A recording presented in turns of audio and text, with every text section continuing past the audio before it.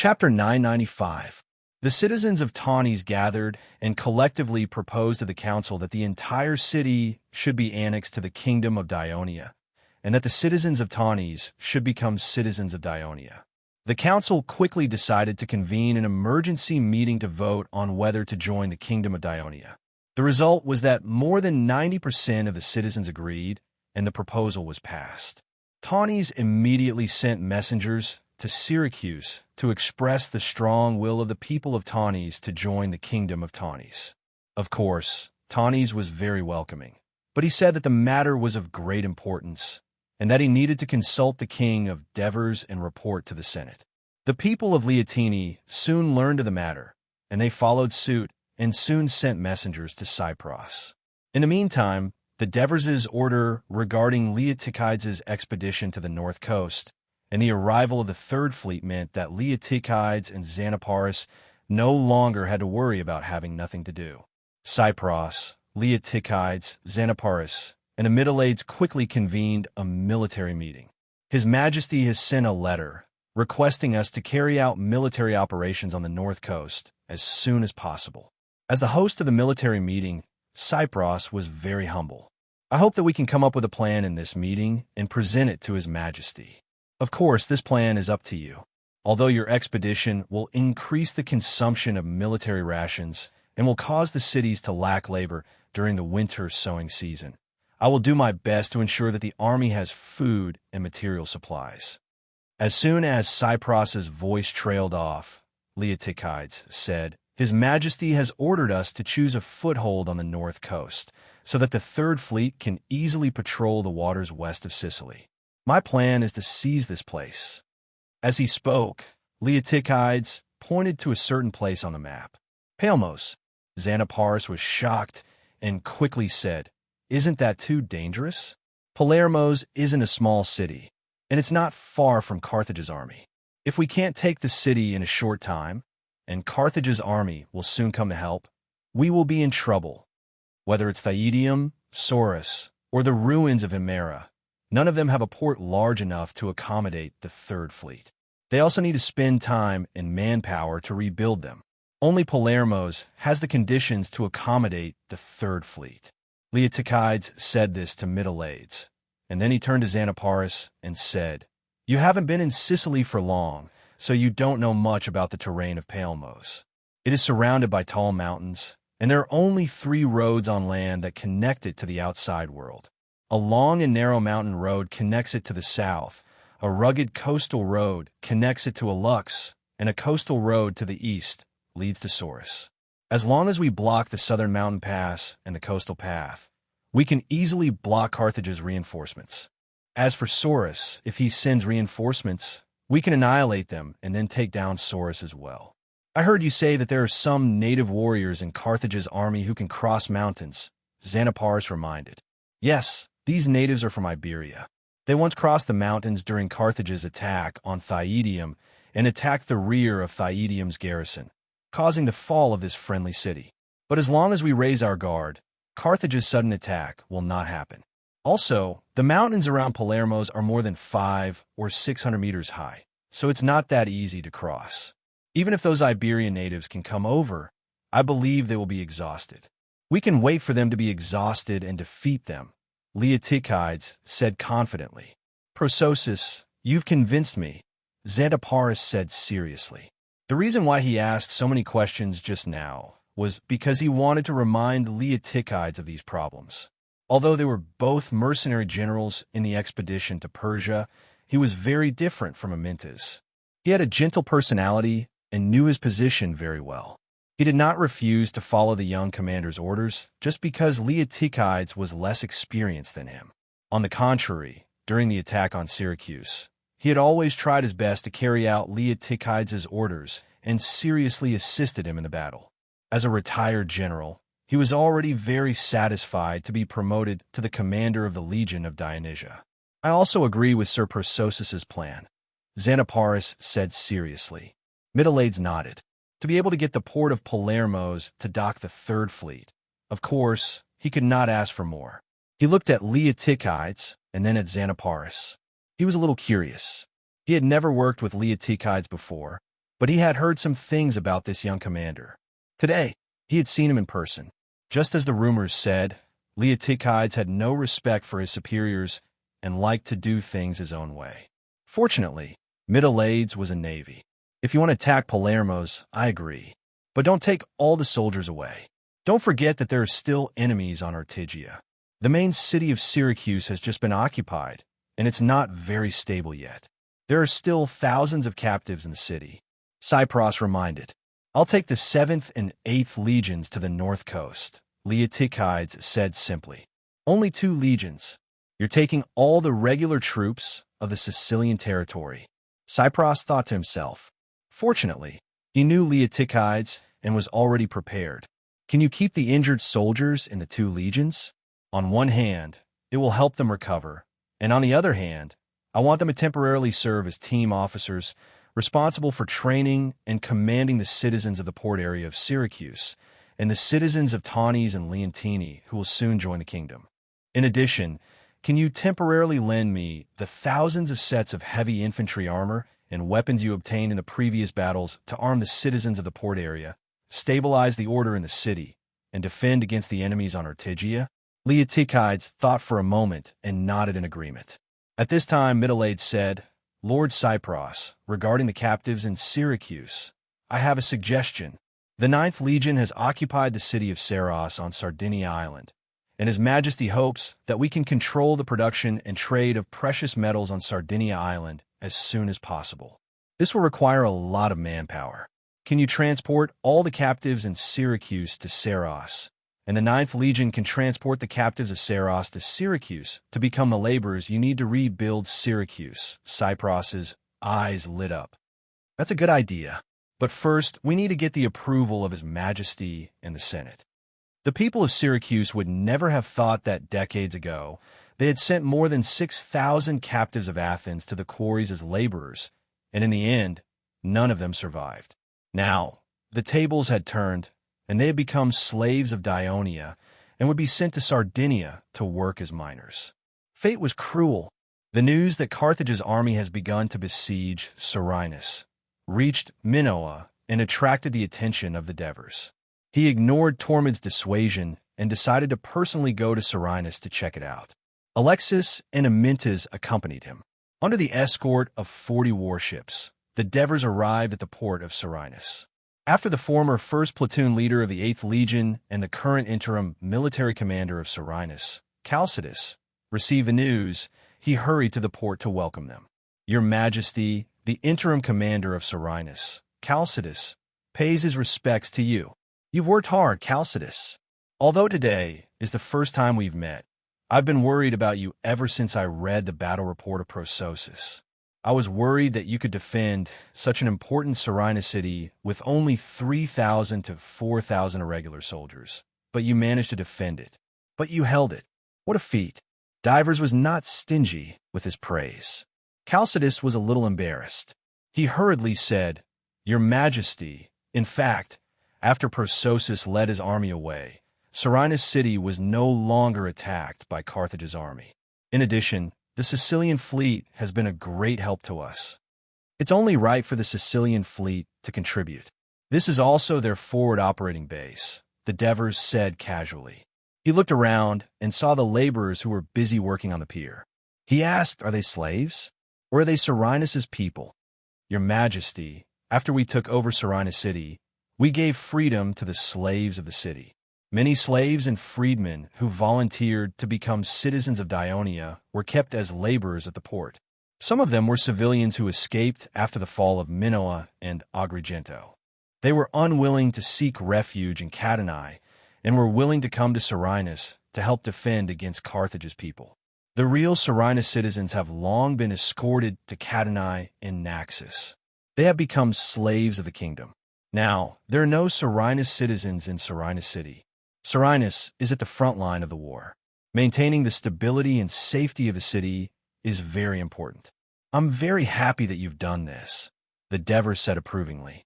Chalcidas led the Devers out of the port and into the city. Then, they were surprised to see dust flying in the city.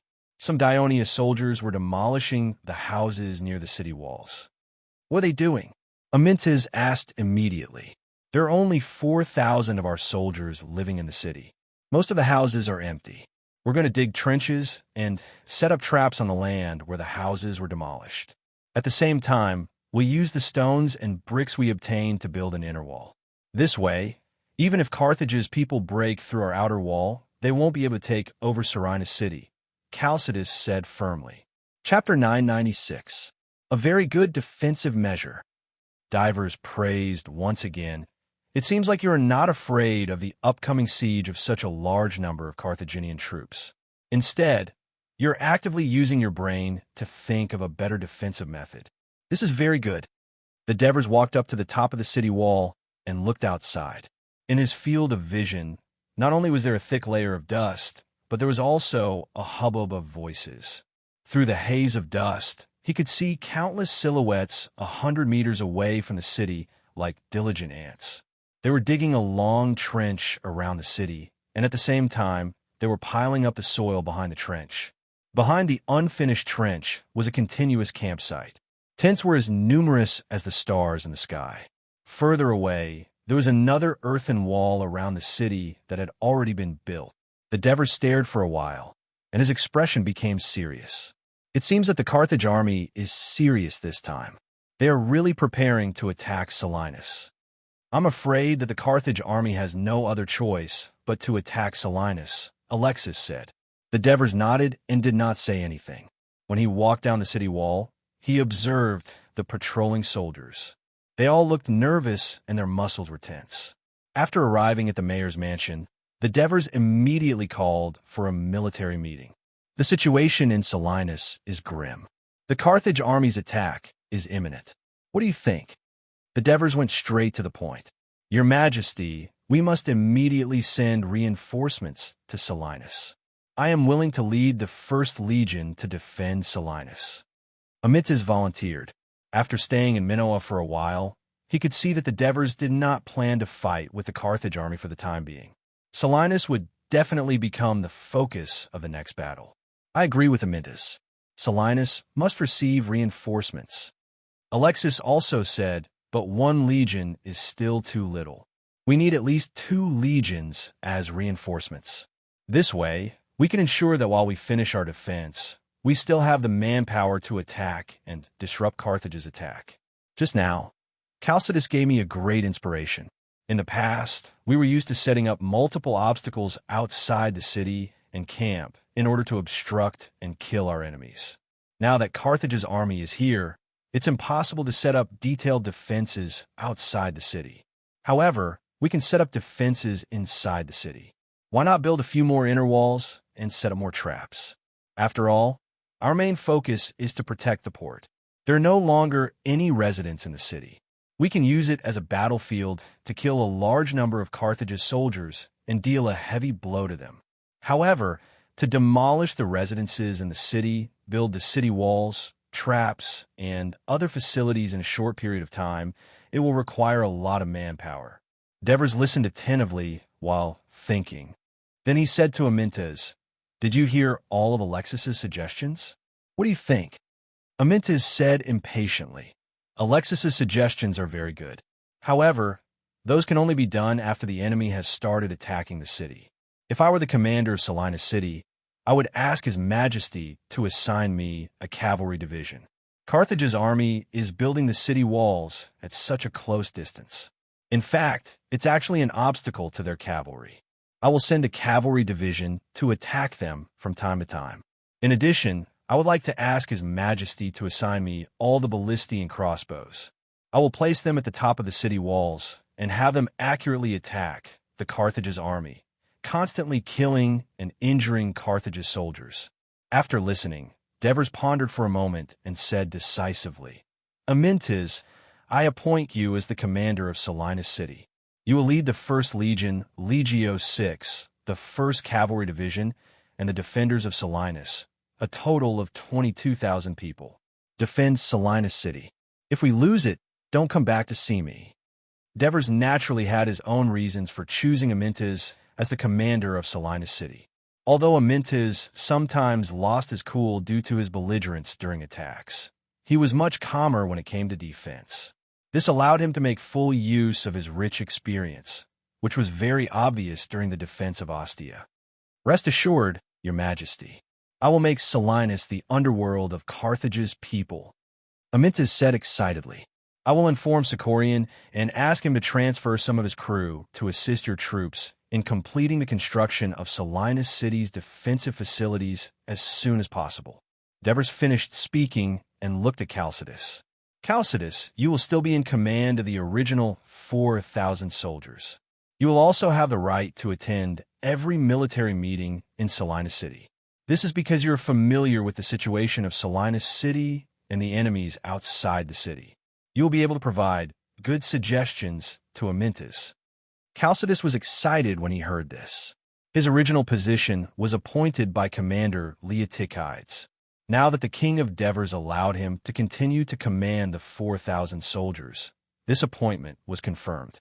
Moreover, such a wartime military meeting could only be attended by legion commanders and above. Only under special circumstances were ordinary officers allowed to participate. Devers allowed him to participate in Selinus military meetings normally in the future. This meant that he had the qualifications to be on equal footing with the legion commanders. "Thank you, your majesty," he said with a trembling voice. "Alexis still has to command the Minoan army for me. I can't do without you."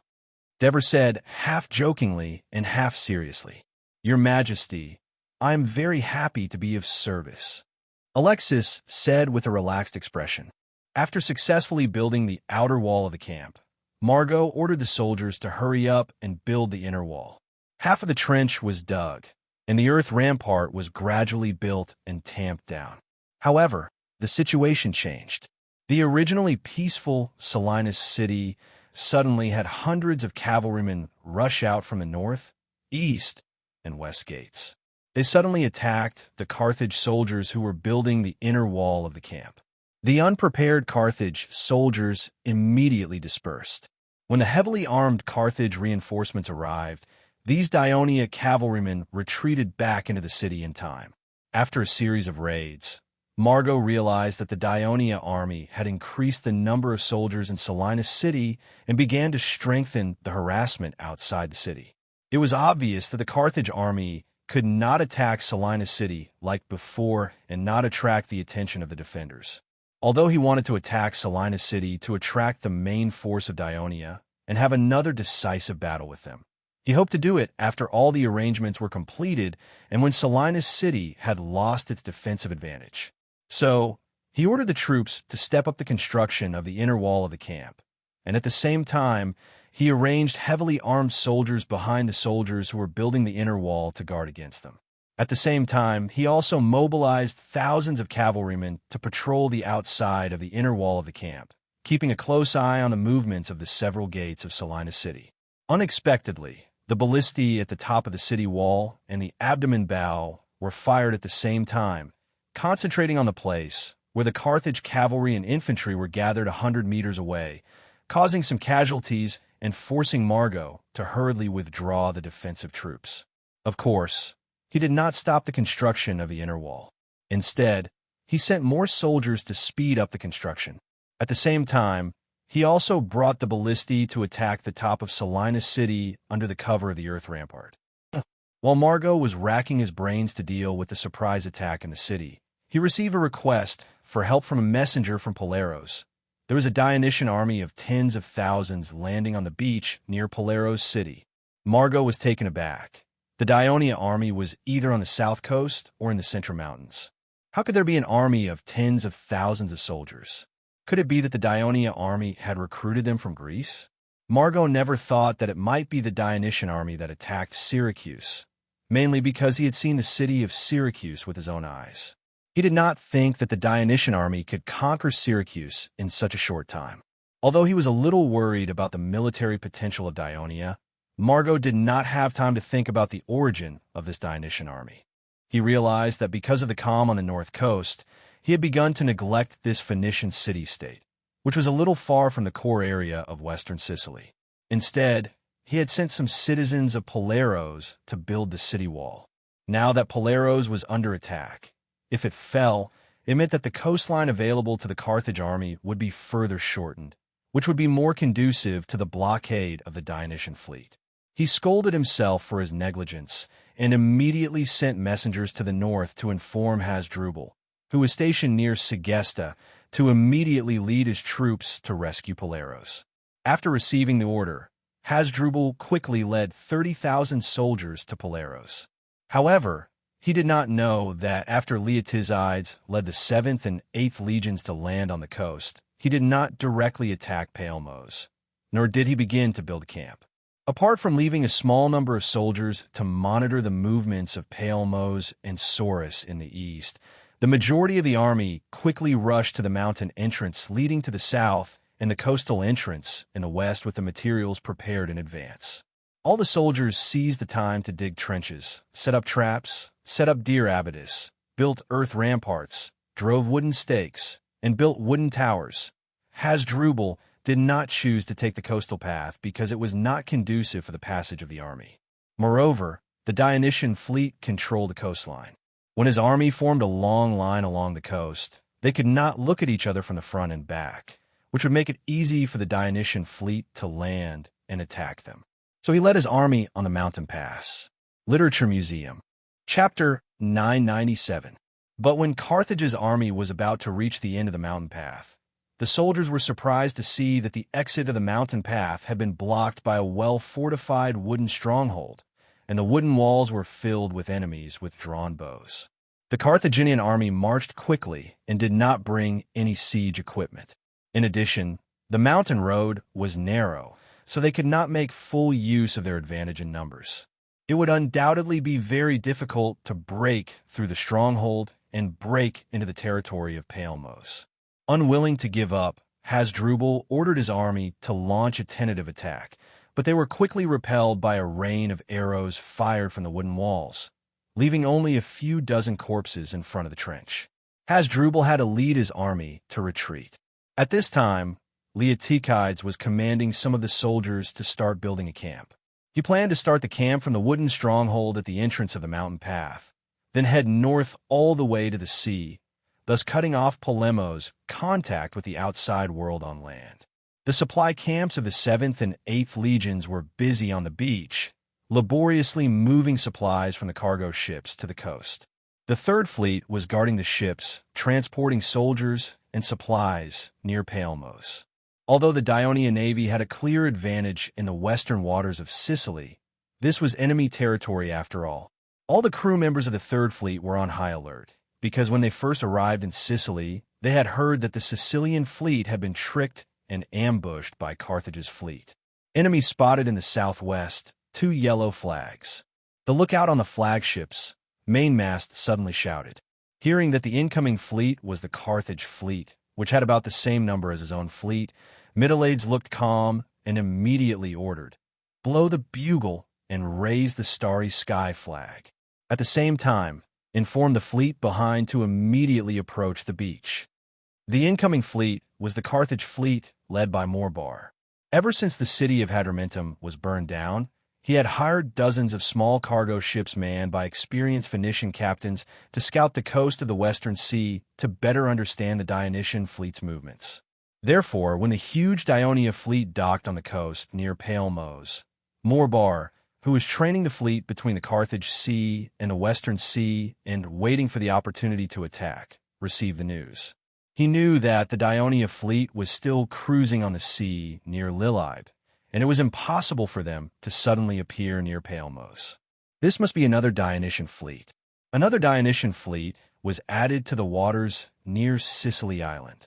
This news doubled the pressure on Morbale, but he still decided to lead his team to Palmos to meet this new Dionysian fleet.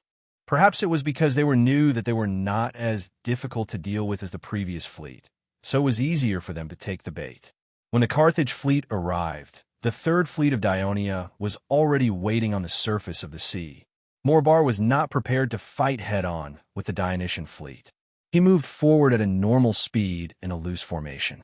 When he was about a mile away from the enemy, the Carthage warships that had already learned of Morbar's plan in advance turned back one after another, luring the enemy ships to chase after them. The warships of the Third Fleet were indeed trying their best to chase after them at first. But when the Carthage fleet wanted to lead them to the open sea, the Middleades immediately became vigilant. Although the Third Fleet had won the final victory in the previous Battle of Sardinia, the risks they experienced were still fresh in his memory. He was a person who was good at learning from his mistakes and did not want to make the same mistake again. Therefore, he gave the order to stop chasing, quickly gathered the warships, and returned to their original defensive position. After that, the Carthage fleet went forward a few more times to lure the enemy's ships. The Third Fleet no longer acted rashly, but waited to see what would happen. Morbar then split up some of the warships in an attempt to bypass the Third Fleet and attack the Dionia's transport fleet. However, most of the ships had already docked at the beach after receiving the warning from the Third Fleet. There was not much to be gained. Moreover, Middleades had ordered the subfleets at the rear to follow and monitor them, but they always kept a close distance from the main fleet. The Third Fleet's cautiousness and the unity of the entire fleet made it impossible for Morbar to find any opportunities to exploit. Instead, it consumed a lot of the strength of the Carthage's crew. Such a well-trained Dionysian fleet would definitely not be weak in combat. Morbar didn't dare to launch an attack from the front because he wasn't confident that he could defeat his opponent. Moreover, he was very clear that even if he won, the Carthaginian fleet would definitely suffer great losses. To the Carthaginian navy that was at a complete disadvantage, the gains would not make up for the losses. The Carthaginian navy, which was in a difficult situation, needed the existence of such a complete fleet to deter the Dionian navy so that they wouldn't dare to be too arrogant. In the end, the Carthage fleet retreated. Middleades did not order a pursuit. He no longer had the impetuous mentality of wanting to prove himself in the first place. The affirmation and praise of his achievements in the letters written to him by the Devers made him more confident and calm. He also knew very well that for the Third Fleet, which had just arrived and was not familiar with the surrounding waters, what they needed now was caution, not more military achievements. At this time, the lookout on the main mast shouted again, "News from the clippers in the east. There's a fleet coming from the front." It's our fleet." Middleades' heart skipped a beat. "Thurian is here." The Sicilian fleet cruised to the sea near Palmos and met with the Third Fleet. This was the first time in more than 10 years since the war in southern Italy that the entire Dionian navy had gathered together. The Sicilian fleet had previously merged with the First, Second, and Fourth Fleets. Due to the presence of the elusive Carthaginian fleet, the warships of both parties did not get too close to each other to prevent congestion and inconvenience. However, the flagships of both parties blew their bugles at the same time. All the warships' oars left the water and swung back and forth in the air to express the joy of the crew. In such a celebratory atmosphere, the flagships of both sides sailed to the front of the fleet at the same time. The flagship of the Sicilian fleet stopped moving forward, while the flagship of the Third Fleet continued forward and finally came to the side of the flagship of the Sicilian fleet. Middleades, who was dressed in military uniform, stepped on the wooden plank between the two ships and came to the deck of the flagship of the Sicilian fleet. He solemnly saluted Thurian. "Salute to you, Lord Thurian." Thurian solemnly returned the salute and said, "It's been a long time, Middleades. I've heard many reports of success from the Third Fleet recently. Your performance has surprised me. Not only did you win the naval battle, but you also conquered 2 important cities of the Phoenicians. You've taken away all the work that should have been done by the army. You've brought great honor to the navy. This is all thanks to His Majesty's full support. With the Sicilian fleet, you led in front to attract Carthage's main force. The Third Fleet achieved these successes without attracting attention." Middleades said humbly. He then sighed with concern. "When I heard the news that the Sicilian fleet was destroyed by the storm and that you and Flarios were missing, I was very worried about your safety. At the same time, I was also worried that the Dionian navy would not be able to recover for a long time after suffering such a blow. Fortunately, with the blessing of Hades, you've returned safely. The Sicilian fleet has also been reorganized, and everything has returned to normal. That's great." Thurian looked at the sincere smile on the other party's face. After a moment, he sighed softly It's a pity that Flarios and Miltias have gone to the Elysee. The Carthage navy is the strongest enemy we've encountered so far. They've caused many casualties to our fleet. Before this, His Majesty Devers reminded me once again, in this war against the Carthage, our navy is the most important force in defeating the enemy. We must play our greatest role. That's why our two fleets must join forces and strengthen our coordination to completely defeat the Carthage navy and win this war for the kingdom. Durian had been an elder of the kingdom for many years, and his political sensibilities were not low. When he learned that the Third Fleet had been transferred to Sicily and was not part of the Sicilian fleet, but stationed alone on the north coast to take charge of the war alongside the Sicilian fleet, he understood that the King of Devers and the Ministry of Military Affairs were not too satisfied with the recent performance of the Sicilian fleet. They wanted to use the Third Fleet to provoke the Sicilian fleet. At the same time, he also realized that the consecutive victories of the Third Fleet had caused Middleades to no longer be the commander of the fleet that he could order around as he pleased. In particular, there was a knot in his heart. He had always felt that Miltia's death had something to do with him. If he had not forcefully snatched away Miltia's command of the fleet the moment he appeared, Miltia's would not have listened to his advice, which ultimately led to his defeat. Since then, he had begun to consciously restrain his temper. Moreover, Middleades had taken the initiative to meet him on the flagship today, and his attitude was rather humble. This satisfied Durian, so his tone had also become gentler. At this moment, Middleades smiled and said, "Lord Durian is right. The Sicilian fleet and the Third Fleet are both the kingdom's armies and should fight together. As long as you have a good plan, I'm willing to lead the Third Fleet to cooperate fully." Durian frowned slightly. He could hear the meaning behind Middleades' words, but he quickly relaxed and said confidently, "I do have a good plan, and I was just about to discuss it with you." Middleades was stunned for a moment, but he immediately agreed. Hence, the two sent away the surrounding crew members and began discussing on the flagship's deck. About half an hour later, both of them had smiles on their faces. Chapter 998. On this day, the Dionysian army that landed on the territory of Palermos was busy with the defense of the southern mountain road and the coastal trail. They were busy building camps and transporting the supplies transported by the cargo ships until evening. The night was uneventful. The next day, Leotychides did not rush to attack the city of Palermos. Instead, he continued to let the more than 10,000 soldiers build the camp. The Third Fleet, which had been guarding the nearby fleet yesterday, did not appear again. The lively camp did not return to peace until evening. However, the mountains to the south of the Dionysian army's camp were not peaceful. Carthage's army was blocked on the mountain road leading to the territory of Palermos. A forceful attack would not necessarily succeed, and instead, they would suffer heavy casualties. But Hasdrubal did not give up.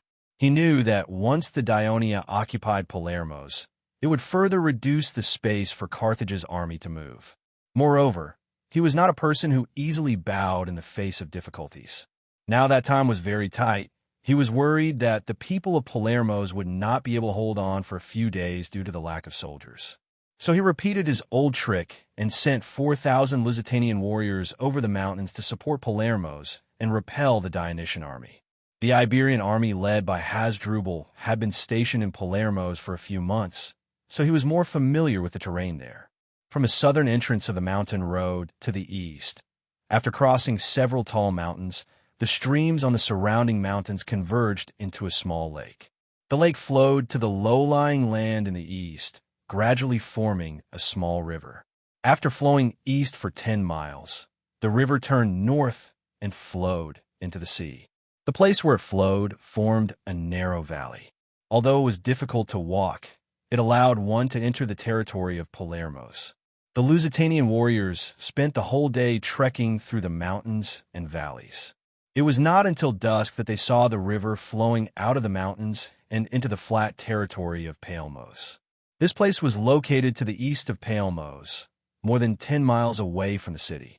The Lusitanian warriors stopped advancing and hid in the dense forest. After eating their rations, they lay on the grass to rest and recover the strength they had expended during the day. Late at night, the warriors who were still sleeping got up reluctantly under the urging of their leaders and walked out of the mountain in a daze. As they marched eastward, they gradually regained their senses, especially when they saw the vague silhouette of the Dionia camp in the distance with the help of the moonlight. Many of the warriors began to get excited. In this expedition to Sicily, they first followed Hasdrubal to capture Thyedium, then slaughtered Agrigento, Iconium, and Gela, looted a lot of trophies, enjoyed Greek women, and killed many Greek men. But they did not suffer many casualties, mainly because Hasdrubal never asked them to participate in difficult siege battles. For example, when attacking Enna and Paragonia, they just stood by and watched. They only participated in a frontal battle once, and it was against the soldiers of the Greek city-states on the south coast, so they did not feel much pressure. Although Hasdrubal once said, "The Dionysian army is a strong enemy." On the contrary, they were eager to defeat the Dionysian army and cut off the heads of the Dionia soldiers to prove their strength, and now was the opportunity. The so-called civilized people of Carthage and the Greeks were afraid of the night, but they were not. On the contrary, they liked to use the night to cover their tracks, quietly approach the enemy, and then launch a deadly attack. In Iberia, this was how they dealt with the Carthaginians, and in the end, they forced the Carthaginians to sign a peace treaty. Now, they were going to use this tried-and-true method of attack on the pitiful Dionians. Thinking about how they were about to taste the blood of the Dionians, the Lusitanian warriors gripped their daggers tightly and quickened their pace. But during the march, almost no one made a sound except for the sound of their footsteps. Just like that, 4,000 people quietly approached the Dionia camp. The huge Dionia camp was also very quiet. There was a burning torch erected at every section of the wooden fence, illuminating the surroundings, but there were no sentries patrolling. Sentries could be seen on the towering sentry towers behind the wooden fence, but they were all in a deep sleep. The Dionia people thought that since they had blocked the mountain road, they could boldly attack the city of Palmos. There would be no more enemies to threaten them, and they could boldly attack the city of Palmos. That was why the security of the camp was so lax. After discovering that the situation in front of them was advantageous to them, the Lusitanian leaders were very happy. They led the soldiers to no longer hide and approached the camp in a loose formation. Due to the lack of time, the Dionia people had not set up traps around the camp, so the Lusitanians easily came to the trench at the east gate of the camp. Then, some soldiers carefully climbed over the trench and came under the wooden fence. Some of them piled on top of each other and climbed up. Some took out lassos, threw them onto the wooden wall, and accurately hooked onto the wooden stake at the top. Then, they grabbed the rope and climbed up. In a short while, more than a dozen soldiers climbed over the wooden fence and quickly opened the camp gate. The Lusitanian soldiers who were waiting outside the camp rushed into the camp eagerly. They let out a deafening roar and killed their way into the tents. But the soldiers who rushed into the tents found that there was no one in the tents. Just as they were feeling surprised, a loud bugle suddenly sounded in the camp. Darkness surged in front of them, and countless Dionia soldiers appeared in the passage between the tents, holding long shields and spears. They lined up in a dense formation, forming a shield wall, and approached the Lusitanian soldiers. The first reaction of the Lusitanians was not to go forward to fight, but to realize that they had been tricked. If the sneak attack fails, retreat immediately and try again next time was their traditional tactic. So, the Lusitanian leaders immediately shouted, "Retreat! Let's retreat!" The soldiers turned around and wanted to run out of the camp gate. However, the bugle earlier was not only to let the Dionia soldiers stop the sneak attack inside the camp, but also to inform the troops lying in ambush outside the camp to take action. So, when the Lusitanian soldiers rushed out, they found that there were also countless Dionia soldiers outside the camp gate, completely blocking their way out. At the same time, there were also soldiers coming from the passage inside the wooden fence, cutting off their last way out. "Lord Commander, we have completely surrounded the enemy." Tagru, who was standing on a sentry tower in the camp, said excitedly as he observed the situation inside the camp. Although Leotychides did not say anything, he looked a little more relaxed. He and Xanaparis had long expected that Carthage might send the mountain tribes to support them. So he and Xanaparis had sent out the mountain reconnaissance team of the two legions to closely observe the abnormalities in the surrounding mountains. The specially trained reconnaissance soldiers were evenly scattered in the mountains in the south. As a result, at noon, someone discovered the Lusitanian army trekking in the mountains. They did not act rashly to alert the enemy.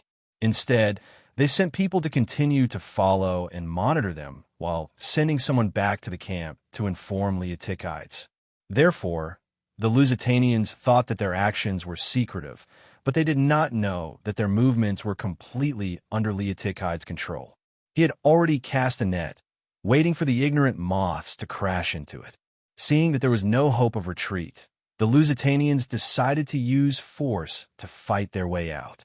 They held up their wooden shields and used all their strength to hit the shield wall of Dionia that blocked their way. Then they used their Ficara daggers to stab the Dionia soldiers who exposed a gap in their defense. The soldiers of the Legion of Dionysia tried their best to maintain a dense formation, using their bayonets to force the enemy to stay away from them. At the same time, with the strong support of their teammates in the rear, they used their strong shields to suppress the enemy. The ones who really killed the enemy were the light infantry behind the heavy infantry of Dionia. They threw round after round of arrows and javelins at the enemy in the encirclement. Most of the Lusitanian soldiers had no other protection except for their helmets and wooden shields. Therefore, the long-range attacks of Dionia caused a lot of damage to them. However, the continuous fall of the soldiers who were hit by the arrows inspired the courage of their companions. They were like injured beasts, fiercely hitting the shield wall formed by the soldiers of Dionia. They used wooden shields, daggers, fists, teeth. They used everything they could to kill the enemy that blocked their way. Therefore, even though Dionia had surrounded the Lusitanians with nearly 4 times the number of soldiers, the battle continued. The people of Palermos were awakened by the movement outside the city. They went up to the top of the city wall to take a look. They saw that the camp of Dionia was brightly lit and the sound of killing was loud. They were excited about the arrival of the reinforcements, but at the same time, they were worried about their safety. Almost all of them were praying to god Melcat at the top of the city wall, but they never thought of sending troops out of the city to support them. Of course, even if they had the guts to send troops out of the city, the 1,500 light armored soldiers that Leotychides had left behind would be put to good use. The prayers of the people of Palermos did not work. When it was almost dawn, the sounds of fighting from the camp of Dionia gradually disappeared. For 1,000 Lusitanian soldiers were either killed or wounded, but no one surrendered. The east gate of the camp was surrounded by corpses. The Dionysian army had also lost nearly 600 men. On the morning of the second day, Hasdrubal led his army to the wooden stockade at the exit of the mountain path with anticipation. Instead of being welcomed by the gates, he was shocked to see the heads of hundreds of Lusitanian warriors piled up into a small hill. Hasdrubal and his men were all terrified. Chapter 999. At the same time, Leotychides ordered the soldiers to place the corpses of thousands of Lusitanian soldiers in front of the city of Palermos.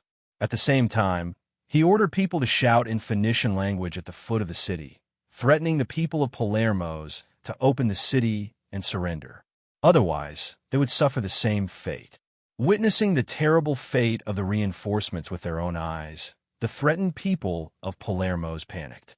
They had an urgent discussion about whether to surrender to Dionia. After all, more than 20 years ago, when Dionysius led 100,000 troops to conquer western Sicily, they had surrendered once. They were all Greeks. If they could surrender to Dionysius, why couldn't they surrender to Dionia? While the people of Palermos were worried about their fate, Middleades was smugly leading the fleet to the south. The port of departure for the Third Fleet was not Thyedium or Messina, but Saros on the island of Sardinia.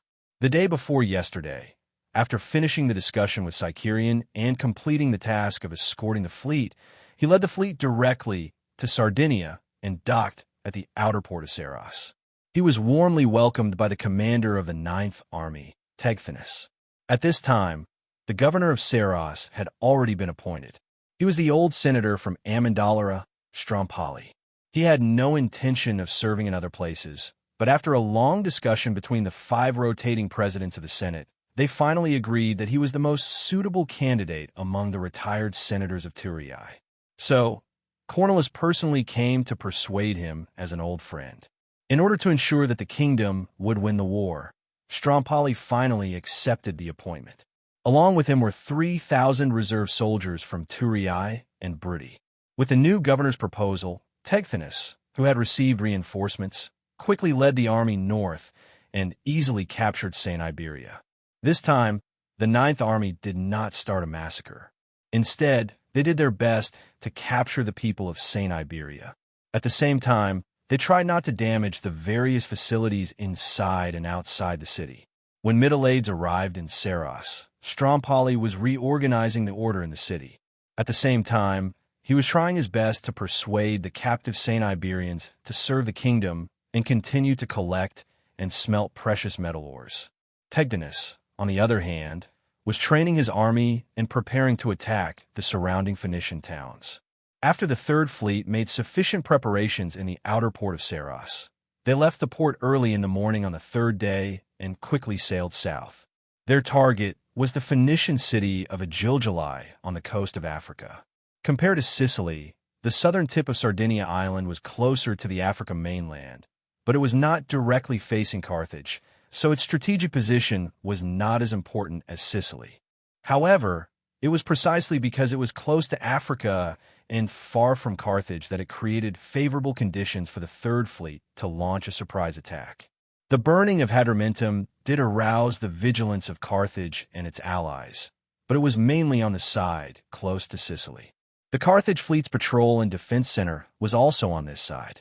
After all, 2 fleets of Dionia had already appeared in the waters of Sicily. As a result, the Third Fleet surprise attack was successful. Not only did it burn down another Phoenician city on the coast of Africa, but it also captured some Phoenician citizens and returned with a full load. This was because Strompoli had told Middle-Aides that St. Iberia was in urgent need of labor.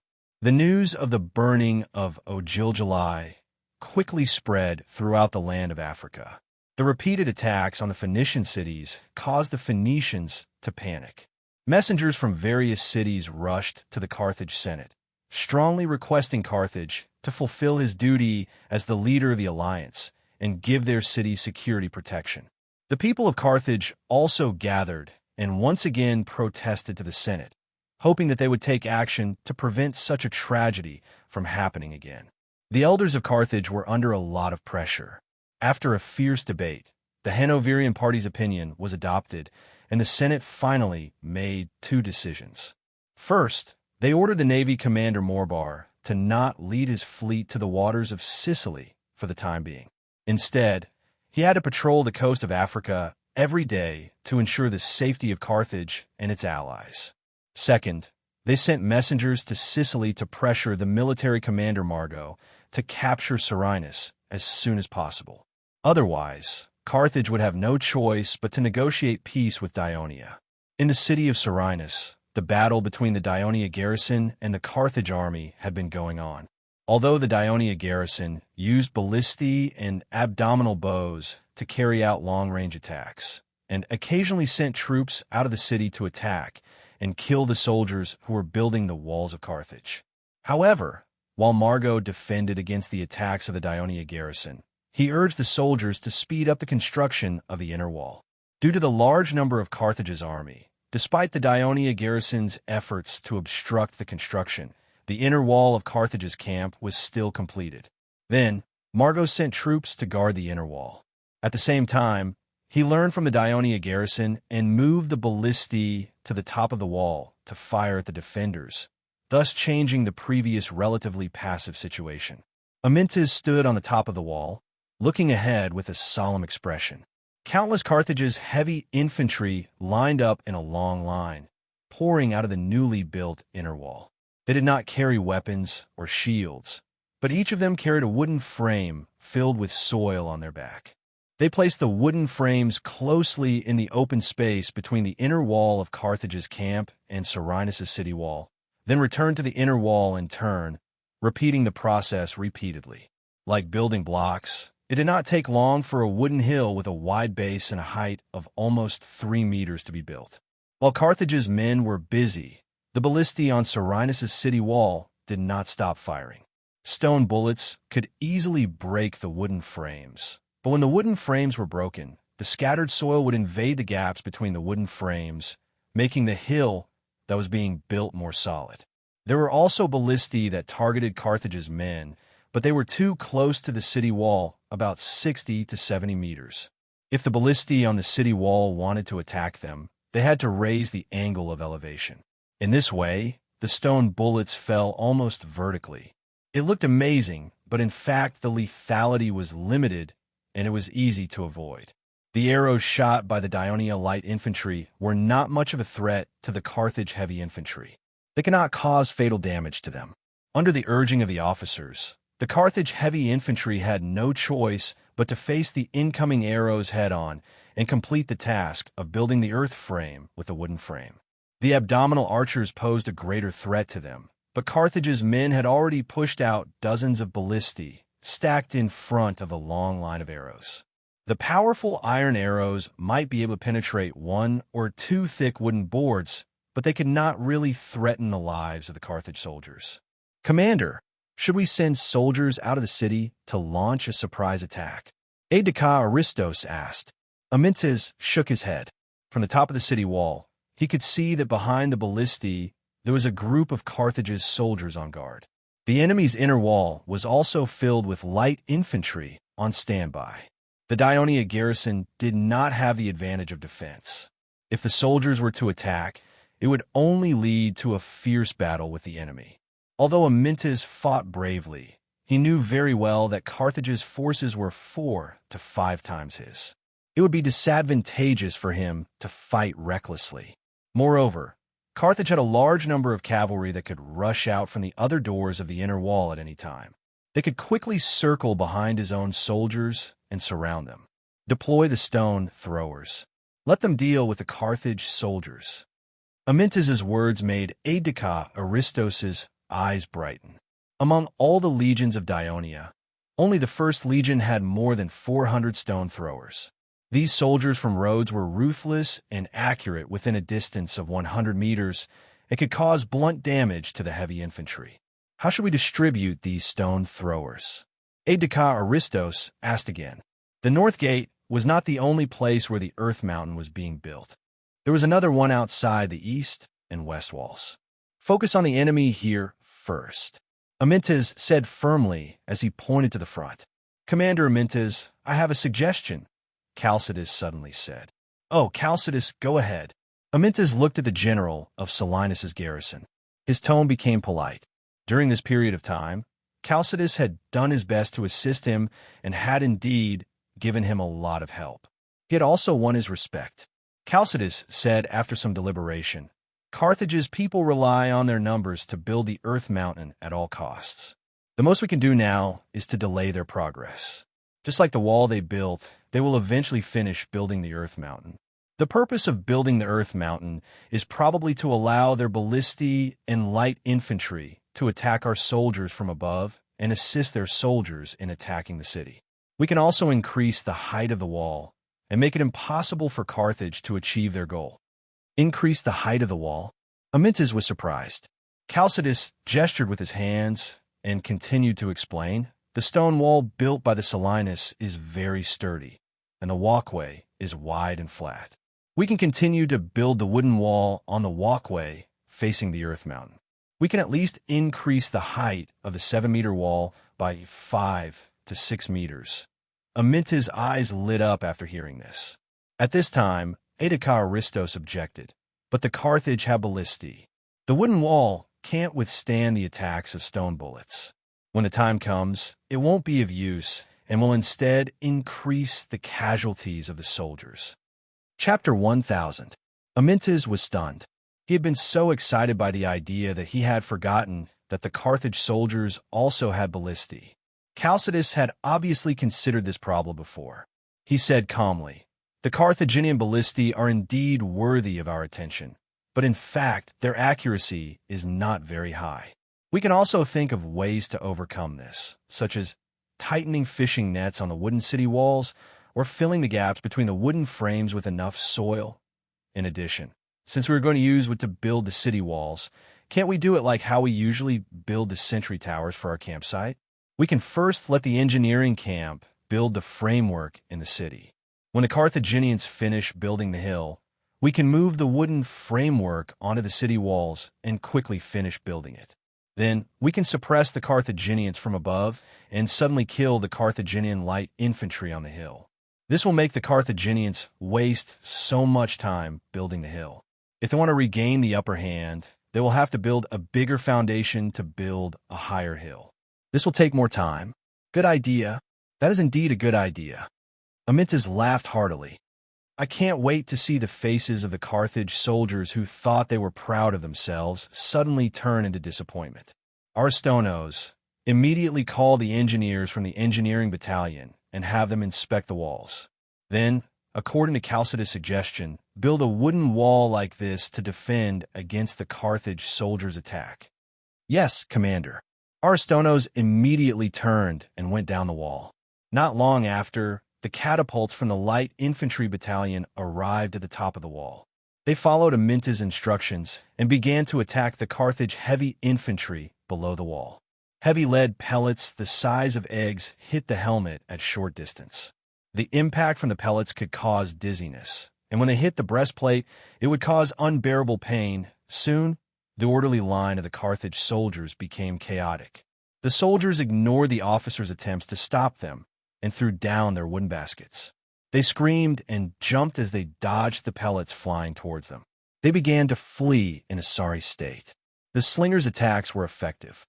However, not long after, the Dionia soldiers at the top of the city wall suddenly shouted in panic, "Be careful! Flying rocks!" Amyntas suddenly saw countless tiny black dots flying out from the inner wall of Carthage's camp 100 meters ahead. This time, it was the Dionia soldiers' turn to be nervous. They hurriedly raised their shields diagonally, trying to form a shield wall to provide shelter for themselves and the stone throwers. Amyntas gritted his teeth as the others groaned in pain. It must be the Balearic slingers. After the main army landed in Sicily, Leotychides had mentioned to the Devers and other high-ranking Dionia generals that Carthage had thousands of Balearic slingers. Amyntas was the only one who had one, and he was concerned about the Balearic slingers' combat ability. He did not expect to personally experience it in Selinus. The First Legion's stone throwers were not to be outdone and retaliated. Countless lead pellets flew in the air. The other soldiers at the top of the wall could use their shields to dodge the pellets, but the stone throwers could not be protected while they were hurling rocks. As a result, some of the stone throwers were constantly injured. After all, the Dionia's stone throwers were few in number and could not hold on for much longer. In order to preserve their strength, Amyntas had no choice but to switch them out. Soon, he saw the Carthage heavy infantry forming a long line with wooden frames on their backs, piling up mountains of dirt again. At that moment, he heard someone shouting, "General Chalcidas! General Chalcidas!" He stared at the person who shouted and vaguely remembered that it was a platoon leader of the reserve troops. He immediately shouted angrily, "What are you shouting for? What's the matter?" The platoon leader had rushed to the top of the wall and was reprimanded by Amyntas before he could report to Chalcidas. When he saw Amyntas' angry face, he immediately remembered the rumors about him and panicked. "Commander Amyntas is asking you a question. What's the matter?" Chalcidas quickly reminded him. "Oh, yes, Commander. It's like this. We found something strange while we were digging the trenches.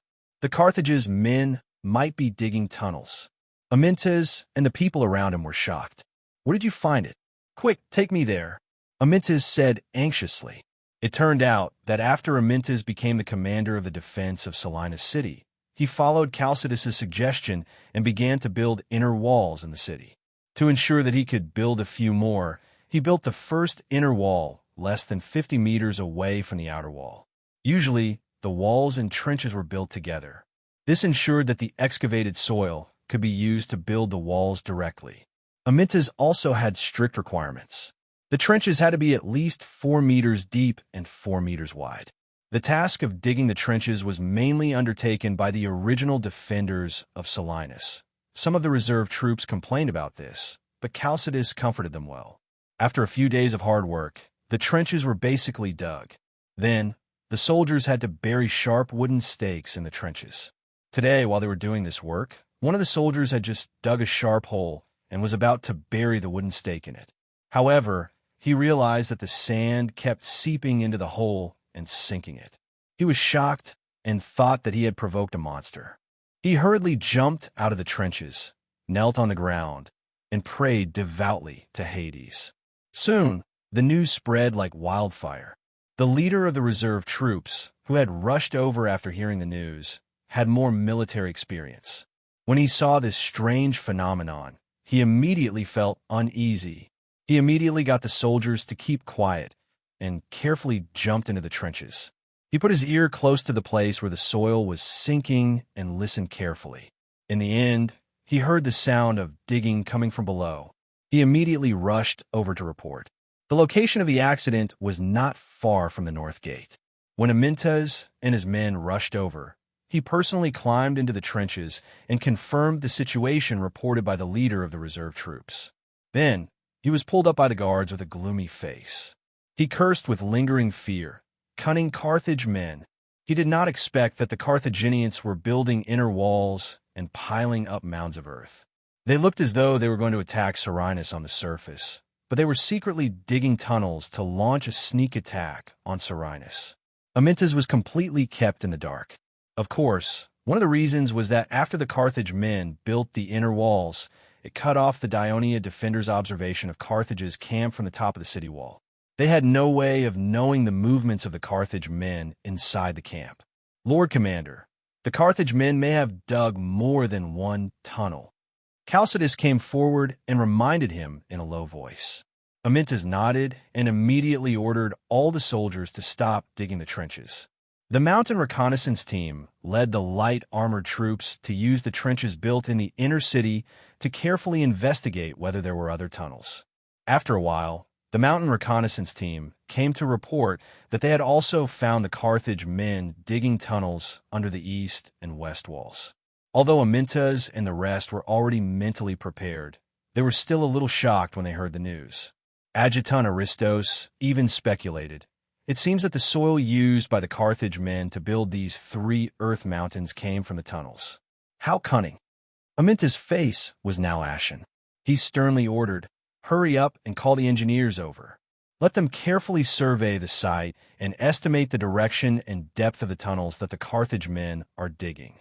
Then, design a tunnel that we want to dig that can quickly connect to the Carthage men's tunnel. Then, Amyntas waved his hand forcefully. Kill all the Carthage men in the tunnels. The order was immediately carried out. The engineers determined the route. The reserve soldiers were responsible for digging, and the 3 teams of the First Legion were responsible for killing the enemy. Thousands of soldiers dug with all their might and quickly connected the tunnels. The First Legion, who were already prepared, immediately rushed into the tunnels. The Carthage soldiers were caught off guard. In order to dig, they did not wear any armor or carry any weapons. As a result, they were brutally killed. The Carthage men who were responsible for transporting the soil at the back fled in panic. The First Legion did not continue to pursue them. Instead, they retreated to the back and let the reserve soldiers come in to block the tunnels. He had just started working for a while when the fully armed Carthaginian soldiers came in through the tunnel. The First Legion hurried forward to meet the enemy. As a result, the Carthage and Daionia were still intermittently fighting each other with long-range attacks on the surface. But underground, they were engaged in a bloody head-on battle. This battle lasted for the whole day. Both sides kept sending soldiers into the tunnels. In the narrow tunnels, the superior military strength could not be displayed. It was more dependent on the individual ability of the soldiers. In this regard, the First Legion of Daonia's exquisite stabbing skills were clearly better than their opponents. In addition, the narrow tunnels were more suitable for short-range weapons. So, the Daionia soldiers had an obvious advantage in the battle. Based on this, Amyntas did not hesitate to send the various teams of the First Legion to take turns. It was not that there were no soldiers in the Carthage army who were good at using daggers. The Lusitanian and Northern Iberian Celtic warriors were experts in this field. But when Margot asked them to participate in this battle, the leaders of these mountain races firmly refused. They claimed that their warriors were used to standing on solid ground and fighting the enemy bravely under the hot sun. They hated to drill into the dark and damp underground like rats. When the Carthage soldiers, as well as the Phoenician and southern Iberian soldiers that Margot relied on, were defeated again and again from the tunnels, he finally realized that except for the Iberian natives, the main force he relied on may not be weaker than the opponent in a head-on battle, but in a narrow space that relied more on individual ability, they were obviously weaker than the opponent. Chapter 1001. Margot had wanted to make up for this weakness with his advantage in numbers and eventually defeat the enemy. But when the number of casualties approached 2,000, he stopped sending troops into the tunnels. Amyntas also hurriedly blocked the 3 tunnels. The First Legion and the reserve soldiers also paid the price of nearly 500 casualties. Fortunately, the Daionia soldiers won every battle, so they were able to rescue the injured soldiers and treat them. Margot sat in the big tent with a straight face, sulking at himself. The people of Carthage thrived on the trade of precious metals, and many of their citizens were engaged in the mining industry. The Maginid family was no exception, especially after moving to the south of Iberia. The army he led occasionally worked as miners when they were not fighting, so his army was good at digging tunnels. The reason why he did not do this when he attacked Paragonia was because the town was located at the foot of the mountain, and the soil was too hard to dig, but Serenus could.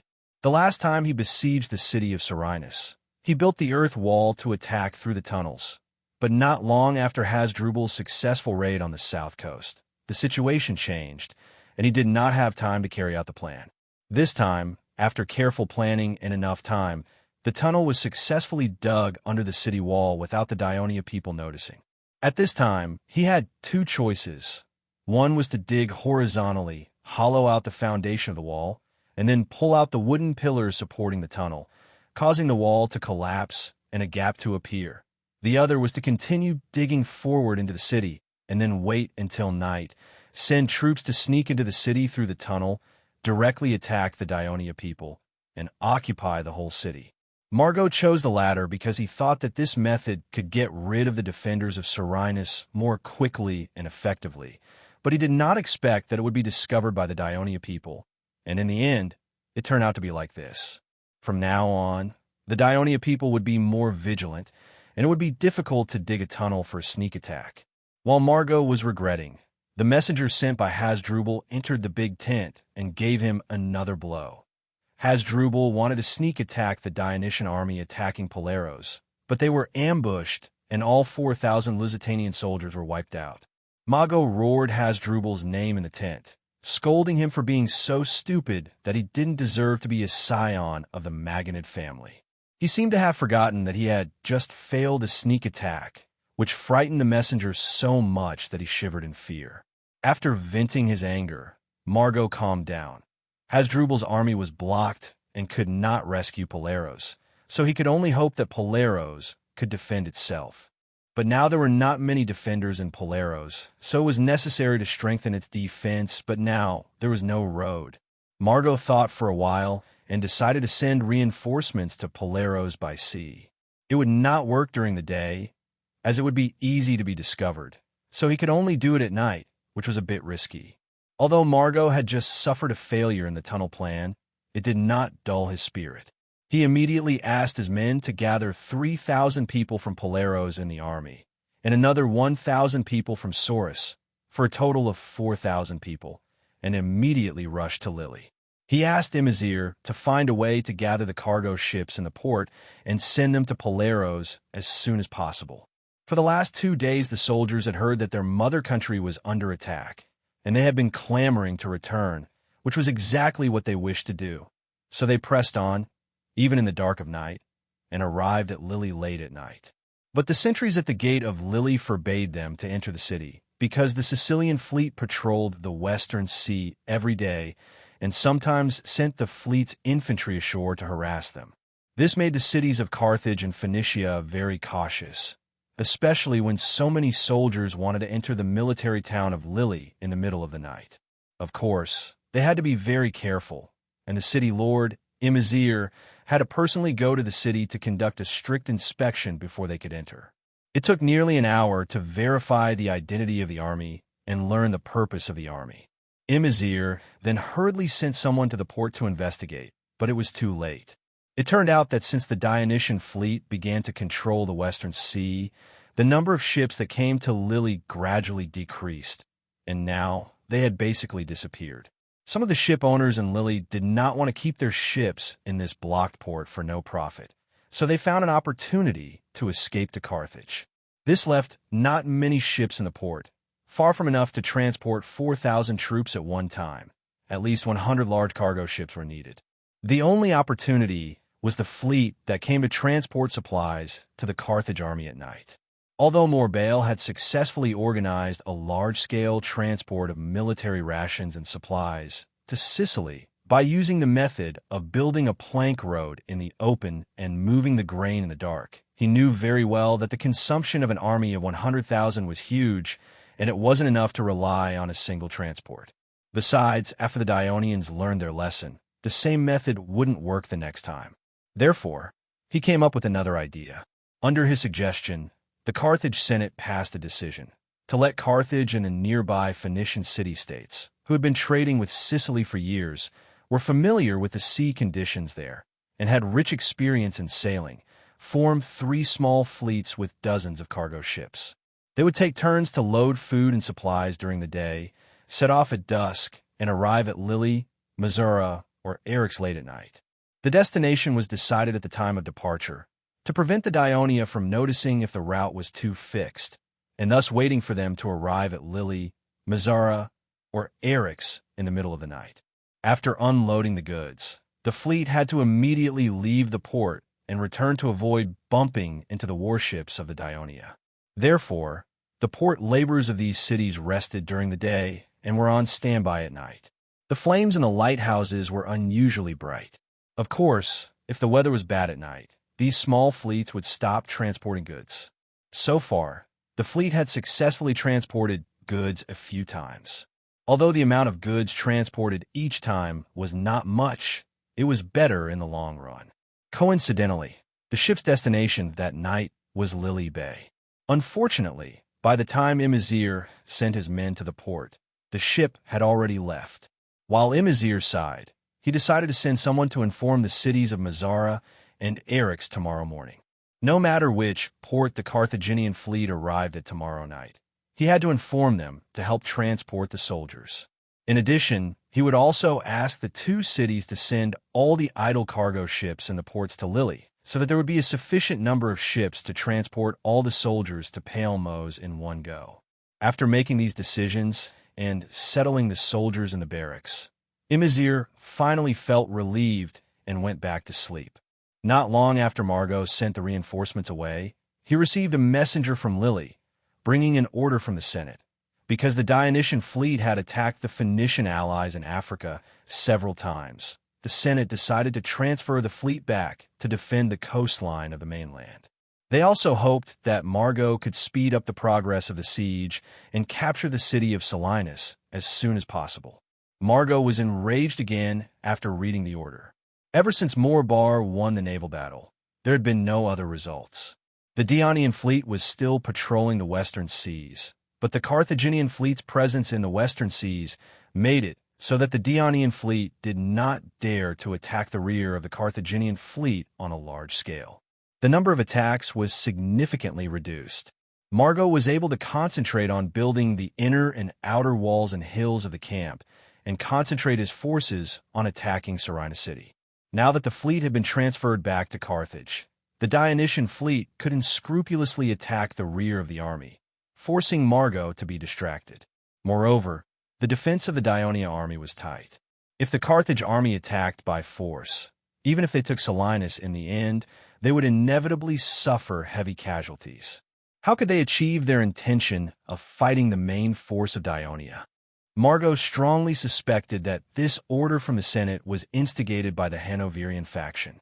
While he cursed Hanno in his heart, he also decided to ignore this order and attack the city in an orderly manner according to the original plan.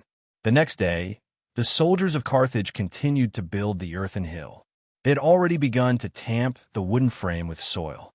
The Balearic soldiers on the inner wall kept throwing lead pellets to suppress the long-range attacks of the defenders of Selinus, so that the construction of the earthen hill could be carried out in an orderly manner.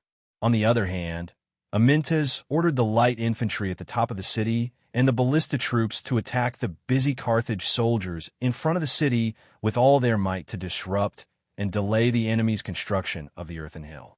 At the same time, he also ordered the soldiers of the mountain reconnaissance team to be distributed throughout the trenches in the city, carefully listening to the movements underground to prevent the enemy from digging another tunnel. In addition, he also separated some soldiers to assist the engineering battalion in building the wooden wall. In the evening, the Carthaginian fleet and the cargo ships of Mazara and Eryx arrived at Lilith as promised. After loading up 4,000 reinforcements, the cargo ships quietly sailed north and finally entered the port of Palermos. When the soldiers jumped off the ship excitedly and boarded the dock, they were ready to rush back home to enjoy the warmth of their wives and children. But in front of them, countless soldiers in black helmets and armor appeared and surrounded them. The hearts of the reinforcements suddenly fell to the bottom of the valley. Palermos had already been occupied by the Dionia. The truth was that Palermos had surrendered to the Dionysian army. The reason why Leotychides appeared to be more confident when he discussed the attack on Palermos with the Mytilades was because he had a team of hundreds of engineers left behind by the Devers to assist him in attacking the city of Syracuse. When they left Syracuse, they also dismantled as much of the siege equipment used to attack Syracuse as possible and placed them on the cargo ships to be transported over. Library of Literature. Chapter 1002.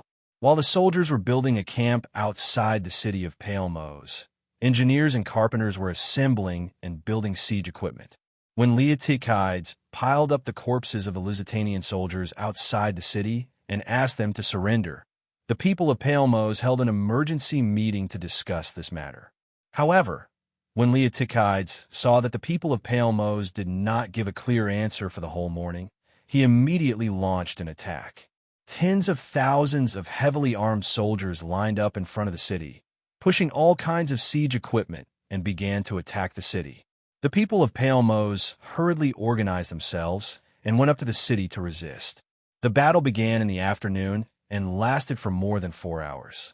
The Dionysian army did not attack the city with full force. It was just a test of force, so there were not many casualties, and they were calm when they retreated. However, for the people of Palermos, the more than 4 hours of defensive battle was like a nightmare. The Dionia soldiers attacked the defenders on the city from a distance from the towering mobile towers. The archers and javelin throwers directly approached the city under the cover of the arrow carriage, covering the top of the city with a rain of arrows. The stone bullets fired by the ballista constantly fell into the city, destroying houses and injuring people. The iron arrows shot by the bowmen could kill the defending soldiers on the top of the city.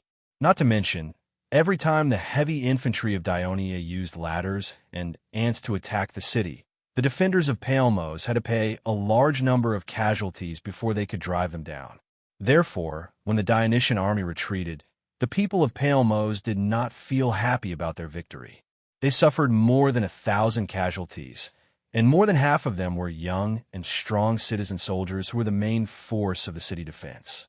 The sea was blocked by the Dionysian fleet, the land was surrounded, and Carthage's reinforcements were annihilated. The people of Palermos had lost the confidence to defend the city. They quickly held an emergency meeting at night and quickly passed a resolution: surrender to the Dionysian army. All the citizens present deceived themselves that this was only a temporary surrender to protect Palermos, just like how they surrendered to Dionysius when Syracuse attacked the west more than 20 years ago. When Carthage's army regained the upper hand, they could return to the West Phoenician family centered around Carthage. So early the next morning, the messengers of Palmos went to the Dionia barracks and formally proposed to Leotychides that Palmos was willing to surrender. When Leotychides, Cypros, Xanaparis, and the Middleades discussed attacking Palmos, of course, they also discussed what to do if Palmos surrendered. In this war, so far, Dionia had basically adopted the method of reducing the people in the town to slaves, and the whole town would be completely integrated into the kingdom of Dionia. This was the case for Alenia, Saros, and Serenus. The only difference was St. Iberia. After the 9th Legion captured St. Iberia, Strompoli personally comforted the captive St. Iberians and made a promise. As long as they did their best to smelt and cast precious metals for the kingdom, when the war ended, not only would they be given freedom, but they would also be supported to apply to become citizens of the kingdom of Dionia. Cypros, who had rich political and administrative experience, believed that Palmos was different from the Phoenician city-states in Sardinia and Corsica. It was not under the control of Carthage, and it was just an ally of Carthage. It was an independent city-state, just like the Phoenician city-states in Sicily and Africa. As for its surrender, of course, the treatment would be different from the treatment of the Phoenician city-states on the two small islands. Cypros proposed that Palmos be integrated into the Dionia alliance. This way, both sides could accept it, and it could achieve the purpose of quickly recruiting the other's forces to surrender, saving time, and weakening the other's strength when both Dionia and Carthage's armies were gathered at the front lines. This would also set an example for the other Phoenician city-states to avoid future battles. His proposal was approved by the 3 high-ranking generals. So when the messenger of Palmos came to discuss the surrender, Leotychides proposed that Palmos be integrated into the Dionia alliance, which was indeed a surprise to the people of Palmos. Moreover, Leotychides also proposed that in this war they would not collect food from Palmos, and they would not recruit as many Palmos militia as possible. However, the people of Palmos must find an opportunity to persuade the Palmos militia in Carthage's army to surrender. The messenger of Palmos agreed, but the next request of Leotychides made him hesitate. The Dionysian army must be stationed in the city of Palmos. The messenger objected to this, but Leotychides' attitude was firm. The Dionysian army needed Palmos as the forward base of the 7th and 8th legions, and its port as the base of the 3rd Fleet. Therefore, it was necessary for the army to be stationed there. If the people of Palmos could not agree, then the surrender would not be achieved, and the Dionysian army would immediately launch an attack, capture the city, and completely control it. Faced with Leotychides' strong stance, the messenger of Palmos backed down. Of course, Leotychides also made a promise in the name of Hades. The Dionysian army would not interfere with the internal affairs of Palmos, violate the laws of Palmos, forcibly occupy the houses, and harass the people. The messenger of Palmos brought Leotychides' negotiation conditions back to the city. The citizens' assembly had no objection to the condition of making Palmos an ally of the kingdom of Dionia, but there was a heated debate on the issue of letting the Dionysian army station in the city of Palmos. But at this time, the Dionysian army once again gathered their troops in front of Palmos, threatening that the people of Palmos must make a decision within half an hour, or they would attack the city. The people of Palmos had no choice but to agree to surrender under the heavy pressure, and they hoped that the people of Dionia would keep their promise. Leotychides asked Xanaparis to lead the 7th Legion to guard the camp and guard the Carthage army to the south of the mountain, while he led the 8th Legion into Palmos. As soon as the army entered the city, they quickly took over the defense of the entire city wall, the entrance and exit of the city gate, and the management of the port. More than 8,000 troops were divided into 2 places. One was in the square of the city, and the other was in the port. The people of Palmos hid in their houses, peeking anxiously at the orderly formation of Dionia soldiers who entered the city with their heads held high. Although the reputation of the people of Dionia was well known in the western Mediterranean for keeping their promises, the city of Palmos was now like a woman who had taken off all her clothes. Even in the face of a strong man with a kind look, she would tremble in fear. But what they feared did not happen. The soldiers of Dionia focused on setting up tents, building new camps, and taking over the key points in the city. There was not a single incident of looting or violence. More than a decade of military training had made the people of Dionia accustomed to obeying the military law, not to mention that their commander was notoriously strict. How could they, who had just won a battle, destroy their bright future in Dionia for a little indulgence? Even a small number of Catanians complained. Previously, Carthage's army destroyed their homes and destroyed the Catania plain. We should not be so lenient to these accomplices. The officers would comfort them. There are no Palamosians among these accomplices. They did not follow Carthage's army to the east, but stayed in the camp outside Serenus. Of course, this was what the messenger of Palmos said, and Leotychides was willing to believe him at this time. It can be seen that the people of Palmos and Dionia have no grudge against each other. The good performance of the soldiers of Dionia in the city slowly dispelled the fear in the hearts of the people of Palmos. Gradually, people tried to walk out of their homes and met the soldiers of Dionia on the streets. Nothing happened, and some Dionia soldiers even smiled at them. This made more people let down their guard and walked on the streets. Throughout the day, the city of Palmos remained calm. The soldiers of Dionia and the people of Palmos did not interfere with each other and went their own way. In the evening, Leotychides, who lived in the camp in the square, was woken up by the officer stationed at the port. He learned that Carthage's people had brought reinforcements by sea and wanted to enter the port. Leotychides immediately had an idea. He sent someone to summon several high-ranking officials of Palmos and asked them to help lure the reinforcements into the port. The leaders of the city may have regretted surrendering too early when they received the news, but what was done could not be undone. The citizens of the city were under the control of the Dionysian army, and they had no choice but to obey. However, when they learned that most of the reinforcements were citizens of their own city, their actions became much more proactive. So when the reinforcements landed at the port and were surrounded by the 8th Legion, they hurried forward to persuade them to surrender. Of course, the reinforcements had no other choice. The fleet of reinforcements realized that they had been tricked and immediately wanted to escape from the port, but the people of Dionia stationed at the port had already closed the water gates and pulled up the chains to block the sea. The entire fleet was trapped. Not only did they gain 4,000 soldiers, but they also captured a fleet of Carthage ships. The 8th Legion could be said to have gained a lot that night. However, after questioning the reinforcements of Palmos and interrogating the sailors of Carthage, Leotychides suddenly came up with a very bold and crazy idea. He immediately issued an order. The whole city was under martial law, and no one was allowed to go out. Then he sent someone to summon Xanapurus, who was outside the city, as well as the commander of half of the Mountain Reconnaissance Brigade, Tegetus, who was the hero of the conquest of Syracuse. The three of them discussed in the big tent in the city until dawn. During this time, they repeatedly interrogated the sailors of Carthage. Chapter 1003. At dawn, 2 fast ships sailed out of the port of Palermos.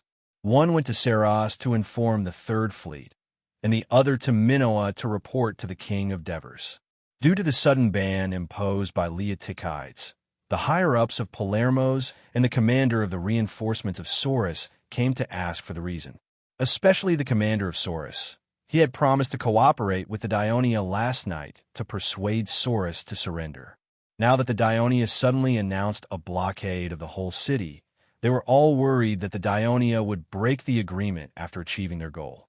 In the end, Leotychides patiently explained the reason and asked for their cooperation.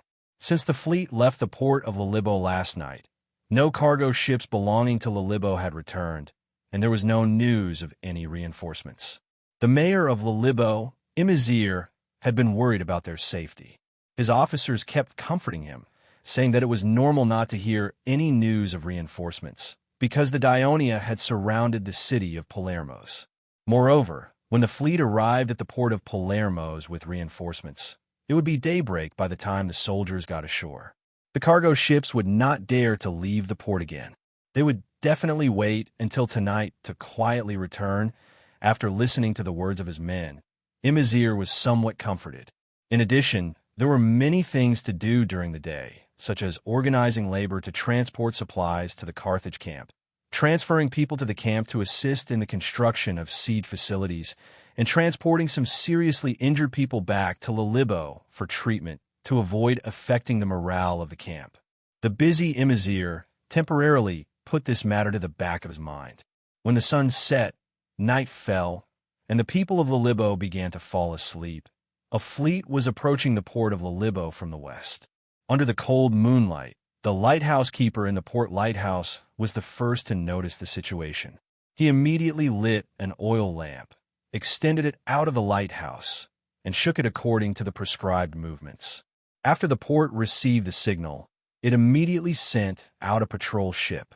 The patrol ship left the port and anchored outside the water gate.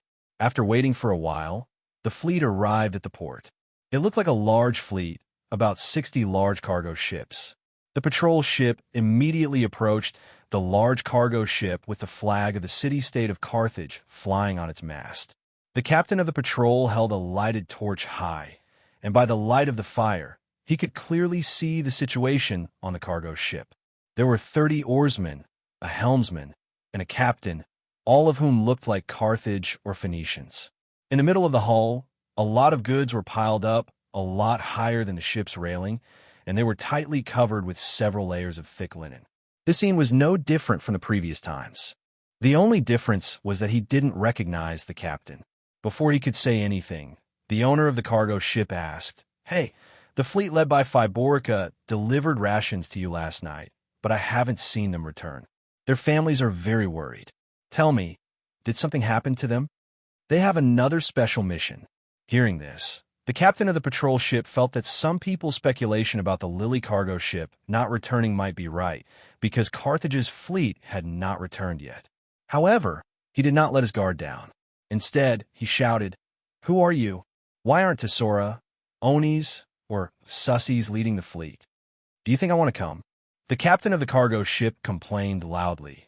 If it wasn't for the fact that the people of Dionia attacked Africa again and burned the city of Ojiljalai, the Senate was enraged and ordered old General Morbard to strengthen the defenses of the coast of Africa, and under Morbard's suggestion, the Senate recruited experienced old ship owners like Tesora and Onis to be the captains and helmsmen of the newly built warships. If it wasn't for that, I wouldn't have had the chance to deliver the goods to you.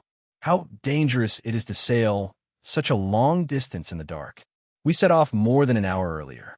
We wanted to travel a longer distance while the sky was still dark to reduce the danger. However, we encountered a strong gust of wind on the way. In the dark of the night, the fleet was in chaos. We collided with each other, causing a few ships to sink. At this point, the captain looked sad and angry. When the captain of the patrol ship heard this, he did not know what to say for a moment. He finally understood why this fleet arrived earlier than the previous few times. It turned out that the transport fleet had been replaced with a group of novices who did not have enough sailing experience. No wonder he saw that some of the sailors did not look too natural. It seemed that they had not recovered from the previous thrilling experience. The captain of the patrol ship quickly changed the topic. He pretended to be surprised. The Dionysian fleet burned the city of Ojiljalai again. Not only did they burn it, but they also captured many of the people of Ojiljalai this time. We were all frightened. Everyone gathered at the Senate to protest. We even pushed Sophie Tepenlako, who came out to persuade them, to the ground. "Ha ha! These damn senators only know how to collect our taxes, but they do not know how to win and how to protect Carthage." Sigh. I heard that the Senate later held a meeting. That old man Isoba used to firmly support the war with Dionia, but this time he proposed to negotiate peace with Dionia. The captain of the patrol ship rambled on. The names of the familiar and unfamiliar senators of Carthage, as well as their embarrassing stories, were very interesting to the captain of the patrol ship. Most of the wariness in his heart had disappeared. However, this was, after all, an unfamiliar fleet to him. He still had to do the necessary inspection. So, he said, "Captain, what's your name?" "Hacker. Many people in Carthage call me the hacker who is the best at talking." "Captain Hacker." The captain of the patrol ship interrupted him. "I want to check the goods on your ship." "What?" This is the usual practice. Every time a fleet comes, they will go through the same inspection, the captain of the patrol ship said with a straight face. In reality, other than the first inspection, when the three of them led the fleet, they did not check the goods again. All right. Hacker hesitated for a moment, then reminded the captain, "You better hurry up. Don't delay us. We have to hurry back to Carthage." The patrol ship approached, and the captain boarded the cargo ship. Then he lifted up the thick linen cloth. The linen cloth was wet. This confirmed what the captain had said about the strong wind.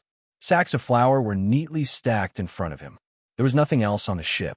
That was why the linen cloth was used to cover the flour. It was to prevent the seawater from splashing on the flour. Now, it seemed that this batch of flour was in trouble. They had to be transported to the camp quickly and made into bread to eat. The captain of the patrol ship showed a regretful expression and covered the goods with the linen cloth again. Seeing this, Hacker explained awkwardly, "The wind and the waves came quickly, so we were unprepared.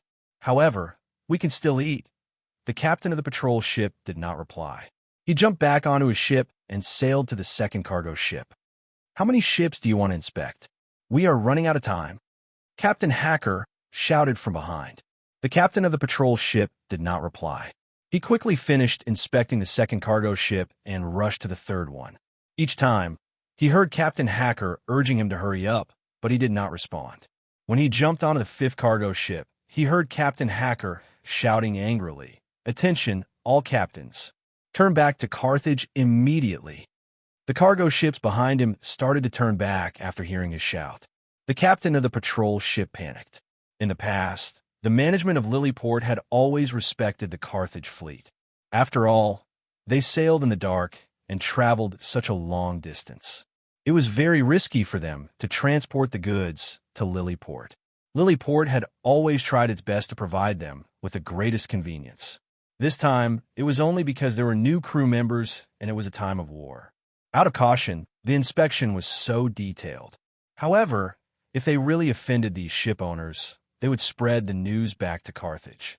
If no more cargo ships were willing to transport goods to Lilyport, Mayor Imazir would not forgive them. The captain of the patrol ship hurriedly jumped back onto his ship and sailed to the leading cargo ship. He told Captain Hacker, "There are no problems with the inspection. We can enter the port now." Only then did Captain Hacker stop the cargo ships from returning to their destination while cursing. After the lighthouse guard received the signal from the captain of the patrol ship to enter the port, he informed the people at the lower level of the lighthouse. They all turned the capstan. The water gate was made up of 3 layers of sea-blocking iron chains, each separated by 5 meters, and each layer was divided into 3 chains, the top, the middle, and the bottom. Each chain was hundreds of meters long, and the total amount of iron consumed was astonishing. But for Carthage, which relied on mining and metal trade to prosper, it was not worth mentioning. Under such heavy obstructions, it was almost impossible for the enemy ships to rush into the port. Hacker looked at the thick iron chains slowly rising in front of him with a complicated expression. The patrol ship entered the port first, and he ordered the cargo ships to follow closely behind. Lilyport's main port was similar to Carthage's. It occupied a long stretch of land that extended into the sea. It looked like a slightly curved wooden stick, and the main part of it was almost parallel to the opposite shore. It was simply a natural breakwater. On the outside of this breakwater, the people of Lily built a 5-meter-high wall and a tower. Together with the height of the breakwater itself, it was more than 10 meters above the sea. At the far end of this breakwater, there was an even taller building. That was the lighthouse. It was 15 meters tall and had a cylindrical shape. The top of the lighthouse was burning with a flame that illuminated the ships in the dark and led the way. There were also many windows on the lower levels for the light infantry to shoot arrows outside. At the same time, there was a special mechanical device inside the lighthouse that could raise and lower the water gate. Therefore, it was also a multi-purpose fortress. The lighthouse was nearly 300 meters away from the opposite shore. It was a little far, so the people of Lily built an artificial breakwater from the opposite shore. It extended over, and there was also a wall on top of it. Finally, there was a tower, which was more than 100 meters away from the lighthouse. A water gate was built between the two. Since the iron chain that controlled the lifting and lowering of the gate was on the side of the lighthouse, when the gate was opened, ships could only pass through the side near the lighthouse. Chapter 1004. If they entered the water gate of the port of Carthage, there were many commercial docks on the coast for merchant ships to dock. Of course, the innermost circular military port was protected by walls, so ordinary ships could not enter. However, Lily Bay was first built as a military fortress, so the coast was also built with 5-meter-high walls and space towers. Only in the innermost part of this rectangular port were there more than 10 docks, and the distance from the water gate to the docks was about 1 mile. Once an enemy ship broke into the port, the defenders on both sides of the walls and towers would launch rockets, making it impossible for the enemy ship to escape. At this time, the patrol ship led the way in front, and the cargo ships filed in behind. One ship after another, they formed a long line and slowly sailed toward the dock. When they were about to reach the dock, the captain of the patrol ship suddenly heard a dang. Dang! Dang! The bell rang. He was stunned at first, but then he remembered that it was the warning bell from the lighthouse. Enemy invasion! He immediately turned his head and looked back, but he saw that the orderly fleet had become scattered. Some of the cargo ships spread out and rushed to the dock quickly. They were fooled. This fleet was the enemy in disguise. The captain of the patrol ship suddenly understood, and his heart suddenly panicked. In fact, the lighthouse keeper, who had been watching the fleet enter the port, noticed that something was wrong with the fleet. It was not because the cargo ships were disorderly and speeding up to the port, but because before that, he noticed that many cargo ships had suddenly stopped moving forward and were docked next to the natural breakwater. Then, the linen cloth in the middle of the ship was automatically lifted, and many people got out. The goods that were being transported were people. The lighthouse keeper certainly knew that they had been fooled. After he sounded the alarm, he was a little curious in his heart. Why would these cunning enemies dock the cargo ships there? Although the narrowest part of the natural breakwater was 40 meters wide, after the outer wall was built, the inner wall was not built. However, the embankment was rebuilt with special bricks, mud, and gravel, making it firm, straight, and steep. Moreover, it was 7 meters high. It was almost impossible to climb to the top of the natural breakwater from the ship. Moreover, other than the city walls, towers, and lighthouses, there was also a small military camp built on the breakwater. There were 100 light infantrymen stationed there to deal with any emergency in time. Although it was already nighttime and the light infantry in the barracks were already asleep, the alarm bells were ringing. It was believed that they would soon get dressed and rush out of the barracks to provide assistance. However, the lighthouse keeper apparently forgot that there was another building on the natural breakwater in addition to the barracks, a small temple. It was not only a sacred place for the soldiers stationed on the breakwater to pray to God, but every morning when the port opened, the lighthouse keeper would go to the temple to pray for peace. This had become a necessary sacred ritual in the port. Although the temple was small, it combined the characteristics of Carthage and Greek temples. It was a typical temple colonnade, and it was very close to the inner embankment. All the cargo ships in this fleet were from Carthage, which was the rescue fleet that was captured at Palmos last night. However, most of the crew members were from Alenia. They had used the same method to sneak into St. Iberia and Saros ports not long ago. They had accumulated a lot of experience, which was why they were able to fool the vigilant patrol captain. The 7 cargo ships at the front were all carrying materials, while the cargo ships at the back were all carrying the soldiers of the Mountain Reconnaissance Brigade. At this moment, Tarentus and his men were standing on the cargo ship that was moving up and down along with the waves. They were swinging the rope in their hands. With the light from the torches lit by the crew members, they looked up at the outline of the temple on the embankment and threw the rope upward. The rope hooks drew an arc in the air and flew toward the temple. Some of the hooks successfully wrapped around the pillars. Tarentus and his men immediately grabbed the rope hooks and climbed up the embankment nimbly. In the blink of an eye, more than a dozen enemies had climbed up the embankment, but none of the soldiers in the barracks had come out. The lighthouse keeper, who was watching from the top of the tower, was dumbfounded. He immediately shouted to the people at the bottom of the tower, "Hurry up and close the gate. The enemies are coming." Seeing that they were running down the tower in a panic, the lighthouse keepers started to hit the bronze bell hanging on the wall. Terentius, who was standing at the bottom of the temple, raised his head and looked at the nearby lighthouse where the bell was ringing. He then pointed at his men who were climbing up and shouted, "The 10 of you, follow me and take the lighthouse. Phokinicus, lead the others and get rid of the enemies in the barracks. Then we will meet up at the lighthouse." "Yes, Captain," Phokinicus replied loudly. "Follow me." Terentius waved his hand and led the way toward the lighthouse. The 10 soldiers followed closely behind him. When they arrived at the bottom of the lighthouse, the thick door was already closed. Terentius did not panic. He extended his hand behind him and said, "Rope hook." A soldier quickly passed the rope hook that he had prepared him. He grabbed the end of the rope hook and aimed at the stone window that was shining with light. With a little force, he threw the rope hook in. Then, he pulled back and let the rope hook onto the edge of the window.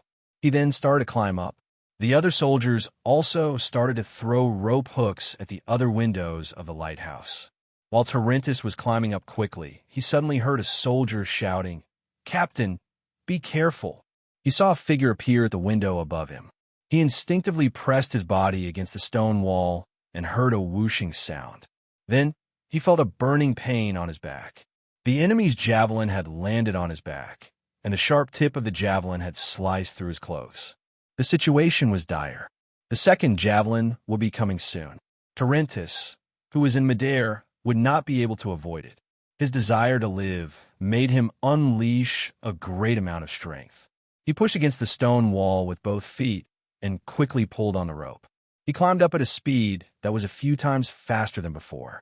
When he got close to the window, the enemy had already taken out the second javelin and was about to throw it at him. He quickly pulled out his short sword and hurriedly stabbed it forward. The enemy could not dodge in time and was slashed on his cheek. He cried out in pain and took a few steps back. Terentius took advantage of this gap and held onto the windowsill with his left hand. With a forceful push, his entire body flipped into the tower. He somersaulted on the ground and stabbed the short sword in his right hand again. It pierced the chest of the enemy. In the blink of an eye, the outcome of the battle was decided. The enemy fell to the ground in shock. He did not seem to want to believe what had happened.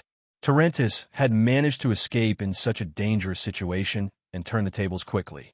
It could be said that he had unleashed the abilities that he had trained hard for more than 10 years to the extreme. Now that he was out of danger, he felt his hands turn numb. He thought about how he had almost gone to the underworld prison and broke out in cold sweat. However, he did not have the time to rest. Instead, he grabbed his short sword and charged at the other enemies. Usually, at night, there would only be one lighthouse guard on duty in the lighthouse at Lilyport. During this period of time, there were a few more guards in order to open the water gate so that the Carthage fleet could enter and leave. There were no soldiers in the lighthouse. However, for the sake of defense, the designers of the city did not build stone stairs to go up and down the city wall.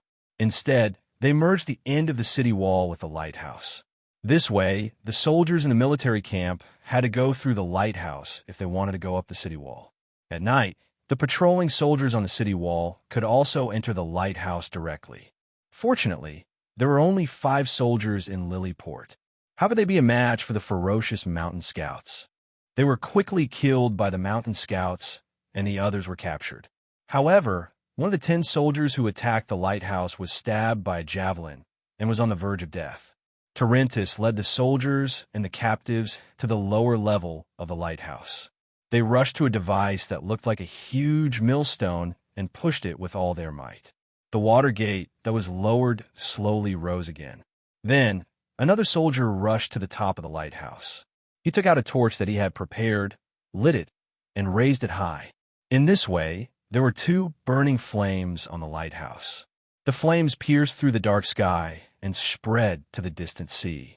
More than 100 warships of the Sicilian fleet of Dionia were anchored in the west. A small number of warships were chasing after the fleeing Carthage cargo ship. "Sir, our signal is coming from the lighthouse in Lilyport." The captain, who had been waiting anxiously on the deck of the flagship, shouted excitedly. Then what are you waiting for? Speed up immediately. Our target is Lilyport. Sicilian could not hide his excitement.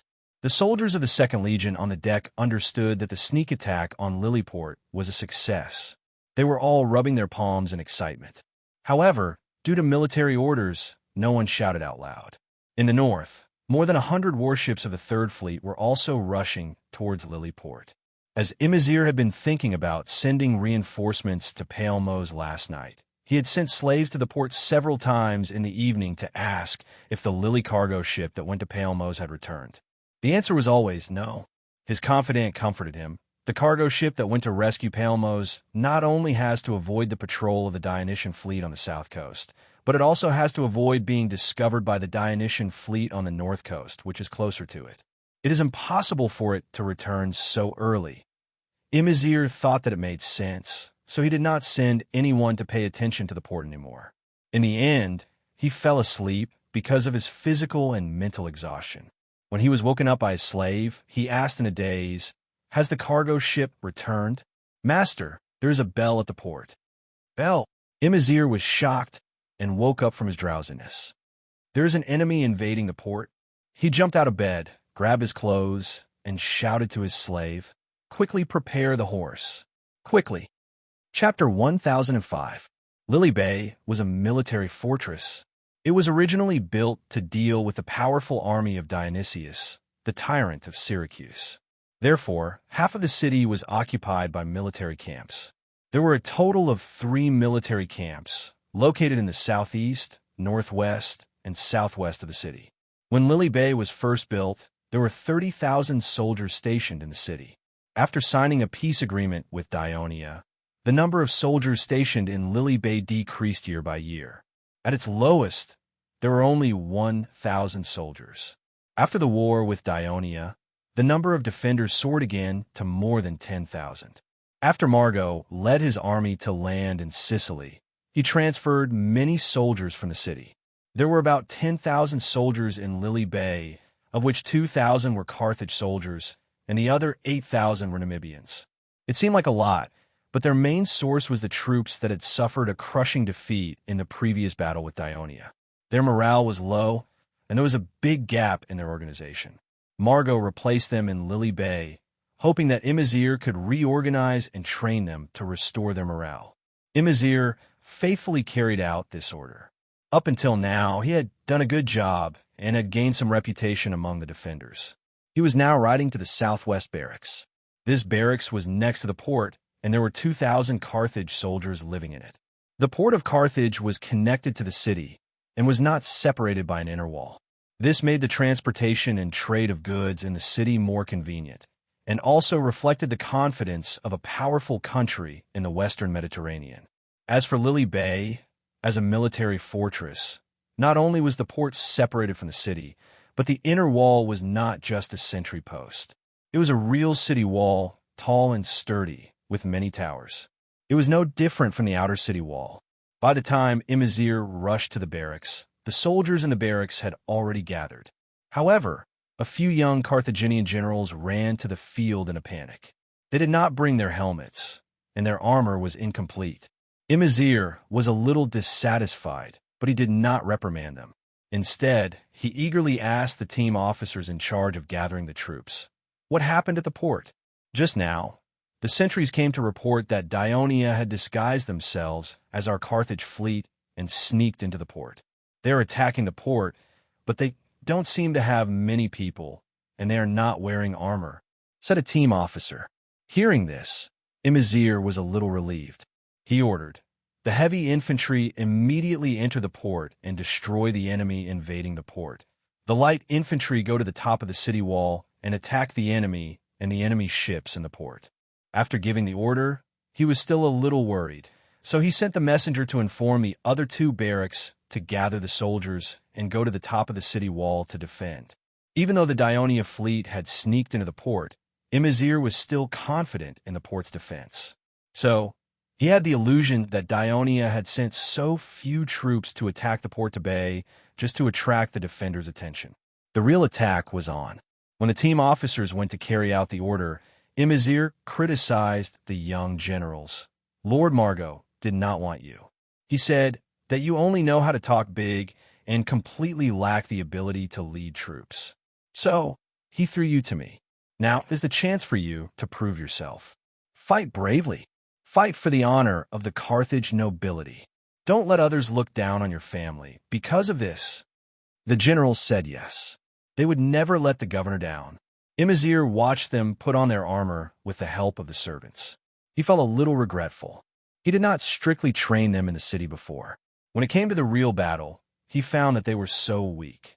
Fortunately, he listened to Margot's advice and promoted the experienced and brave civilians to mid-level team officers.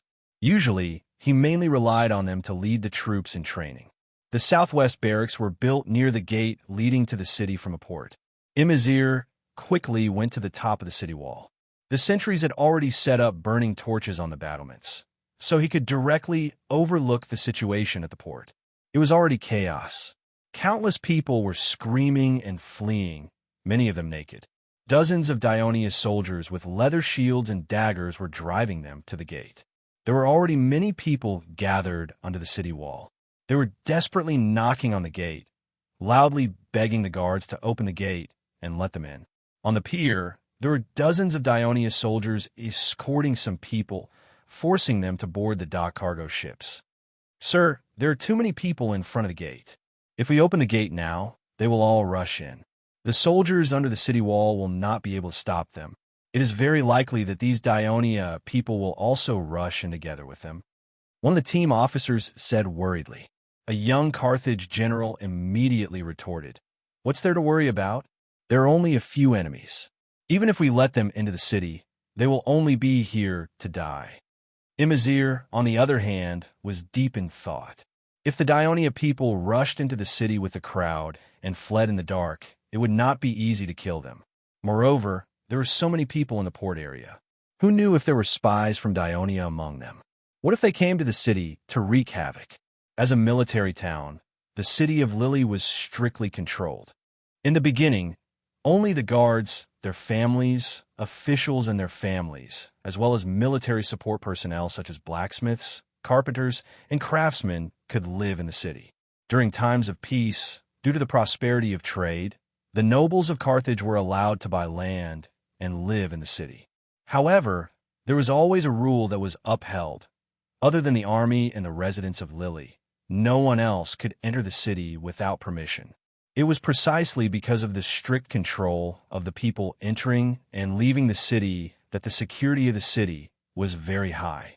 Therefore, the protection of some of the facilities in the city was a little lax. Although most of the supplies had been transported to the camp of Carthage's army, if it was on fire, Imazir's days would not be easy. The interrogation of the Senate, the questioning of Margot, Imazir's hesitation was seen by another young general.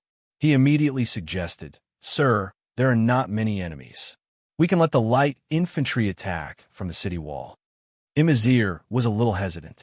After all, he was the governor of Lily. Not only did he have to destroy the enemies, but he also had to manage the whole city. However, there were not many people in Dionia, and they were mixed in with the people. Moreover, it was nighttime now. If arrows and javelins fell, the casualties would only be the people of Lily, and it would lead to more chaos. If there were more casualties, it would be very troublesome to deal with the aftermath. It would also affect the operation of the entire port. The gains did not make up for the losses. Go and inform General Ragnaka of the Northwest Barracks. Ask him to bring his troops here immediately. When the time comes, open the city gate and attack the people of Dionia in the port. After thinking about it, Imazir finally gave the order. He thought that the 4,000 soldiers of the Northwest Barracks, plus the 1,000 soldiers under the city wall, would be enough to break through the congested city gate. "Sir, it's too late. When Ragnaka arrives with his troops, there will be more casualties in the port," the young general reminded anxiously. Imazir glared at him impatiently. According to his judgment, if the people of Dionia went on a killing spree, the people would flee in all directions. The problem of the blocked city gate would be solved, and the trick of the people of Dionia would fail. Therefore, they would not do that. So he said coldly, "Please remember, I am the governor of this city." After saying this, Imazir no longer paid attention to the young Carthage generals. Instead, he gave an order to the light infantry officers. "Your task now is to attack the ships of Dionia in the port with arrows." "Sir, the ships of Dionia are too far away. They are out of our shooting range." At this time, Imazir turned his gaze to the bay. Sure enough, he vaguely saw that the ships on the sea were leaning against the side of the natural breakwater. From this side of the city wall to the other side of the natural breakwater was about 300 meters. Even if the city wall was more than 10 meters above the sea, the archers' shooting range could not reach that far. Therefore, they still had to rely on the long-range attacks from the opposite city wall and the shore. Imazir was puzzled. Why were there no torches on the opposite city wall? What were the soldiers in the opposite barracks doing? Imazir looked diagonally ahead. He was standing further away from the barracks on the natural breakwater. If it were not for a few flickering torches, he might not even be able to find the location of the barracks. As the screams of the people below the city wall were too loud, they completely covered the faint sounds of fighting and screams coming from the barracks on the opposite shore. In addition, Imazir had never thought that the enemy would land on the natural breakwater, which was impossible to land on. Therefore, he did not think that the barracks on the opposite side had already been attacked. He now thought that the soldiers were only slowly running out of the barracks because they wanted to sleep. As the soldiers in the barracks were all sent by the southwest barracks, the officers on the city wall did not dare to defend them when they saw Imazir's displeased expression. Besides, they had just arrived at the city wall and did not know the situation well. Imazir did not continue to criticize them, because his attention was completely attracted by the lighthouse further west. He had been in Lily for a few years, and he was quite familiar with the way the lighthouse guards lit up oil lamps at night and used the unique shaking of the lamps to inform the port officials of the situation of foreign ships in the port. However, he had never seen a situation like this. A burning lighthouse flame was set up high beside the burning flame. "What does this mean?" he asked, his finger pointing there. No one could answer. He began to feel uneasy and asked again, "Have the chains on the port water gates been lowered?" Still, no one could answer. As the opening and closing of the water gates were only operated by the lighthouse personnel, there were no sentries stationed in the towers on the artificial breakwater at night. Chapter 1006. Quickly send someone to check it out. The unease in Imazir's heart grew, and he loudly ordered, "Send another 300 light infantry to the other side of the city wall." "Yes, sir." While Tarentis led 10 mountain scouts and rushed to the lighthouse, the rest of the team members rushed to the small barracks not far from the temple. They happened to bump into the Carthage officers who had come out of the barracks to check on the situation. Since the construction of the lighthouse more than 10 years ago, the alarm bell had never sounded at night. The Carthage officers who were woken up by the noise even thought that it was a mistake by the lighthouse guards. That was why they were stabbed when they were unprepared. When more and more mountain scouts rushed into the barracks, some of the Carthage soldiers were wearing their armor, some had just gotten out of bed, and some were still sleeping. So it became a massacre. After the team members easily dealt with the Carthage soldiers, they immediately rushed to the lighthouse. This mountain scouts team that was left behind by the Devers and Catanai originally had 500 men. During the sneak attack on Syracuse, more than 100 of them had died. So, there were 360 people participating in this operation. Among them, 160 were disrupting the port area, while the remaining 200 were climbing up the embankment one after another. In the end, they would all enter the lighthouse. When Tarentis saw that more and more of his comrades had gathered around him, he could not help but feel proud. He had led the mountain scouts through the Tiber River and sneaked into the sewers, making an important contribution to the final capture of Rome. During the sneak attack on Caslila, the mountain scouts were the vanguard, and he was the first to capture the top of the city. During the siege of Syracuse, he was the one who led the team to capture the Loyalist fortress, opening the door to victory for the capture of the entire city. Now that they had captured the lighthouse at the port and opened the water gate, they had already completed their mission, but he was not satisfied. "Brothers, follow me to capture the sentry post on the wall in front of us. We will win even more merits." Tarentus raised his arm and shouted. The team members responded in unison. He left 10 team members to guard the lighthouse and led more than 100 team members through the lighthouse and into the walkway on the wall. A group of people sprinted forward along the walkway. Along the way, they bumped into the Carthage light infantry who were rushing towards them. In the darkness of the night, these Carthage soldiers heard the messy footsteps in front of them and thought that the soldiers from the small barracks had already gone up the city wall. They were not prepared until they bumped into each other and realized that it was the enemy. Other than bows, javelins, and daggers, these Carthaginian light infantrymen had no other weapons. How could they be a match for the mountain scouts who were armed with leather shields and daggers? They were quickly defeated. On the way back, they shouted in terror, "The enemy is attacking the city." The Daionia army had arrived. As the defeated soldiers approached the gate of the tower, their shouts could be heard clearly by Emazir. He panicked because this meant that the Daionia had occupied the natural breakwater and the lighthouse. They could then control the water gates and allow the Daionia warships to enter the port, allow the Dionysian army to land at the port. Emazir did not have time to think about how the Daionia army occupied the lighthouse.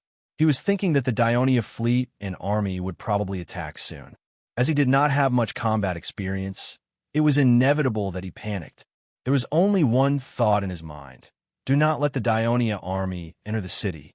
So he shouted nervously, "Hurry up and close the gate of the tower. Do not let the Daionia army in. The gate of the port is not to be opened without my order. Hurry up and close it." When the Carthage built the port of Lilibo, they were more thoughtful. The natural breakwater was connected to the land by a wall. Only the city wall could pass through the middle. They also built a tower on both sides of the city wall. Therefore, the only way to enter the natural breakwater was through the walkway on the city wall. These two towers were the tallest of all the towers in Lilibo. They were 4 meters higher than the city wall. Moreover, the Carthage also built a gate with the walkway as the bottom and the towers on both sides as the door frame.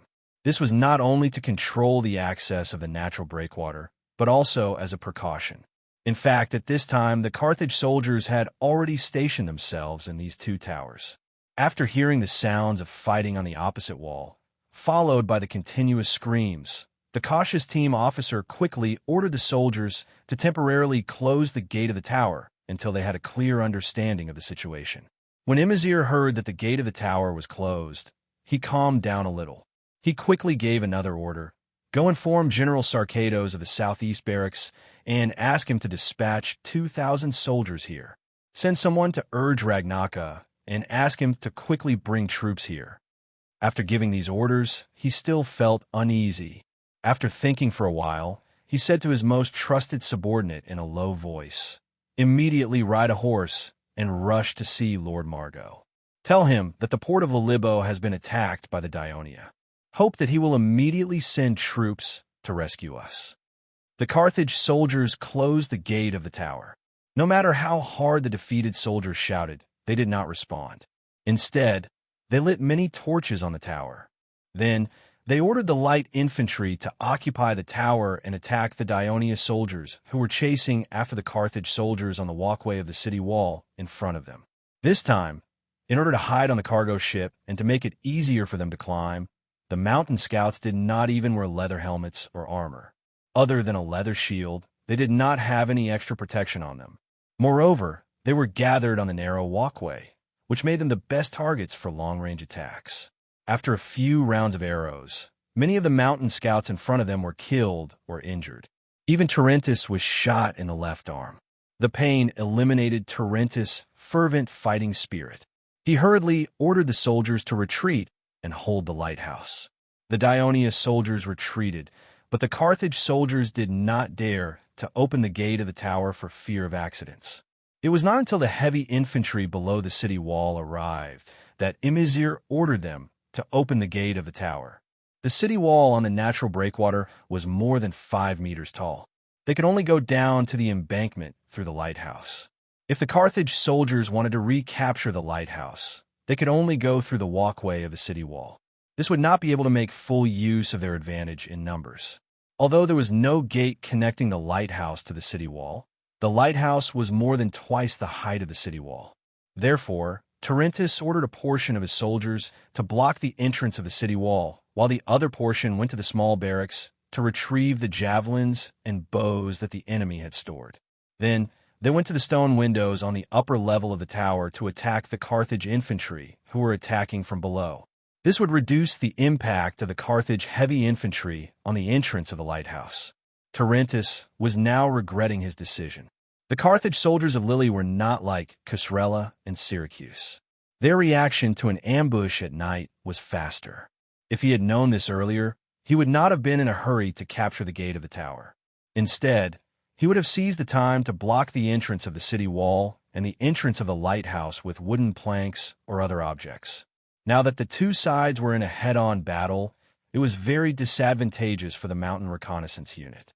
In a situation where there was almost no space to dodge, the heavy infantry and light armored soldiers were fighting head-on. Naturally, the mountain reconnaissance unit would suffer the most casualties. However, even if the casualties continued to increase, the mountain reconnaissance unit could not retreat even a step. Otherwise, if the Carthage soldiers were to charge into the lighthouse, the consequences would be unimaginable.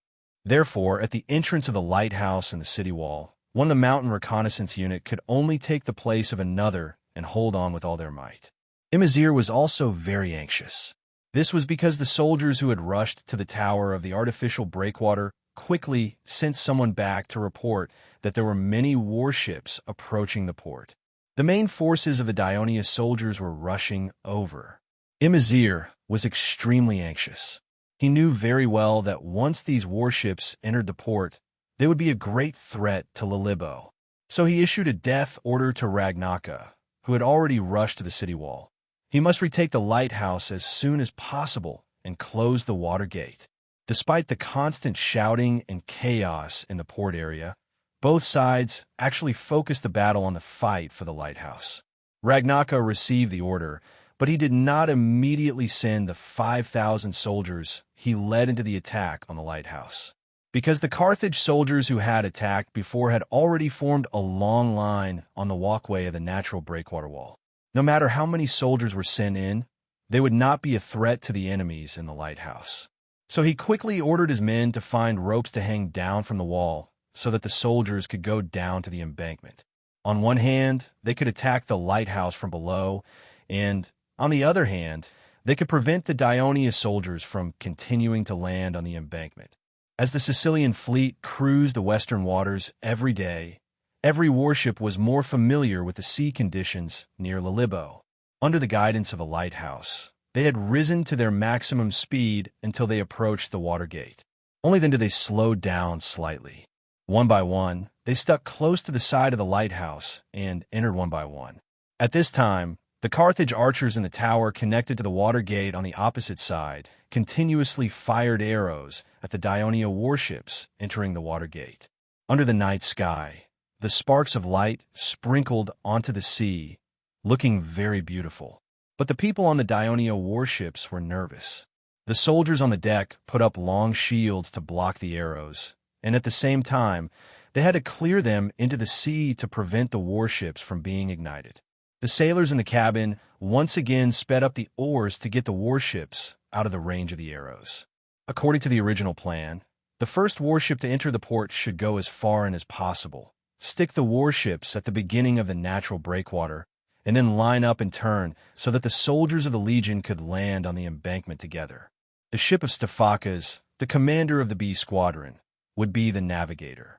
But when he saw the Carthage soldiers fighting fiercely in front of the lighthouse on the city wall, and the lookout also reminded him that the Carthage soldiers on the city wall ahead were hanging down ropes, he immediately realized the urgency of time and immediately pulled the ship to the embankment. He turned the drawbridge at the bow, and the 12-meter-long wooden bridge was easily placed on the embankment. Just like the Third Fleet attacked the west bank of Rome through the Tiber River a few months ago, the 50 soldiers of the Second Legion on the warship quickly climbed over the drawbridge and rushed to the embankment, intercepting the Carthage soldiers who were coming down from the city wall.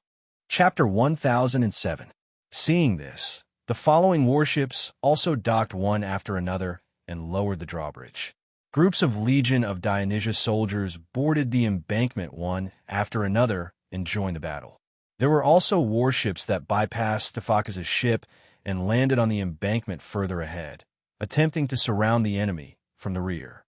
In just a few minutes, hundreds of Dionia soldiers appeared on the natural breakwater, and behind them, many warships were approaching the embankment one after another.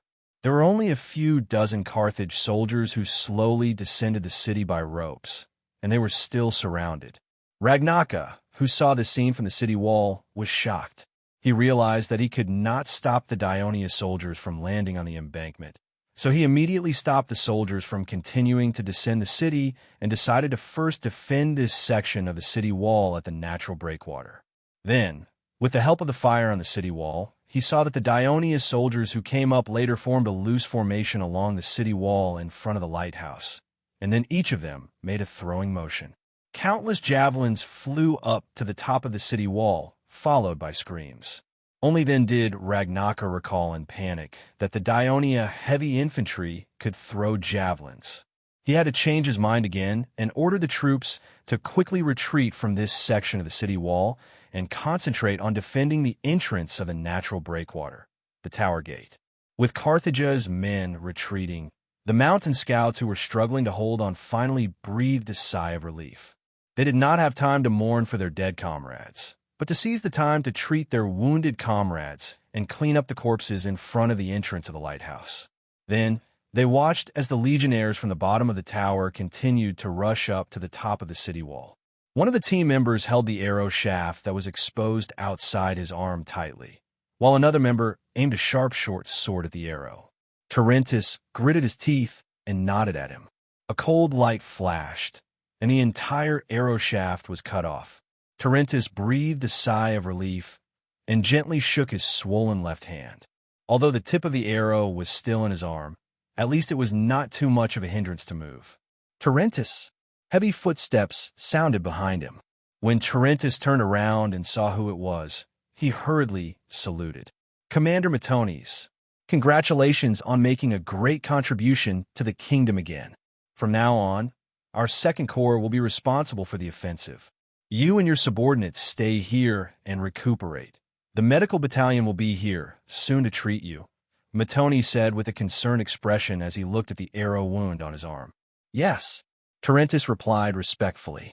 He thought for a while and reminded, Army Commander Matones, the gate of the towers on the walkway of the city wall in front is more difficult to attack than what the Carthaginian captives have described. The long-range attacks from the towers on both sides are a great threat to the soldiers. Even if it's not easy, we still have to do it. We don't have much time now, Matones said and strode up to the top of the city wall. Tarentus understood what Matones meant. Lilibo was too important to the Carthage army. The Dionysian army's attack would definitely alert the Carthage's military commander, Mago, who was outside Serenus. If they could not take over the city as soon as possible, Carthage's reinforcements would definitely come from Serenus, and the night attack would fail. Thinking of this, Tarentus could not wait any longer. He followed Matones closely, wanting to see the Second Corps conquer the Tower Gate with his own eyes. Ragnaka had just led the Carthaginian soldiers to retreat to the gate of the tower when Imazir rushed over angrily. When he saw Ragnaka, he questioned him, Why did you retreat after such a short battle? You let the enemy take control of the lighthouse so easily. Ragnaka, you are afraid of battle and abandon the seawall. If Lilibo fails, aren't you afraid of being interrogated by the Senate and crucified? Sir, the people of the Magonid family regard honor as their lives. They will never be afraid of death. Ragnaka replied sternly, The reason why I ordered the army to retreat is because there are too many Dionia soldiers on the seawall. It is very disadvantageous for us to fight there. In a short battle, just now, we have lost nearly 200 soldiers. If our troops lose too many soldiers on the seawall, will we still have enough troops to defend the entire city? So, it is better to retreat and defend here. No matter how many Dionia ships send, as long as we hold on until tomorrow, when Mago arrives with his army, we will win. Ragnaka's words reminded Imazir. He asked, How many soldiers from Dionia came? Nearly 10,000. Ragnaka tried to say as much as he could. Imazir was shocked. After thinking for a while, he said decisively, I will hand over the command of the entire Lilibo garrison to you. You must resist the attack of Dionia and hold on until Mago arrives with his army. Please rest assured, sir, I will do my best to defend Lilibo, Ragnaka immediately said. As soon as his voice fell, the garrison in the tower of the artificial seawall sent someone over and shouted eagerly, Sir, there's a large number of Dionia warships coming from outside the port. What? Is the Dionia really planning to concentrate their forces to attack Lilibo city from the port? Imazir panicked. Not only him, but the team officers and soldiers around him also felt nervous. Seeing this, Ragnaka smiled confidently and said, The Dionians came by ship, so it's impossible for them to bring along large siege weapons. The port area is narrow, so they won't be able to deploy their troops no matter how many soldiers they bring. Take a good look. We have such tall and strong walls and perfect defense facilities. Not to mention holding on for a day. Even if we hold on for a month, it will be difficult for them to break into the city from the port. Moreover, it is a good thing that the Dionia are attacking from the port. We all know that Mago has been trying to fight a decisive battle with the Dionia, but the Dionia have been hiding in the city and camp, avoiding the battle. Now that they are finally here, it gives Mago the opportunity to lead the army to annihilate them, and it also gives us the opportunity to make contributions. This battle may decide the victory of our Carthage in Sicily. Ragnaka's words inspired the confidence of the people around him, and it also made Imazir feel that his decision just now was not wrong. General, the Dionia are coming. The team officer on the tower shouted. You immediately lead 500 soldiers to carry large rocks and block the entrance of this tower. You lead 4 teams of soldiers to collect a large amount of tar, wood, and stones and bring them to the tower. You let your archers line up behind the tower door and be ready to shoot at any time. Just as Ragnaka was making detailed arrangements, a unit of the 2nd Legion of Dionia slowly approached the tower door in a tortoiseshell formation on the walkway of the city wall. Countless arrows bypassed the tower door and hit the long shields like raindrops, but they could not damage them at all. On the other hand, the Carthage light infantry on the tower threw javelins hard on the long shields and even splashed sparks in the night. A few javelins penetrated the long shields, accompanied by muffled groans of the legionnaires. But with the support of the Dionia soldiers, they still maintained the integrity of the entire formation. As they approached the tower door and endured another round of javelins, the captain of the Dionia team shouted, Withdraw the shields and throw to the left. In the blink of an eye, the legionnaires withdrew the long shields in their left hands and threw the javelins that were already in their right hands. Dozens of javelins flew towards the tower on the left. The Carthage light infantry, who were leaning out of the tower to throw the javelins down, were caught off guard and were hit one after another. Screams were heard, and some even fell out of the tower and smashed into the ground of the port. After throwing the javelin at the tower on the left, the Dionians did not even look at the result and quickly threw the 2nd javelin at the tower on the right. At the same time, the Carthaginian light infantry on the tower on the right attacked with javelins at the same time. At such a close distance, it was too late for them to raise their shields to protect themselves. 6 soldiers of the Dionian army were immediately shot and fell. Raise the shields and retreat, the captain hurriedly ordered. The Dionia soldiers raised their shields while dragging their wounded comrades back. At this time, several Carthage soldiers appeared on the left tower again and threw the clay pots in their hands at the retreating Dionia soldiers. The clay pots broke and liquid splashed everywhere. The faces of the Dionia soldiers changed. It's tar. Fall back, fall back. Just as the Dionia soldiers were retreating in panic, a few burning torches fell near the clay pots, instantly igniting a wall of fire and burning a few Dionia soldiers who were lagging behind. Martones, who was standing a distance away, saw the attack of the Legion of Dionia and felt a pang in his heart. He shouted, Inform Tricias, the captain of the 2nd Legion of Light Infantry. immediately and ask him to lead the archers to the corner of the wall and attack the enemies on the 2 towers. Also, bring the Blackwood up here quickly. Legion Commander, the soldiers have already brought the Blackwood into the lighthouse, but the stairs are too narrow. It's a little difficult to bring it up. They're trying to figure out a way, the adjutant explained. I don't care what they're going to do. I want them as soon as possible. Listen carefully. Bring the Blackwood up to the top of the wall as soon as possible. If there's any delay, don't blame us for punishing you. Martones roared anxiously. I'll inform them right now. The adjutant also felt the urgency of the situation and turned to run into the tower, but was stopped by Martones again. You also have to inform the engineering camp to speed up and assemble the ballistae, then bring them up to the top of the wall. I want to use them to attack the 2 towers. Yes, sir. The warships of the 3rd Fleet entered the port of Lilibo, and Middle-Aids heaved a sigh of relief. The 3rd Fleet had just arrived in the western waters of Sicily and was not familiar with the sea conditions here. Moreover, there were many islands on the route from Palmos to Lilibo, and they were sailing at night. Middle-Aids was afraid that the warships would hit the rocks and sink, so not only did the entire fleet sail slowly, but every warship was also equipped with veteran sailors from Palmos to guide the way. He could finally rest assured that they could successfully reach the port of Lilibo. Literature Museum. Chapter 1008. Leotychides was also on the flagship of the 3rd Fleet. As he was the one who proposed and planned this night attack to the King of Devers, and he had a better understanding of Lily City through the interrogation of the Carthage captives, Leotychides still appointed Leotychides as the temporary commander of this operation, even though Martones, the 2nd Legion's commander, was more senior than him in the army. As soon as Leotychides entered the port, he kept observing the surrounding environment and compared it with the information revealed by the Carthage captives. The entire bay of the port was surrounded by walls that were more than 10 meters high, and there was a tower about 40 meters between the walls. Under the illumination of the clusters of torches at the top of the wall, Carthage's soldiers could be seen everywhere. If the 2nd Legion had not taken down the natural breakwater, the warships that entered the port would have been attacked by fire arrows from all directions.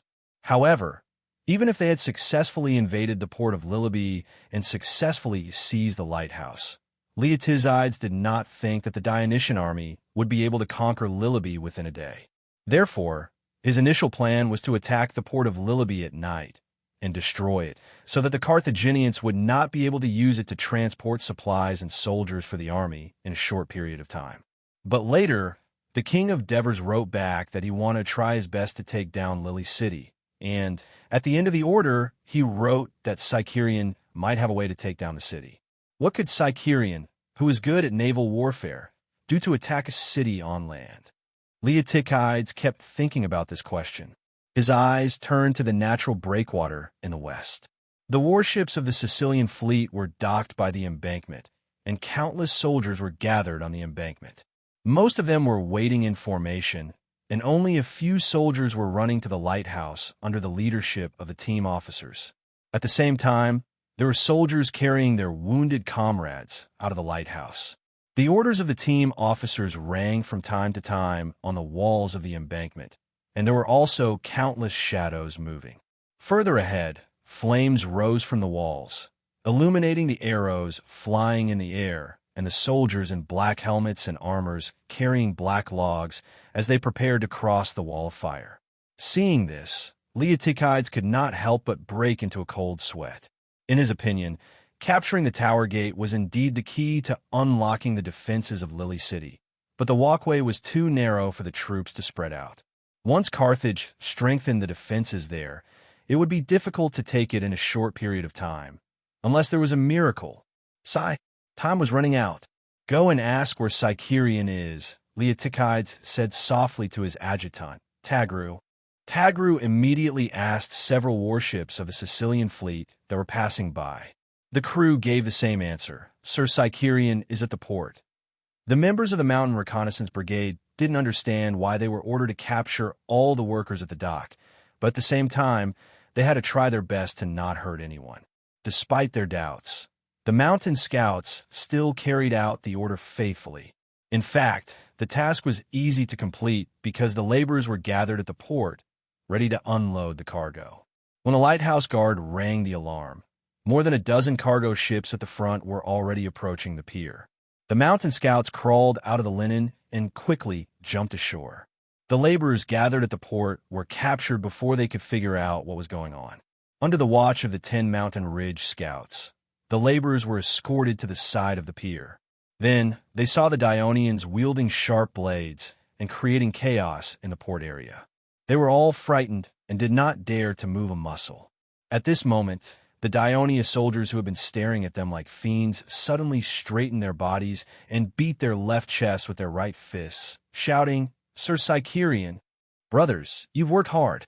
Following this deep voice, a group of people appeared in front of the laborers. The person in the lead was wearing a black helmet with a purple and red crown and a black breastplate. His sharp eyes slowly swept across the faces of the laborers. The laborers lowered their heads in fear. "Are all the laborers at the port here?" Cycerian asked in a deep voice. "Except for a few who didn't listen to our advice and tried to resist and escape. We stabbed them down," the mountain scouts replied.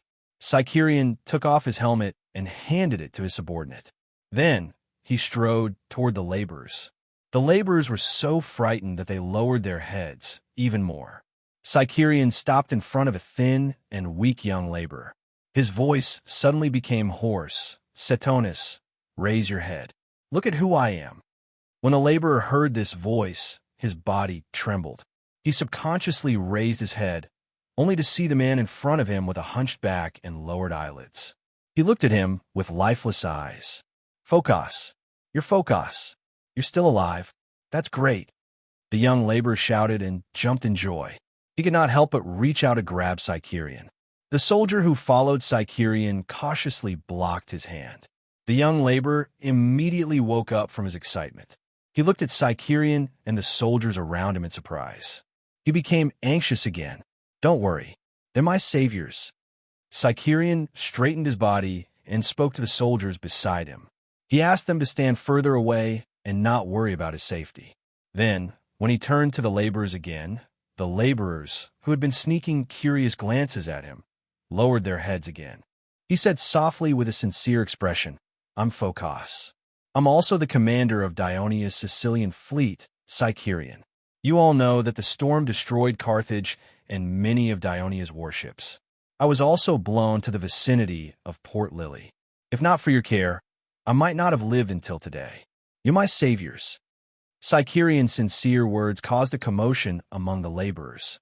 The young laborer called Setonis could not help but ask, "You're really Cycerian? The Cycerian who's known as the undefeated general of the sea? With so many Dionia soldiers here, would I dare to lie?" Cycerian laughed. "Oh my God, I actually lived with the noble General Cycerian who was favored by Poseidon for a period of time. It's unbelievable." Setonis became excited again.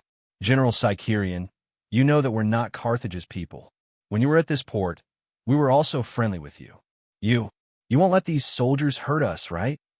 An older laborer mustered up his courage and asked, "Uncle Argus, General Cycerian is such a good soldier. How would he hurt us?" Setonis immediately defended him. Cycerian continued with a smile, "Of course I won't hurt you, who have suffered and gone through hardships with me. On the contrary, I'll apply to His Majesty the King to let you join the kingdom of Dionia. I believe you all know that becoming a citizen of Dionia allows you to obtain land, serve in the military, and obtain public office. It's far better than being bullied by the people of Carthage here. If it weren't for the soldiers of Lilibe watching us every day, we would have found a chance to leave this place. Sir Cycerian, we're willing to follow you to Dionia." A laborer immediately responded loudly. The rest of the laborer nodded in agreement. Cycerian was not surprised by the laborer's reaction. Having lived here for some time, he knew that among the laborer there were Greeks, Greco-Phoenicians, and Namibians. However, there were no pure Phoenicians or Carthage's people. These laborers had no sense of belonging to Carthage. Thinking of this, he said loudly, "According to the law of Dionia, if you want to become a citizen of Dionia as soon as possible, you must contribute to the kingdom. Therefore, I need your help to take down this town as soon as possible. You want us to attack Lilib's city together." Setonis pointed at the towering city wall in front of him with a fearful look on his face. The other laborer had similar thoughts. They were excited just a moment ago, but now they lowered their heads, not daring to make eye contact with Sicerian. "Of course I'm not asking you to fight like our soldiers," Sicerian immediately denied. His gaze searched the crowd and finally landed on a middle-aged laborer with a wretched figure. "Carmelus, I once heard you unintentionally mention that there's a tunnel in the port area that leads to the city. Where's this tunnel?" "Ah, you. When did you hear me say that?" Carmelus was shocked and subconsciously wanted to deny it. "It was after I invited you to the tavern for a drink, and you said it when you were drunk." Sicerian stared at him with a smile at the corner of his mouth. This Carmelus had a bad habit of stealing and drinking. He often sneaked into the homes of the people in the port area late at night to steal and exchange the stolen items for alcohol. For this reason, he was caught twice by the port patrol and had one of his ears and one of his fingers cut off. The other laborer despised him and did not get close to him. Only Sicerian considered that this person often sneaked into the homes of the people in the port area and might know some secrets that others did not. So he had the intention to deal with him. He did not expect to actually obtain such a precious secret. He had always kept this matter in mind. There's a tunnel in the port area that leads to the city. When the laborer heard this, they were very shocked. Someone immediately expressed doubt. "Carmelus, you're lying, right? We've never heard of this before. How is this possible? With your status, how could you possibly know such an important secret?" When Carmelus heard the doubt, he immediately felt that others were looking down on him. Instead, he straightened his chest and proudly retorted, "I risked my life to obtain this important secret." Chapter 1009. Speaking up to this point, he looked at Satyrian and immediately put on a flattering smile. He nodded and bowed as he said, Sir Satyrian, if I tell you where the tunnel is, what reward will you give me?"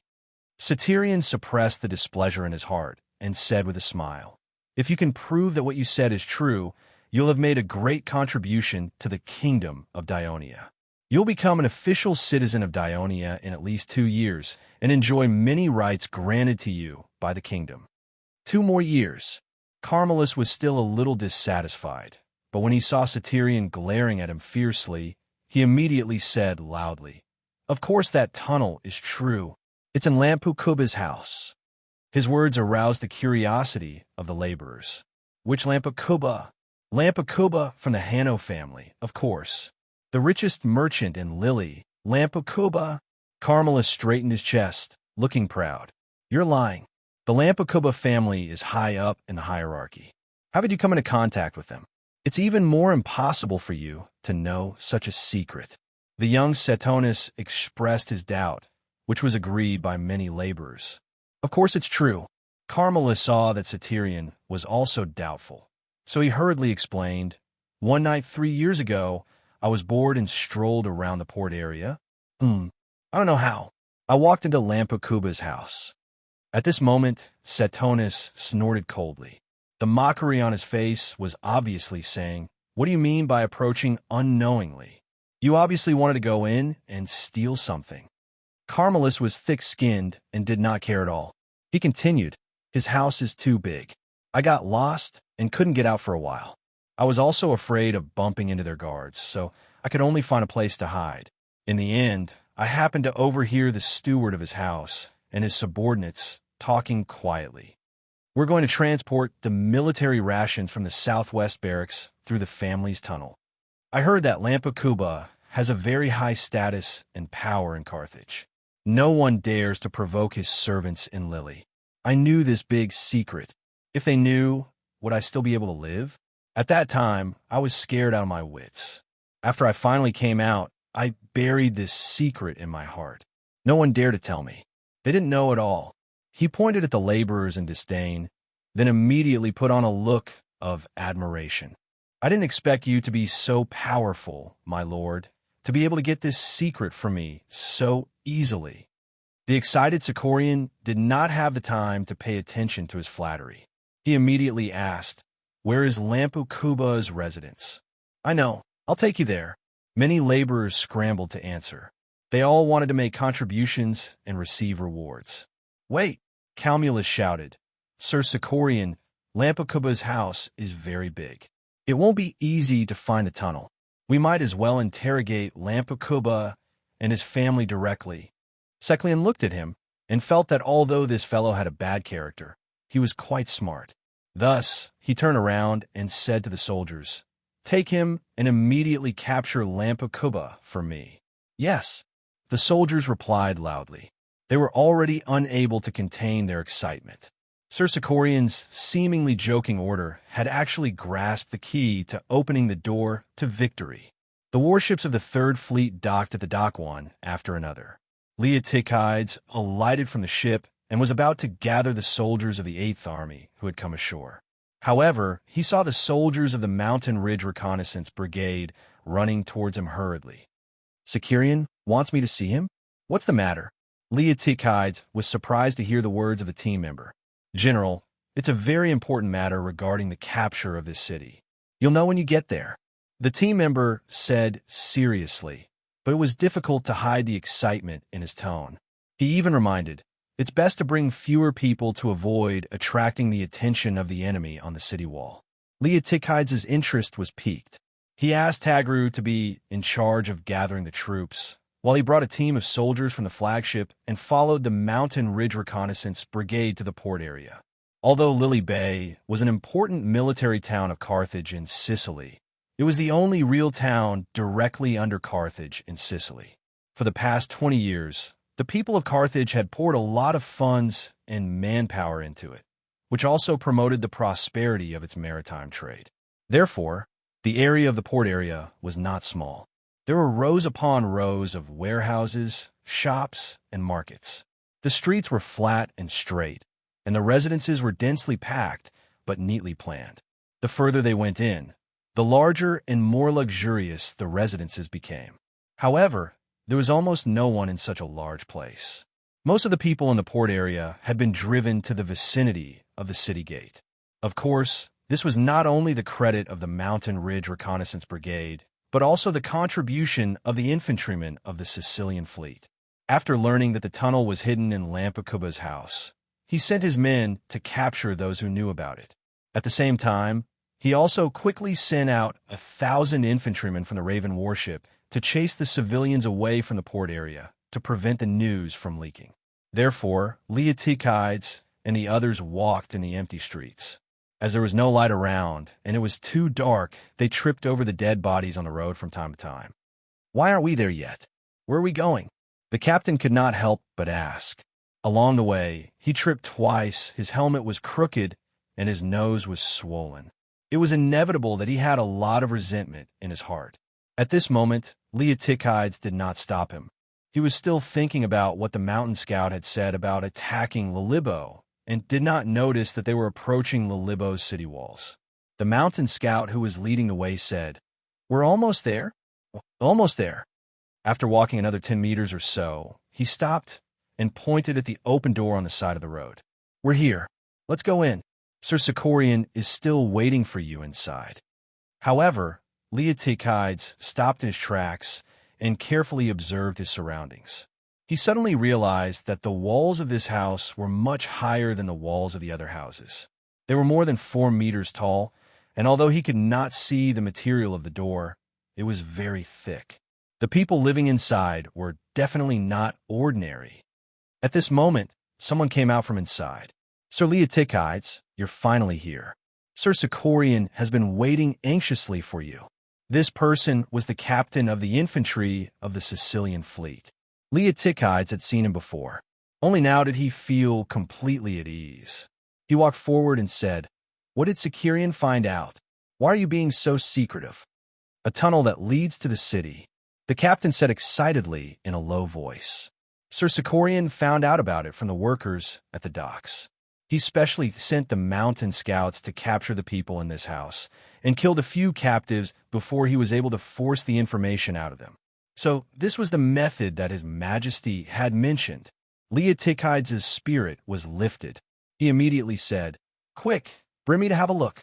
The area of this house should not be small." The captain brought him into the courtyard. They did not walk into the main courtyard, but passed through a side door. There was a tunnel here that was wide enough for a large carriage to pass through. The tunnel stuck to the wall of the courtyard and headed straight east. Leotychides looked at the city wall that was getting closer and closer. He could even hear the deafening shouts coming from the side in front of him. He seemed to have understood something. After walking for tens of meters, tall buildings that looked like warehouses appeared in front of them. The captain pointed at one of the buildings and said, "Sir Sicorian is inside." Leotychides did not enter immediately. He carefully looked around again, then pointed to the left and asked, "Is the gate that leads to the city over there?" The captain did not expect him to ask such a question. He turned to look to the left and said, "Yes, it's over there. There are thousands of people gathered there. The mountain scouts and our fleet's infantry have spent a lot of effort to drive them away, but the effect is obvious. Before you arrived, Carthage's men did not dare to open the gate." Leotychides then turned to look to the right. The flames were still burning on top of the city wall a few hundred meters away. That should be where the gate of the tower was. Leotychides recalled the map of Lily City that he had drawn after interrogating Carthage's men. He could now make a clear judgment that the southwestern military camp of Lily was probably behind the city wall in front of him. Leotychides looked at the twinkling torches on top of the city wall tens of meters away. He subconsciously took off his helmet and used his body to cover the purple and red striped crown. At the same time, he said to the captain beside him, "Go and guard the courtyard gate. If any troops want to come in later, tell them not to light the torches or make any noise. They have to advance in a column formation and take off their helmets." After Leotychides' solemn reminder, he followed the captain into the warehouse. There were many things piled up in the warehouse. A dim light flickered in a corner in front. Sicorian and 7 or 8 soldiers stood in a circle. There were also a few soldiers guarding 2 captives. Hearing footsteps, Sicorian turned to look and said proudly, "Prososus, come and see. I brought you a great opportunity to make a great contribution." Leotychides ignored his pride and strode over. The soldiers hurriedly made space for him. What appeared in front of Leotychides was not a pitch-black hole as he had imagined. Instead, it was more like a cellar. There were stone steps, wall lamps, hard ground, stacked stone walls, and iron pillars supporting it. A straight underground tunnel led straight to the pitch-black front. Leotychides stood at the entrance of the tunnel, which was wide enough for 3 adults to walk side by side, and observe for a while. Then he stepped on the stone steps and went up to the warehouse. The first thing he said was, "Such a tunnel cannot be dug in a short period of time." Chapter 10:10. Of course not. Sicorian looked contemptuously at the 2 Carthage captives who were gagged. This is the masterpiece of the greedy Carthage merchants. It turned out that Lilibo was first built by Himilco and later remodeled by Mago. Originally, Carthage was going to build a military defense system with it as the center to resist the attack of Syracuse. But unexpectedly, not long after, Syracuse was defeated by Dionia and lost its hegemony. Carthage and Dionia immediately signed a peace treaty. Since then, Sicily was restored to peace, and the original defense plan was aborted. However, out of natural vigilance against the new Greek kingdom of Dionysia, Lily's status as a key military town in Sicily was still retained. Along with that, the garrison stationed in Lily was also retained, although the number of public militia was greatly reduced. This period coincided with the departure of the Maganid family from Carthage to Iberia, and the Senate was under Hanno's control. Under his vigorous promotion, the people of Carthage began to advance inland and occupy the land of the Namibians on a large scale. The citizens of Carthage were busy sharing the fruits of the war, and no one was willing to be selected to defend the city of Lilibo, even if it was only a rotation. So, Carthage gave the garrison of Lilibo sufficient logistical support and extra pay so that they could perform their duties with peace of mind. But even so, in the hearts of the citizens of Carthage, going to Lilibo to defend the city was still a hard job. 7 years ago, a member of the Hanno family was appointed as the garrison general of Lilibo. He was unwilling to go, and even went to Hanno to plead for him. But in the end, he did not succeed because the position of the garrison general of Libo had become a big problem. None of the nobles of Carthage were willing to take up the post, and as the ruler, Hanno, of course, had to set an example. He could only come to Lily with a belly full of resentment. He had only stayed for a few days when Lon Pukuba of the port area came to visit. After the two of them had a secret talk, the garrison general's resentment completely disappeared and he seriously performed his duty. Since the signing of the peace agreement with Dionia, the maritime trade in Libo had become more and more prosperous and had also led to more and more residents of Libo. However, because of the high threshold to settle in the urban area, many people from Carthage and the Phoenician allies could only choose to live in the port area. Since Libo had very little farmland outside the city, they could not be self-sufficient in food, but the demand was very high. They could only rely on the maritime trade of food, mainly from Carthage. Although the people of Carthage relied on the vast land of Namibia and had sufficient food every year, the price of food shipped to Libo was not low, and the competition was fierce. Lampakuba was also a member of the Hanno family. He settled in the port area of Libo 10 years ago and mainly engaged in the food trade. In the past few years of competition in the business world, he did not benefit much, so he racked his brains to find other ways to make money. As a result, he found that the supply of military food in the barracks in the city was very sufficient. Every year at the end of the year, there would be a lot of surplus. It just so happened that the garrison general who took office at this time was also a member of the Hanno family. The two used to be on good terms, so he came to him to secretly discuss cooperation. For the mercantilist people of Carthage, it was not a shameful thing to be able to use power to obtain money. The garrison general of Libo was naturally happy to agree, but there was a problem. To transport military food from the city to the port, it must pass through the tightly checked city gate checkpoints, and this matter would be known to the world. After all, selling military supplies privately was against the laws of Carthage, and the governor of Libo at that time happened to be a member of Maganid's faction. It was hard to guarantee that he would not make a big fuss about this. At that time, the garrison general and Lampakuba would inevitably be punished by the Senate. So after some discussion, they decided to use a method that would not be known to the public. That was to dig a tunnel. In fact, at that time, because it was very difficult for foreigners to enter and leave the city of Libo out of various needs, several tunnels had already appeared in the port area, and people were secretly sent in to work as servants of officials, the rich, and temporary labor. However, the two of them were even more secretive. Lampakuba spent a lot of money to buy land near the southwest military camp city wall, built tall walls and warehouses, and let his family's servants secretly dig the tunnel.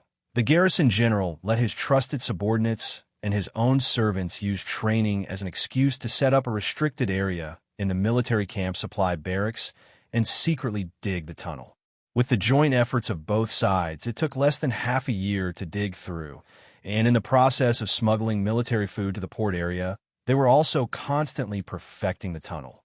The garrison general falsified the roster of soldiers, inflated the number of soldiers, and generously granted long holidays to the citizen soldiers who were selected but were unwilling to come to Libo for duty, and other methods to turn a large amount of surplus military food into his own. On the other hand, Lampakuba used these military food, which did not cost money at all, to enrich his own granary, and also lowered the price of selling food, so that the other grain merchants in the port could not compete at all, allowing him to finally monopolize the profitable food market and become the richest man here. The garrison general made a lot of money, so naturally, he was unwilling to leave again and took the initiative to continue in this position many times. Some of the senators in Carthage more or less knew that there might be something fishy in this, but many of them were bribed by him. In addition, other than him, the candidates for the garrison general of Libo had always been more difficult to produce, so everyone turned a blind eye. Therefore, the garrison general stayed in Libo for 4 or 5 years, until last year, when the relationship with Dionia became tense and the clouds of war loomed over the city. The Senate strictly ordered the cities in western Sicily to increase their vigilance, reorganize their armaments, strengthen their training, and prepare for war. The new mayor of Lilibo, Imazir, sent a patrol team to completely block the tunnels that had existed for many years and were known to everyone. He also issued a notice. If anyone was found digging tunnels again, they would be sentenced to death for treason. The garrison general felt that the situation was not good. After discussing with Lampokuba, he let his trusted subordinates block the tunnel entrance at the military camp, and then bribed the senators with a large amount of money to transfer him back to Carthage, to avoid becoming a victim of the upcoming war. Lampokuba, on the other hand, still kept the tunnel, waiting for the war to end before continuing to use it. So, the other end of the tunnel has been blocked? Leotychides asked when he heard this. Sicerian pointed at the two captives and said, according to them, they only blocked the exit at that side, and not many places were blocked. I've already sent soldiers in to investigate. As he spoke, footsteps came from the tunnel, and a few mountain ridge scouts quickly appeared in front of them. Sir, if you walk forward 150 meters in the tunnel, you will see the blocked area. It is indeed, as the captive said, sealed with soil. I think it won't take long to see the exit. The words of the mountain ridge scouts made Sicerian excited. He smiled and said, Sir Prososus, you can now bring your troops over. Follow this tunnel and kill your way into the city. At this moment, the one who went that day was calm. Don't be anxious. We have to make some arrangements first to divert the attention of the garrison in Carthage. Sir, look, the people of Dionia are preparing to attack the city. A team officer shouted as he pointed to the bottom of the city wall. There was no need for him to remind him. Imazir had already noticed that on his right, thousands of Dionia soldiers in black helmets and armor appeared in the area illuminated by the fire on the city wall. They were in formation, and the soldiers at the front were carrying long ladders. It seemed that they were preparing to carry out the construction. He poked his head out, wanting to take a closer look, and heard his subordinate beside him shouting, Sir, be careful. He dragged him behind a cloud of dust and heard a deafening boom. Several stone bullets smashed into the wall not far from him. The flying stone shards injured a few of the defending soldiers. The frightened Imazir immediately shouted, Go get Ragnaka. The people of Dionia are going to attack the city. When Ragnaka was forcibly summoned, he was a little angry because the attack of the Dionia soldiers at the tower gate was so fierce that the gate was deformed by the blackwood. If it were not for the large number of stones blocking the gate, they would have rushed in. Moreover, the long-range attacks of the Dionia light infantry were also very powerful, causing many casualties to the archers of Carthage behind the tower gate. They also carried the ballistae to the walkway of the gate and fired, posing a huge threat to the javelin throwers on both sides of the tower. The light infantry had been replaced several times. Ragnaka was now highly nervous and commanding the soldiers to defend with all their might. He had no spare energy to care about anything else. So when he saw the situation of the enemy below the city wall, he scolded angrily, The enemy is so close to us, why don't they attack with bows and arrows? Imazir responded coldly, The light infantry have been sent to the tower gate by you. Where are the archers here? Ragnaka then remembered the measures he had taken before. He saw that the mayor was a little dissatisfied, so he coughed twice and softened his tone. It doesn't matter if there are no light infantry. The ballistae of the Dionia people may look terrible, but they can't destroy our thick and tall walls. If they want to attack the top of the wall, they have to rely on those wooden ladders. When they come to the bottom of the wall, we can attack them with wood, stones, asphalt, and cause them casualties, but Ragnaka looked to the left where countless people were gathered more than 100 meters away. That was where the city gate was located. He reminded, Be careful that the Dionia people disperse the people and use the blackwood to break through the gate. So we have to strengthen the defense there. It is best to send people to block the gate. Although Imazir was a little worried, he thought about it and still shook his head and refused. We can't block the gate. Otherwise, when Lord Margot arrives with his army, he won't be able to quickly attack the Dionia people. Then leave an army under the city. In case the enemy breaks through the gate, let them stop them. After Ragnaka arranged the defensive measures here, he hurried to the tower gate. Chapter 10:11. While they were talking, a part of the 8th Legion's light infantry had approached the city wall and fired arrows at the top of the city wall. Under their cover, the rest of the soldiers formed small teams and quickly moved forward. As there were no trenches or moats in front of the city wall, they quickly came to the bottom of the city wall.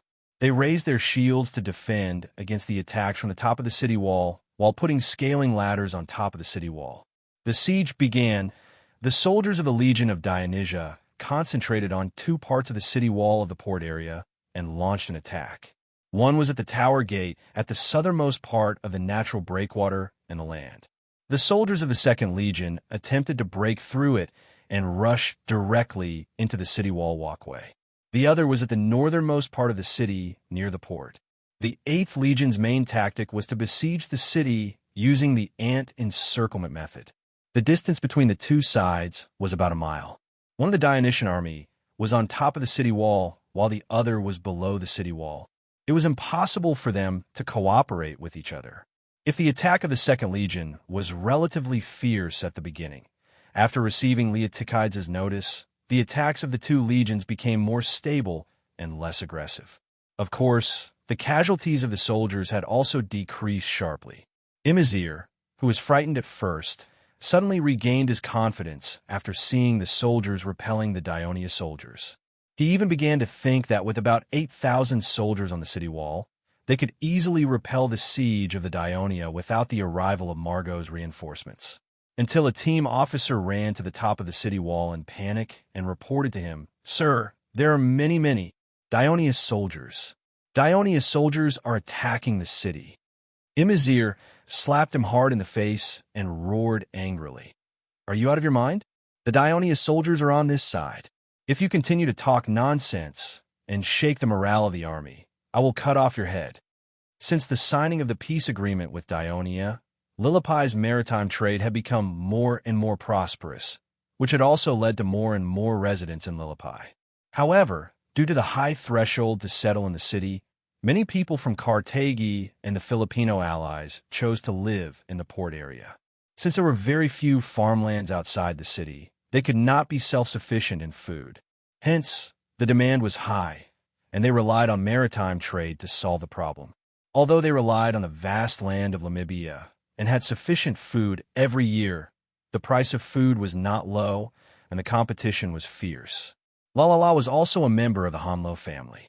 He had settled in the port area of Lillipai 10 years ago and was mainly engaged in the grain trade. He had not gained much from the competition in the past few years, so he racked his brains to find other ways to make money. As he found that the Chunlei barracks had a very adequate supply of food at the end. It happened that the new commander was also a member of the Hanlo family. Of the two used to have a good relationship, so he came to discuss of cooperation. After Leotychides gave a solemn warning, he followed the guard captain into the warehouse. There were a lot of things piled up in the warehouse. In a corner in front of them, a dim light was flashing. Sikirian and 7 or 8 soldiers formed a circle, and there were also a few soldiers guarding 2 captives. Hearing the footsteps, Sikirian turned his head and looked back, then said proudly, "Prososus, come and see. I brought you a good opportunity to make a great contribution." Leotychides ignored his pride and strode over. The soldiers hurriedly made way for him. What appeared in front of Leotychides was not a dark hole as he had imagined, but more like a cellar. There were stone stairs, wall lamps, hard ground, stacked stone walls, and iron pillars supporting it. A straight underground passage led all the way to the dark front. Leotychides stood at the entrance of the passage, which was wide enough for 3 adults to walk side by side, and observed for a while before he stepped on the stone stairs and went up to the warehouse. The first sentence he said was, "Such a tunnel cannot be dug in a short period of time." Of course not. Sikirian looked disdainfully at the 2 Jia Taiji captives who were gagged. This is the masterpiece of the greedy Jia Taiji merchants. It turned out that the mitochondria was first established by Hilmic and later modified by Brother Mago. Originally, it was to build a military defense system with him as the center to resist the attack of the Greek Suza people. However, not long after, the Greek expansion was defeated by Ionia, and they lost their hegemony. Jataiji and Ionia then signed a peace agreement, and since then, Sicily was restored to peace, and the original defense plan was aborted.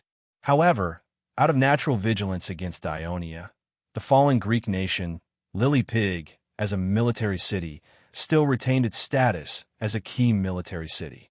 Along with it, a powerful garrison was also retained, but the number of public militia was greatly reduced. At this time, Jataiji was in a hurry to return to the country. Mago's family moved far away to Villa, and Hanlo was in power. Under his strong push, Jataiji began to advance inland and occupy the Limebian land on a large scale. Jataiji was in a hurry, and the citizens were busy sharing the fruits of the war. No one was willing to be selected to defend Lily Pig, even if it was just a rotation. Therefore, Jataiji gave Lillipig's garrison sufficient logistical support and extra pay, so that they could perform their duties with peace of mind. Even so, in the hearts of Jataiji's citizens, defending Lillipig's city was still a hard job. 7 years ago, a member of the Hanlo family was appointed as the general of Lillipig's garrison. He was unwilling to go, and even went to Hanlo to plead for him. In the end, he did not succeed, because the position of the general of Lillipig's garrison had become a big problem. None of the Jataiji nobles were willing to take up the post, and, as the ruler, Hanlo, of course, had to set an example. He could only come to Lily Pig with a stomach full of grievances. After just a few days, Lalala from the port area came to visit. After a secret conversation between the two, the general of the garrison's grievances were all gone, and he seriously performed his duties. After Leo's sides solemnly warned him, he walked into the warehouse with the captain of the guards. There were a lot of things piled up in the warehouse. In a corner in front of them, there was a dim light flickering. Sakirian and 7 or 8 soldiers formed a circle, and there were also a few soldiers guarding 2 captives. Hearing the footsteps, Sakirian turned his head to look, and then said proudly, "Prososis, come and see. I brought you a good opportunity to make a great contribution." Leo Sides ignored his pride and strode over. The soldiers hurriedly made way for him. What appeared in front of Leo Sides was not a pitch-black hole as he had imagined, but more like a cellar. There were stone steps, wall lamps, hard ground, stacked stone walls, and iron pillars supporting it. A straight underground passage led to the pitch-black front.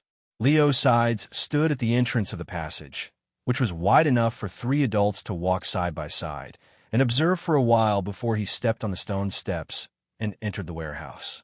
The first sentence he said was, "Such a tunnel cannot be dug in a short period of time." Of course not. Sakirian looked disdainfully at the 2 Jataiji captives next to him who were gagged. This is the masterpiece of the greedy Jataiji merchants. It turned out that the mitochondria was first established by Hilmic and later modified by Mago. Originally, it was to build a military defense system with him as the center to resist the attack of the Greek Susa people. However, not long after, the Greek expansion was defeated by Ionia, and they lost their hegemony. Since then, Jataiji and Ionia signed a peace agreement, and peace was restored in Sicily.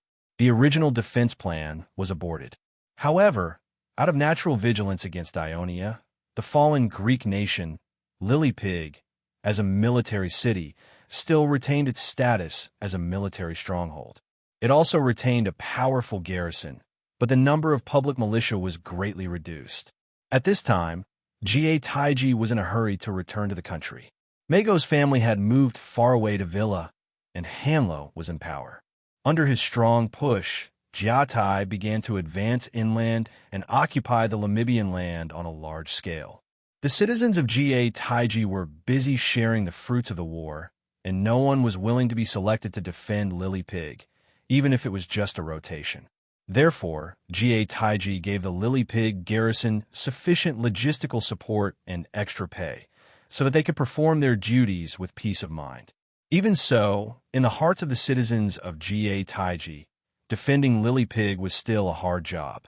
7 years ago, a member of the Hamlo family, was appointed as the general of the garrison in Lilypig. He was unwilling to go, and even went to Hamlo to plead for him, but he did not succeed. This was because the position of the general of the garrison in Lilypig had become a big problem. None of the nobles of Ga Taiji were willing to take the post, and, as the person in power, Hamlo, of course, had to set an example. He could only come to Lilypig with a stomach full of grievances. After just a few days, La from the port area came to visit. After a secret conversation between the two, the general's grievances were all gone, and he seriously performed his duties. After Leo Sides solemnly warned him, he walked into the warehouse with the captain of the guards. There were a lot of things piled up in the warehouse. In a corner in front of them, there was a dim light flickering. Securian and 7 or 8 soldiers formed a circle, and there were also a few soldiers guarding 2 captives. Hearing the footsteps, Securian turned his head to look, and then said proudly, "Prososus, come and see. I have brought you a good opportunity to make a great contribution." Leo Sides ignored his pride and strode over. The soldiers quickly made way for him. What appeared in front of Leo Sides was not a dark hole as he had imagined, but more like a cellar. There were stone steps, wall lamps, hard ground, stacked stone walls, and iron pillars supporting it. A straight underground passage led to the front of the pitch-black darkness. Leo Sides stood at the entrance of the passage, which was wide enough for 3 adults to walk side by side, and observed for a while before he stepped on the stone steps and entered the warehouse. The first sentence he said was, "Such a tunnel cannot be dug in a short period of time." Of course not. Securian looked disdainfully at the 2 Ga Taiji captives who were gagged next to him. This is the masterpiece of the greedy Ga Taiji and merchants. It turned out that the mitochondria was first established by Hilmic and later modified by Mago. Originally, it was to build a military defense system with him as the center to resist the attack of the Greek Tsuza. Unexpectedly, not long after, the Greek expansion was defeated by Daionia, and they lost their hegemony. Since then, Ga Taiji and Daionia signed a peace agreement, and peace was restored in Sicily. The original defense plan was aborted. However, out of natural vigilance against Daionia, the fallen Greek nation, Lilypig, as a military city, still retained its status as a military stronghold. It also retained its powerful garrison, but the number of public militia was greatly reduced. At this time, Ga Taiji was in a hurry to return to the country. Mago's family had moved far away to Villa, and Hamlo was in power. Under his strong push, Jiatai began to advance inland and occupy the Lamibian land on a large scale. The citizens of Ga Taiji were busy sharing the fruits of the war, and no one was willing to be selected to defend Lilypig, even if it was just a rotation. Therefore, Ga Taiji gave Lilypig's garrison sufficient logistical support and extra pay, so that they could perform their duties with peace of mind. Even so, in the hearts of the citizens of Ga Taiji, defending Lilypig city was still a tough job. 7 years ago, a member of the Hamlo family was appointed as the general of Lilypig's garrison.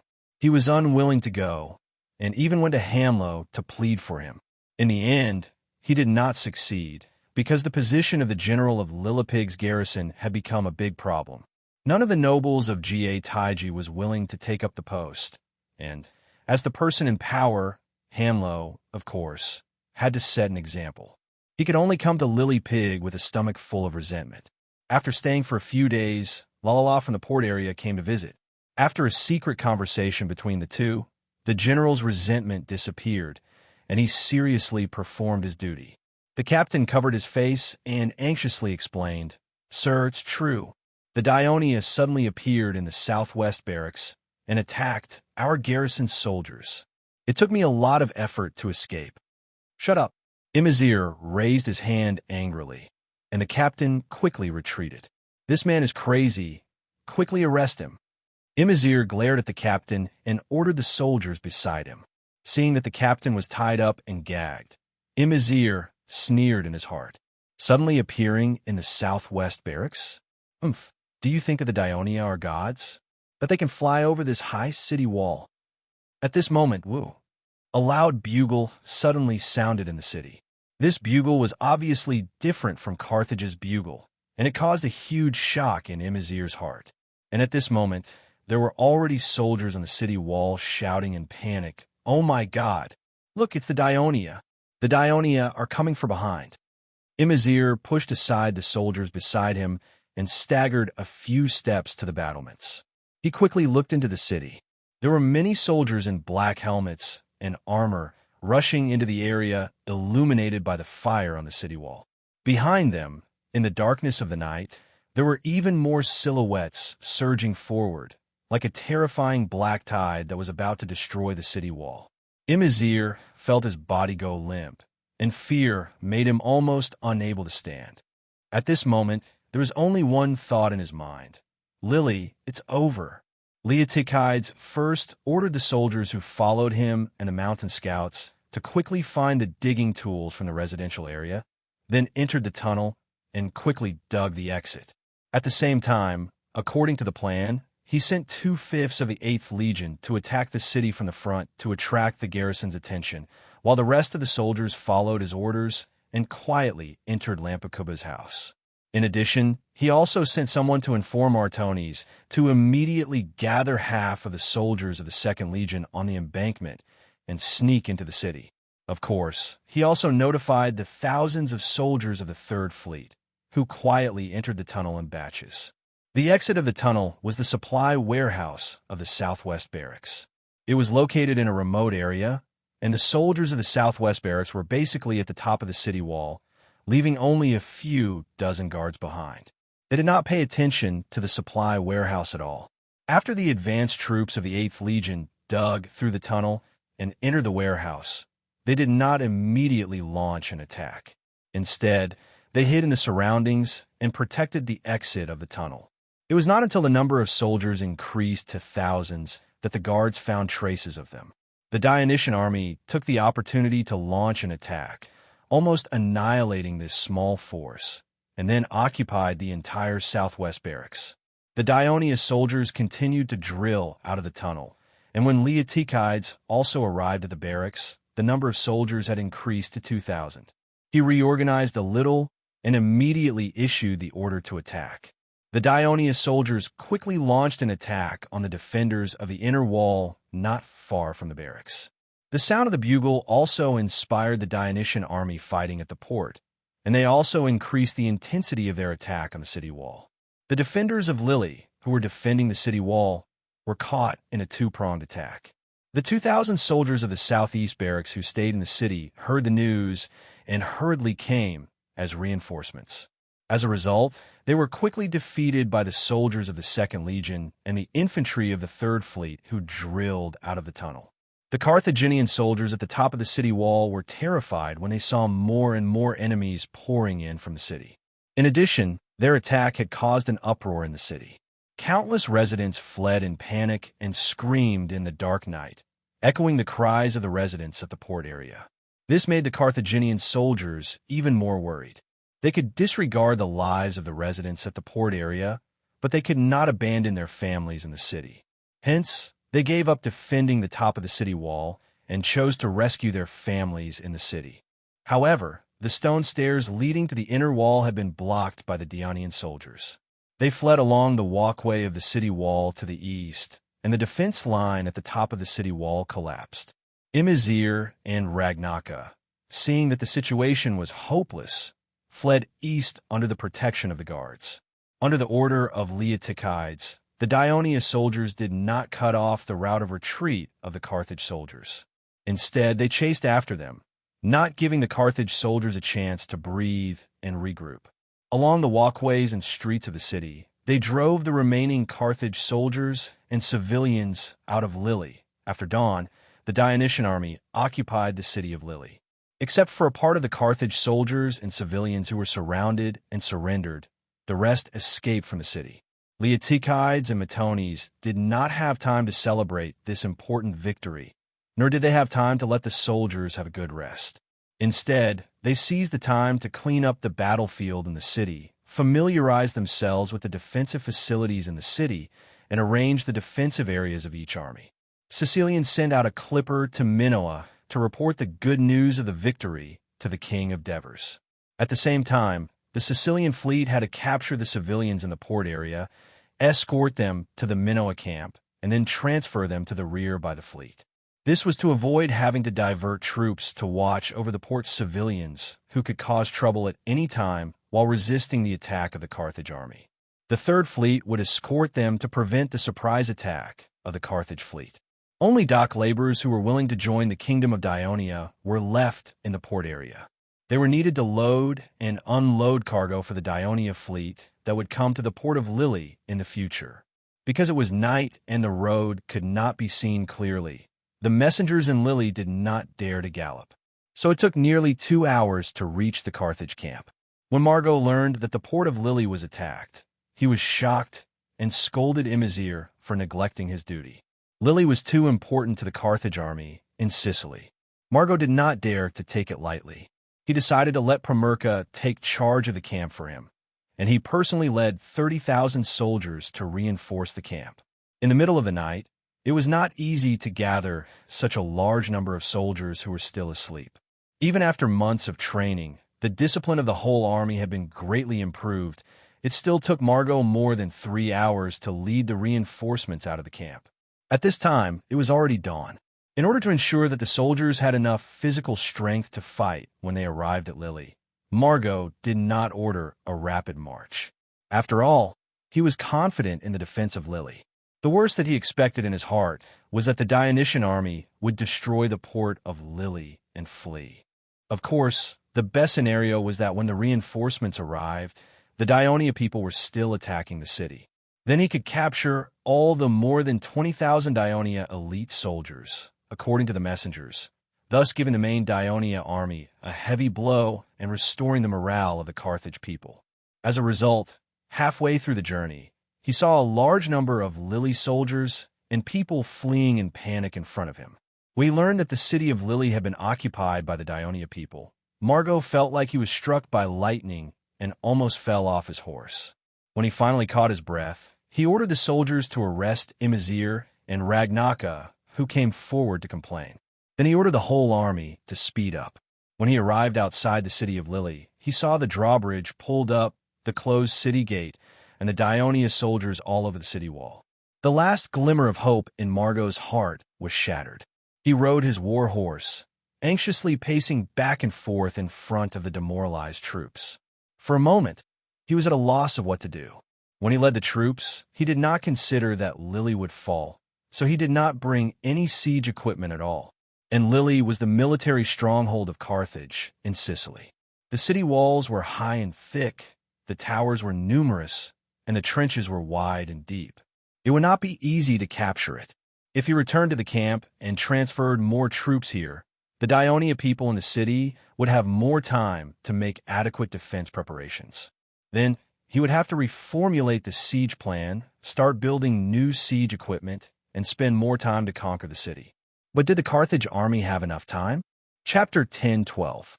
Lilibo was located in the center of the western coast of Sicily. If the Dionia took control of it, it would be easier to cut off Carthage's sea connection with western Sicily, making it more difficult to transport food from the sea, and the food reserves in Gatagi's camp were not enough to last a month. After all, Margot was a veteran who had fought in Iberia for many years. He did not hesitate for long before he made up his mind. You immediately go to the north and inform Hasdrubal to give up on the rescue of Palmos. Try to collect as much food as possible in the city of Alux, and then lead the army not back to Segesta's camp, but to Serenus's camp. Margot gnashed his teeth as he gave the order to the messenger, and led the army of 30,000 slowly back to the south. In the Dionia camp in Minoa, the Devers tossed and turned restlessly, unable to sleep. He was waiting for news from Lilibo. Previously, when he received Leotychides' letter, he was attracted by his bold raid plan. He immediately summoned all the commanders and also notified Sicilian to come over for a discussion. Because Sicilian had stayed in Lilibo before, he knew the situation there. Originally, after everyone saw the sketch of Lilibo's city defense attached to Leotychides' letter, they all thought that even if the army sneaked into Lilibo's port, it would be very difficult to seize the opportunity to capture the whole city. However, as long as they could destroy Lilibo's port, it would greatly weaken Carthage's ability to transport supplies to the Sicilian army, so it was very worth a try. But then, Sicilian mentioned that there might be tunnels in Lilibo's port, which made the Devers' eyes light up. Although it was only a rumor, he still decided to give it a try. That was why he decided to send the 2nd Legion and the Sicilian fleet to assist Leotychides and seize Lilibo. On the same day, many fast ships of Dionia sailed quickly in the western waters of Sicily, contacting all parties and planning this big operation together. When dusk arrived, Devers saw off the soldiers of the 2nd Legion at the simple port of Minoa as they boarded the battleships of the Sicilian fleet. He was mentally prepared. The worst outcome would be that the fleet pretending to be Carthage would be seen through by the patrol ships of Lily and would not be able to enter the port at all. The better outcome would be that the fleet entered the port and captured the lighthouse. The fleet would pass through the water gate and a legion would land at the port. However, in the end, they would not be able to capture the whole city and could only destroy the port in return. The best outcome would, of course, be that they captured Lily City. Even in the worst-case scenario, the Dionysian army would not suffer too great a loss. They would only waste an entire day's time and energy and miss a great opportunity. Logically speaking, Devers, who had led thousands of troops and experienced hundreds of battles, should not be so worried about personal gains and losses, but because this military operation was related to the future development of the war, he did not have a good night's sleep, which was rare for him. After daybreak, Henipolis entered the big tent and noticed that Devers was in low spirits. So he asked with concern, "Your Majesty, did you not rest well last night?" "Yes, I really envy you. No matter where you are, you can fall asleep as soon as you fall, and it's not easy to wake you up," Devers sighed sincerely. "This is because your Majesty is constantly worrying about the various affairs of the kingdom, while I only need to write documents and orders according to your requirements, and then focus the rest of my energy on writing my biography. Life is simple, but it's also more fulfilling. Naturally, I can eat and sleep well," Henipolis said calmly. "So, your Majesty, you're destined to create a great nation and leave behind a glorious history, so that millions of people will remember it forever. I can only borrow a bit of your brilliance to illuminate myself. Perhaps the future generations can barely remember my name," Heniboris said calmly. Henipolis's ingenious flattery made Devers feel better. He laughed and said, "Henny, don't think that just because you say good things, you can make me relax the ban. Regarding my biography, without my permission, no one is to leak it to others." "Your Majesty," Henipolis put on a pleading expression. Devers ignored him and asked, "Did any battle report come in today?" "Not yet."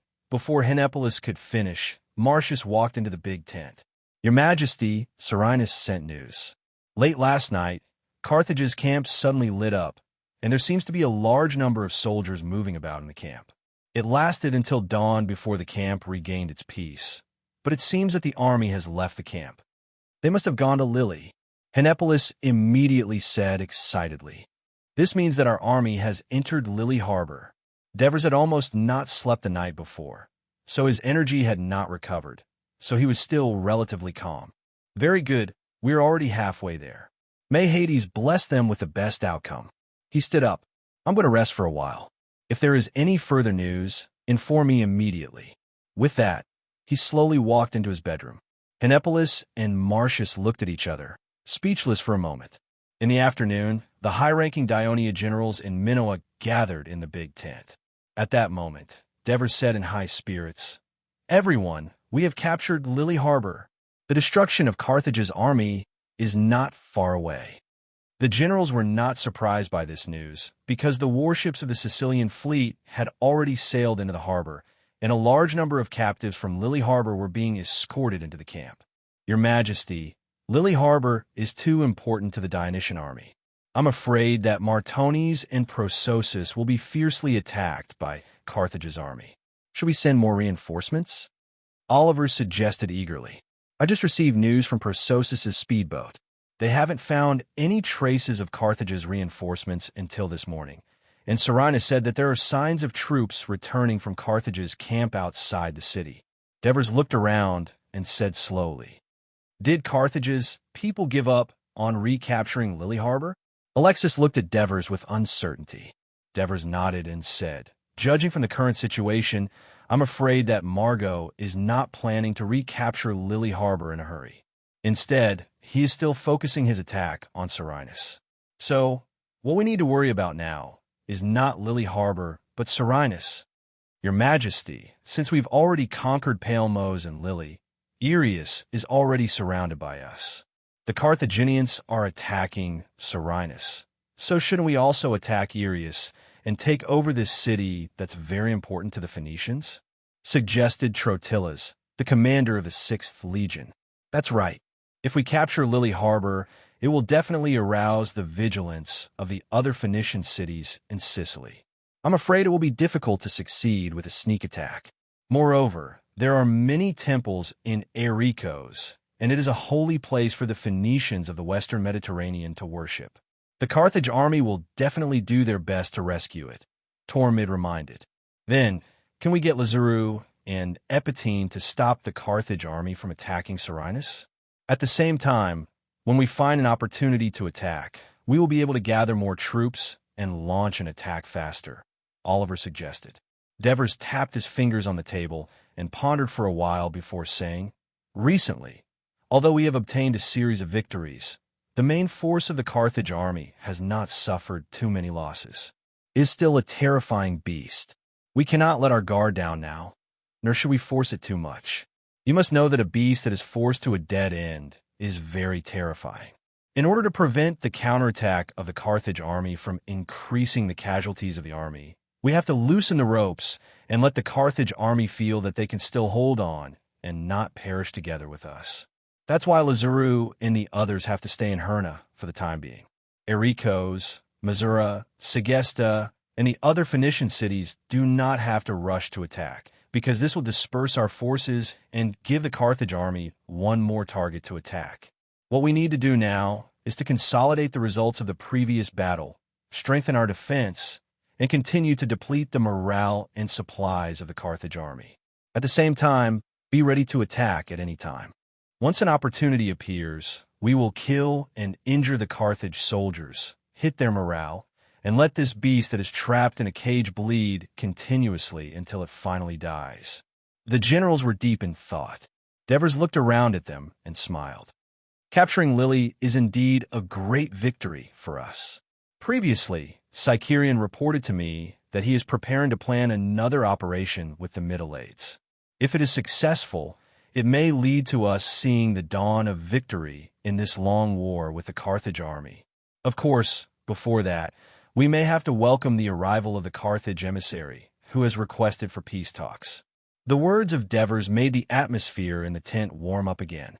Compared to the relaxed and joyful atmosphere in the Dionysian barracks, the atmosphere in the Carthaginian Senate was solemn. The news of Lilibo's fall was sent back by the ships of Mazara, which took the risk to send back, shocking the Carthaginian senators. If one were to say that Hadrumetum and Ogilgalai were burned down because these two Phoenician cities had fewer people, Lily was a military city that Carthage had spent countless gold, silver, and manpower to build. If it fell into the hands of the Dionians so easily, could the Carthaginian army really defeat the powerful Dionians?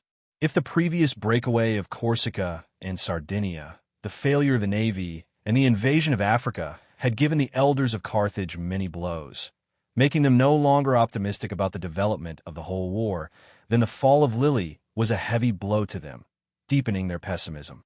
Library of Literature. Chapter 10:13. Most of the senators no longer believed that they would win the war, including some of the Magonid faction. So when the Hanoverian senators proposed to negotiate peace with Dionia, the neutral faction agreed, and the Magonid faction remained silent. But the Hanoverian faction did not stop. Type and Rocco even proposed to hold Margot responsible for the loss of Lilibe, and hoped to remove him from the position of military commander. Although Lilibe was not directly lost from his hands, as the supreme commander of the entire theater, he was negligent and obviously did not fulfill his duty to protect the territory under his jurisdiction. Of course, his crime included the loss of Palmos. Of course, the senators of the Magonid faction could not accept this, and the two sides began to quarrel and debate fiercely. In fact, Hanlo also knew that in the current situation, it was impossible for Margot to hand over the command of the army, because nearly half of the 100,000 troops were from Iberia. Apart from Margot, other Carthage generals might not be able to command the entire army. But a letter of reprimand from Margot from the Senate was inevitable, and it had the effect of damaging Margot's prestige. On the third day, the Carthage envoy to Dionia had been selected. He was the first Carthage senator to go to Dionia more than 10 years ago, and he signed the peace treaty between the two countries.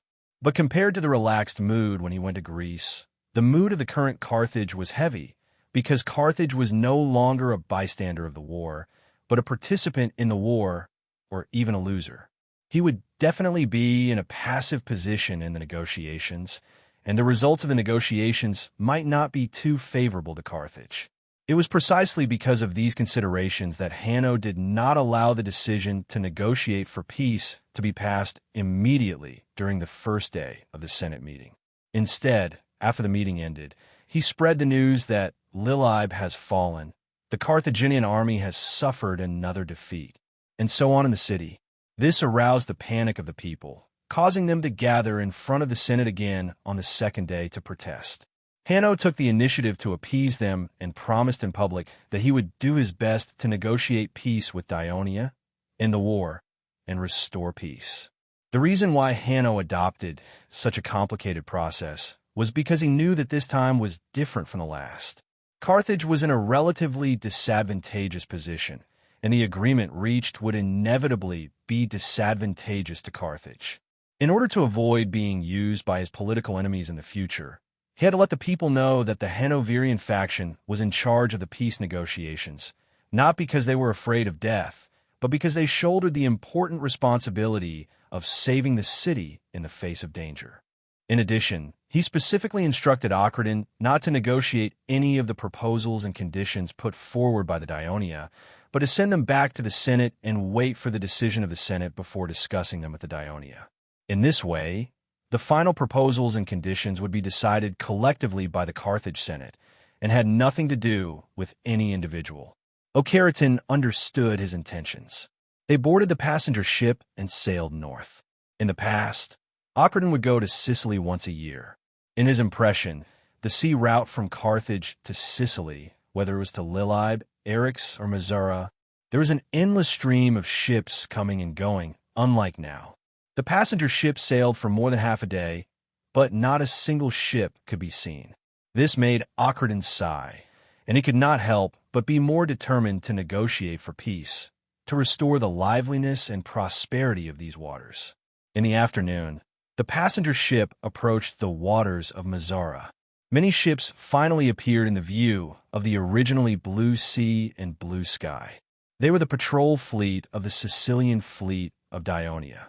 Since the occupation of Lilybe, the Sicilian fleet had moved its base to the naval port of Lilybe, and its daily cruise route was from Lilybe to Selinus.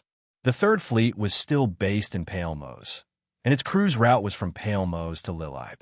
Each fleet had a clear division of labor, and their cruise route was greatly shortened. Naturally, the blockade of the western waters of Sicily was tightened.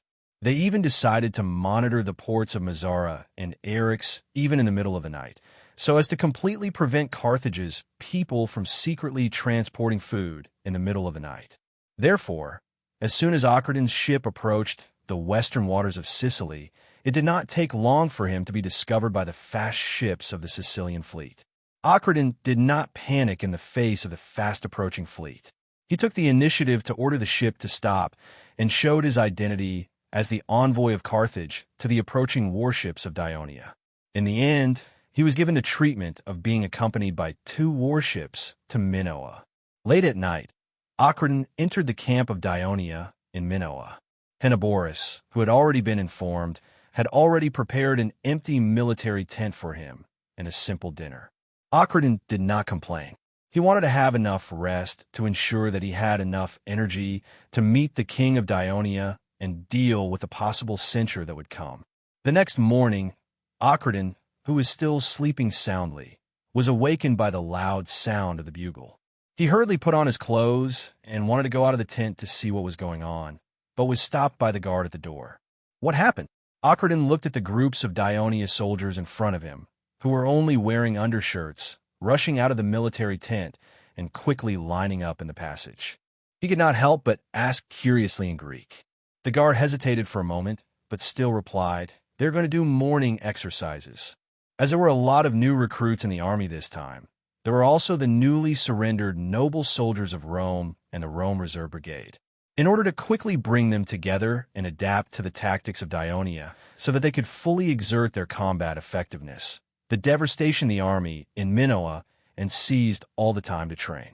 For this reason, he also expanded the site of the original Minoa city square and opened it up into a playground. In the early morning, the soldiers' physical training and formation training were carried out. In the morning, the Legion's tactical training was carried out. After lunch, construction training was carried out, such as repairing the walls of Minoa, expanding the port, and building a flat road from the port to Minoa city. Therefore, during this period of time, Minoa city, which was originally in ruins, was changing every day. The ruins were cleared, the land was leveled, the city walls were refurbished, towers were added, the city gates and drawbridges were reinstalled, and the trenches were dug. Because Akhenaten arrived late at night, he could not see clearly. If he had entered during the day, he might have thought that Margot's war report to the Senate was a lie. Minoa city was not in ruins at all. It was clearly a fortress. The hard work had tempered the soldiers' will and physique, and also taught them to obey and help each other. In the afternoon, it was time for the soldiers to train their combat skills. Javelin throwing and sword and shield attacks were the focus of the training. When it was close to dusk, it was the time that all the soldiers looked forward to the most: rugby training time.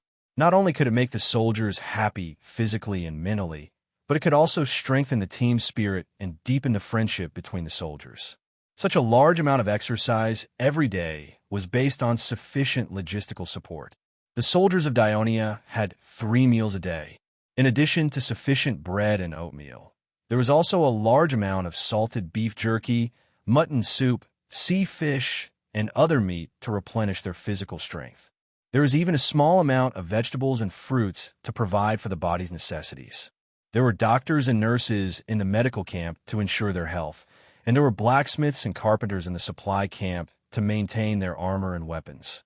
Behind these 100,000 soldiers were the 2 million people of the Kingdom of Dionia who lived frugally and gave their all to ensure their safety. Therefore, when Akhenaten was on his way to the big tent, he heard the deafening training sounds in the distance, saw the new walls of Minoa city in the distance, and saw the neatly arranged tents and aisles like a chessboard in front of him. He could not calm down. "Your Majesty, Messenger Carthage requests an audience." "Let him come in." Akhenaten walked into the big tent and saw the king of Dionia sitting in the seat of honor, looking at him with a smile. His appearance did not change much from when he first met him more than 10 years ago, but his temperament had changed significantly. At that time, he had just defeated the Syracuse army and was high-spirited and aggressive. Now, the Dionysian army had the same advantage, but this famous king seemed amiable and approachable. Akhenaten's thoughts ran wild, but he did not hesitate. He bowed respectfully and said in a clear voice, "Your Majesty, King Devers, Senate Carthage has sent me as a messenger to meet you and discuss with Dionia about this war that should not have happened. Akhenaten, we haven't seen each other for more than 10 years. I'm very happy to see my old friend again. Compared to the aggressive messenger Carthage, Preta Cuba, we are more willing to deal with you." The Dever smiled even more brightly and sighed. Hearing this, Akhenaten felt relieved and immediately said, "Your Majesty, today's war should not have happened in the first place. It has lasted for such a long time and caused great losses to both our countries. Trade has declined, farmland has become barren, and there have been many casualties among the people. We, the people of Carthage, have realized that this cannot continue. So they have sent me here in the hope of discussing with your Majesty if we can stop the war, restore peace between our two countries, restart trade, heal the wounds of the war as soon as possible, and promote the prosperity of the Western Mediterranean Sea together. The people who started the war were the people of Carthage, and the people who are asking for a truce are also the people of Carthage. You people of Carthage are too overbearing, starting a war whenever you want and stopping the war whenever you want. But this is not a war game. It's not that simple. Henoboris, who was at the side, interrupted with a sarcastic tone. Acherton's heart tightened, but he heard the Devers say seriously, "You're right. It's good for the people of both countries to be able to talk peace and achieve a truce. I am currently busy with military affairs and have no time to spare, so I will appoint Senator Henoboris as the person in charge of the negotiations on the side of Dionia. He will discuss peace with you. I hope that you can have a pleasant cooperation and reach a consensus in the end, bringing good news to the people of both countries." Chapter 10:14. Acherton subconsciously looked at Henoboris, and Henoboris was also looking at him with bright eyes. Although he was happy that the Devers readily agreed to negotiate, it also made him realize that this armistice negotiation might not be so easy. The venue for the negotiation was arranged in an empty military tent not far from the main tent in the camp. There were only 4 people in the tent, Henoboris, Acherton, and a scribe each. Such a simple arrangement would determine the direction of this war that would affect the future situation of the Western Mediterranean. After both parties sat down, Henoboris placed his hands on the table, leaned forward slightly, and said bluntly, "Sir Acherton, since your Carthage wants to armistice and negotiate for peace, you must have already worked out the conditions." "Yes." Acherton looked at the somewhat aggressive Henoboris, and after a slight hesitation, he said softly, "Before I left, the Senate reached a preliminary agreement. Both parties will stop the war and restore the sphere of influence that was delineated when the peace agreement was signed. Carthage is willing to compensate Dionia for the losses caused by this war, and the specific amount will be decided by both parties after discussion." Henoboris did not wait for him to finish. He stood up and walked out.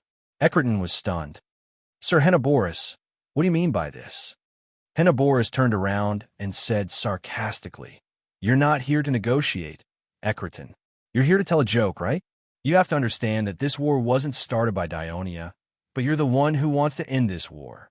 But you came to negotiate with such an attitude, as if the one who has the upper hand in the war is not Dionia, but Carthage. If that's the case, then there's no need to negotiate anymore. Go home and continue to wait for the results of the war. Maybe Dionia's emissaries will go to Carthage and ask for a truce." After all, Acherton had sparred with Cuba in the Carthage Senate all year round, so he was thick-skinned. Without changing his expression, he said slowly, "Negotiations are like buying and selling goods. You give me a price, and I give you a price. Both parties bargain and finally reach a reasonable price to complete the transaction. Now, Carthage has come up with the initial price for a truce. Since you're not satisfied, then I want to hear what Dionia's initial price is." Henoboris looked at him and smiled. His previous dissatisfaction disappeared without a trace. He sat back, straightened his chest, stretched out his right hand, and said loudly, "The conditions for a truce for Dionia were personally set by His Majesty the Devers. The first condition is that the Carthage army in Sicily surrender to Dionia." Acherton stared at the fingers stretched out by Henoboris, and his heart trembled. Previously, the king of Dionia was kind to him, and he thought that this negotiation would be easier. Who knew that he would be fooled by the kindness of the Devers? Just the first condition alone was difficult for him to agree to, because it was an army of 100,000 soldiers. Most of the young and middle-aged citizens of Carthage and the citizens of Phoenicia are gathered there. Once they surrender to Dionia, if Dionia imprisons them for a long time and does not allow these citizen soldiers to return to Carthage, Carthage will not have enough troops to ensure the safety of the city. Neither the Senate of Carthage nor the people will agree to this condition. Even if the Senate agrees, that arrogant and proud Margot will definitely refuse to carry it out. Acherton complained in his heart, but his face remained calm. He asked, "Is there a second condition?" "Of course there is." Henoboris looked at him and stretched out a second finger. Second, Corsica and Sardinia will be taken over by Dionia. Eckerdon's heart was beating wildly. Corsica and Sardinia were one of the important sources of income for the Carthage treasury. If they were taken away by Dionia, Carthage's national strength would undoubtedly be significantly weakened. Eckerdon could no longer remain calm. He snorted and said in a more serious tone, "Is there anything else?" "Don't worry, of course there is." The corners of Henneborus's mouth curled up slightly, and he stretched out a third finger. "If Carthage withdraws from Sicily, this island will be completely ruled by Dionia." Eckerdon's eyelids twitched. If taking away Corsica and Sardinia weakened Carthage's national strength, then letting Dionia completely control Sicily would directly threaten the security of Carthage, especially now that Dionia's navy was powerful. Is Dionia really prepared to stop the war with Carthage and restore peace? Eckerdon finally could not help but ask. "Of course we are willing to stop the war, but we beg you not to start a war." However, when you saw that Dionia was at war with Rome and the Simonians, you thought you could take advantage of it. So you tore up the agreement and brazenly started a war. If your plot had succeeded, it would have been us, Dionia, who had been defeated in the war and asked for a truce. We would have proposed the same conditions as you just proposed. I don't think you would have agreed. But you have failed, and you must be punished. Our army has already occupied Corsica. We have occupied most of Sardinia. We have occupied most of the land in Sicily. These spoils of war were obtained with the blood and lives of Dionia's citizens. The citizens will never allow us to abandon them. You'd best understand this." Henneborus warned sternly and righteously. "Corsica, Sardinia, western Sicily, these are the lands that we, Carthage and the Phoenicians, have worked hard to manage for hundreds of years. You want to forcibly take them from us, but it doesn't mean that they belong to you. Dionia boasts of being a civilized Greek kingdom and is renowned for keeping its promises in the western Mediterranean. You should understand this very well." Eckerdon retorted sternly. Henneborus sneered. "When you, Carthage, tore up the agreement and started a war, we could only reason with you with long shields and spears. You have occupied them by force, and you may lose them under the threat of force in the future. Why don't we, Carthage, use more compensation to redeem these lands that you have occupied? I hope you will consider it." Eckerdon's tone softened slightly. "Carthage needs to compensate Dionia for their losses in this war. This is our fourth condition," Henneborus said coldly as he extended his fourth finger.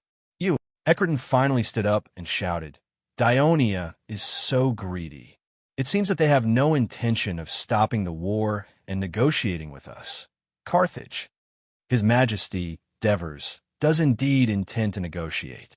Otherwise, he wouldn't have put forward these detailed conditions," Henneborus said seriously.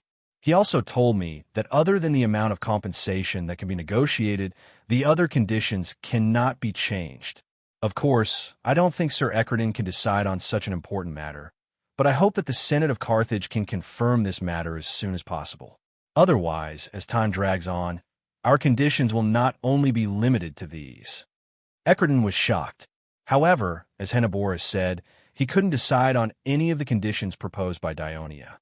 He could only bring them back and hand them over to the Senate for negotiation. When Eckerdon left Minoa and returned to Carthage, he passed by the waters of Serenus. With a heavy heart, Eckerdon suddenly had an idea. He ordered the passenger ship to change course and stop at a beach near Serenus. When Eckerdon arrived at Carthage's camp, he was just in time to catch up with Margot's army attacking the city. Under the lead of the guards, he climbed up the inner wall of the camp and witnessed the tragic siege with his own eyes. The Carthage army attacked Serenus from the east, west, and north at the same time. Nearly 20,000 people were invested in the northern wall that Eckerdon was facing.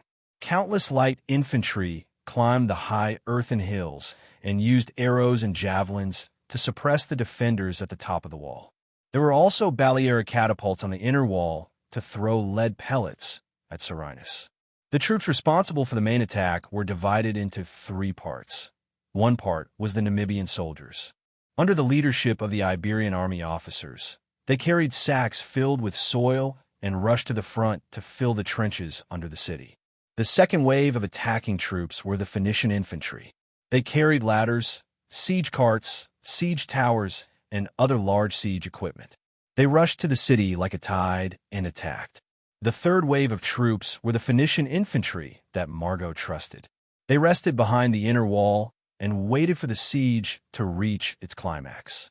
When both sides consumed a lot of physical strength and energy, they would be sent to make the final impact. There was another huge team of tens of thousands of people on the battlefield. Their mission was to seize the time to build earthen walls on both sides of the earthen hills that extended outward from the inner wall of the camp, while the Daionia soldiers were busy dealing with the siege, and finally achieve the goal of connecting with the city wall of Serenus. In addition, ballistae were also indispensable in the siege. However, for fear of being attacked by the bowmen on the city wall, Carthage's ballistae retreated behind the inner wall. Their main target was the wooden towers built on the wall, but because of the inner wall, their hit rate was obviously not high, and they were also threatened by Daionia's ballistae. They were also separated by the wall, but the stone bullets fired by Daionia's ballistae from the city always fell around Carthage's ballistae. They obviously targeted Carthage's ballistae, and they outnumbered Carthage. At the request of Amyntas, all the ballistae in the Devers General were transferred to Serenus. Chapter 10:15. Moreover, this was not the only defensive measure taken by the Daionia garrison. They collected linen from the houses in the city and sewed it into long sections. Then, they set up wooden poles at both ends of the walkway at the top of the city to prop up the linen, forming a linen roof. In this way, most of the arrows, javelins, and flying stones that were shot at the top of the city were blocked by it, losing their lethality and protecting the garrison at the top of the city. In addition, the Daionia garrison also set up a lot of wooden racks at the top of the city, hanging copper pots filled with water. After boiling the water with firewood, they poured it directly down the city. The boiling water contained feces and urine. When it was poured on the Carthage soldiers who were besieging the city, it caused their skin to fester and could not heal. It was very insidious. From time to time, stone bullets swept through the air. No matter where they landed, they would cause a stir.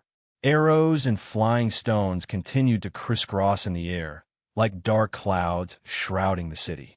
The Daionia soldiers defended the city and did not retreat a single step, while the Carthage soldiers were like a tide, constantly attacking the city. In fact, the battle was not only on the ground. In the past few days, Margot had asked the miners to dig several new tunnels under the ground and let them continue to dig into the city. Learning from the previous lesson, they were equipped with heavily armed soldiers behind them. After the tunnels were discovered by the Daionia soldiers, the two sides also fought more fiercely in the tunnels. The siege lasted from morning until dusk. The intensity of the Carthaginian army's attack did not decrease, especially after they sent in the Philo infantry. There were a few attempts to attack the city walls, but they were ultimately repelled by the Daunian reinforcements. When night fell, the Carthage army finally blew the bugle to retreat. Although Ocradin had participated in battles when he was young, he had never experienced such a large number of participants, and the scene of the war was so grand and fierce. He stood on the inner wall, looking at the countless fallen corpses and wounded soldiers in front of the city. He could not calm down for a long time. Not long after, when he saw Margot in the tent of Carthage's camp, the military commander who had just commanded the siege was wolfing down his dinner.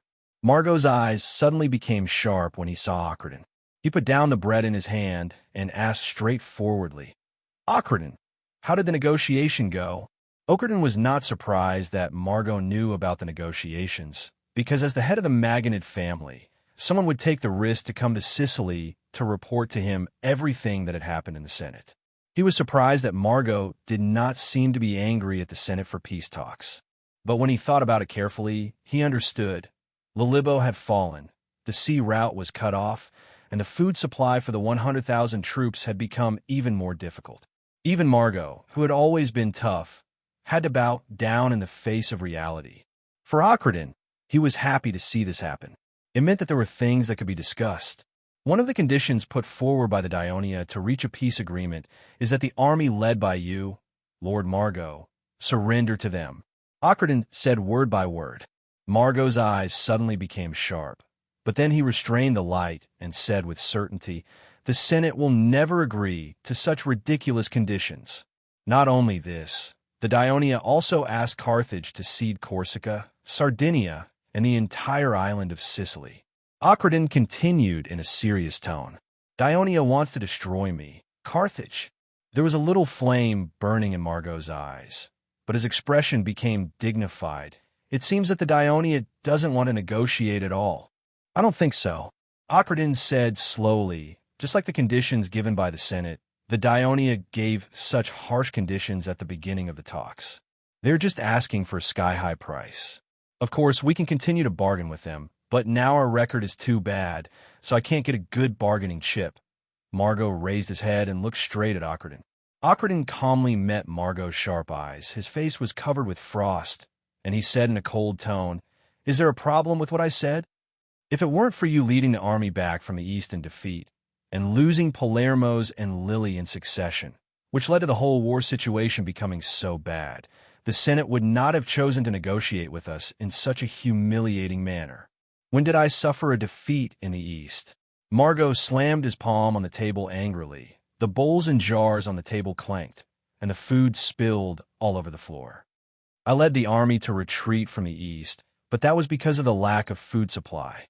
The fundamental reason was that our navy was not good enough, and we lost control of the Sicilian Sea, which seriously threatened the Army's sea transport line. This is all the fault of that Anrobas you recommended. The fleet he led was defeated again and again, and almost all the warships of Carthage were exhausted. The army I led has not suffered any major losses so far, but because of the lack of food, we are in a passive position." Margot could not help but say the last sentence, expressing his helplessness and sadness. However, Ocherton obviously did not sympathize with him. He said coldly, "Lord Margot, in order to fulfill your request to send troops, the Senate has done their best.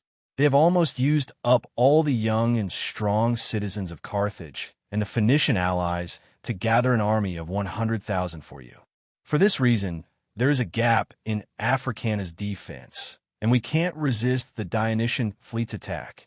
In order to ensure the food supply of the army you led, the Senate has almost exhausted all the surplus food in the homes of the people of Africana, causing the treasury to be empty.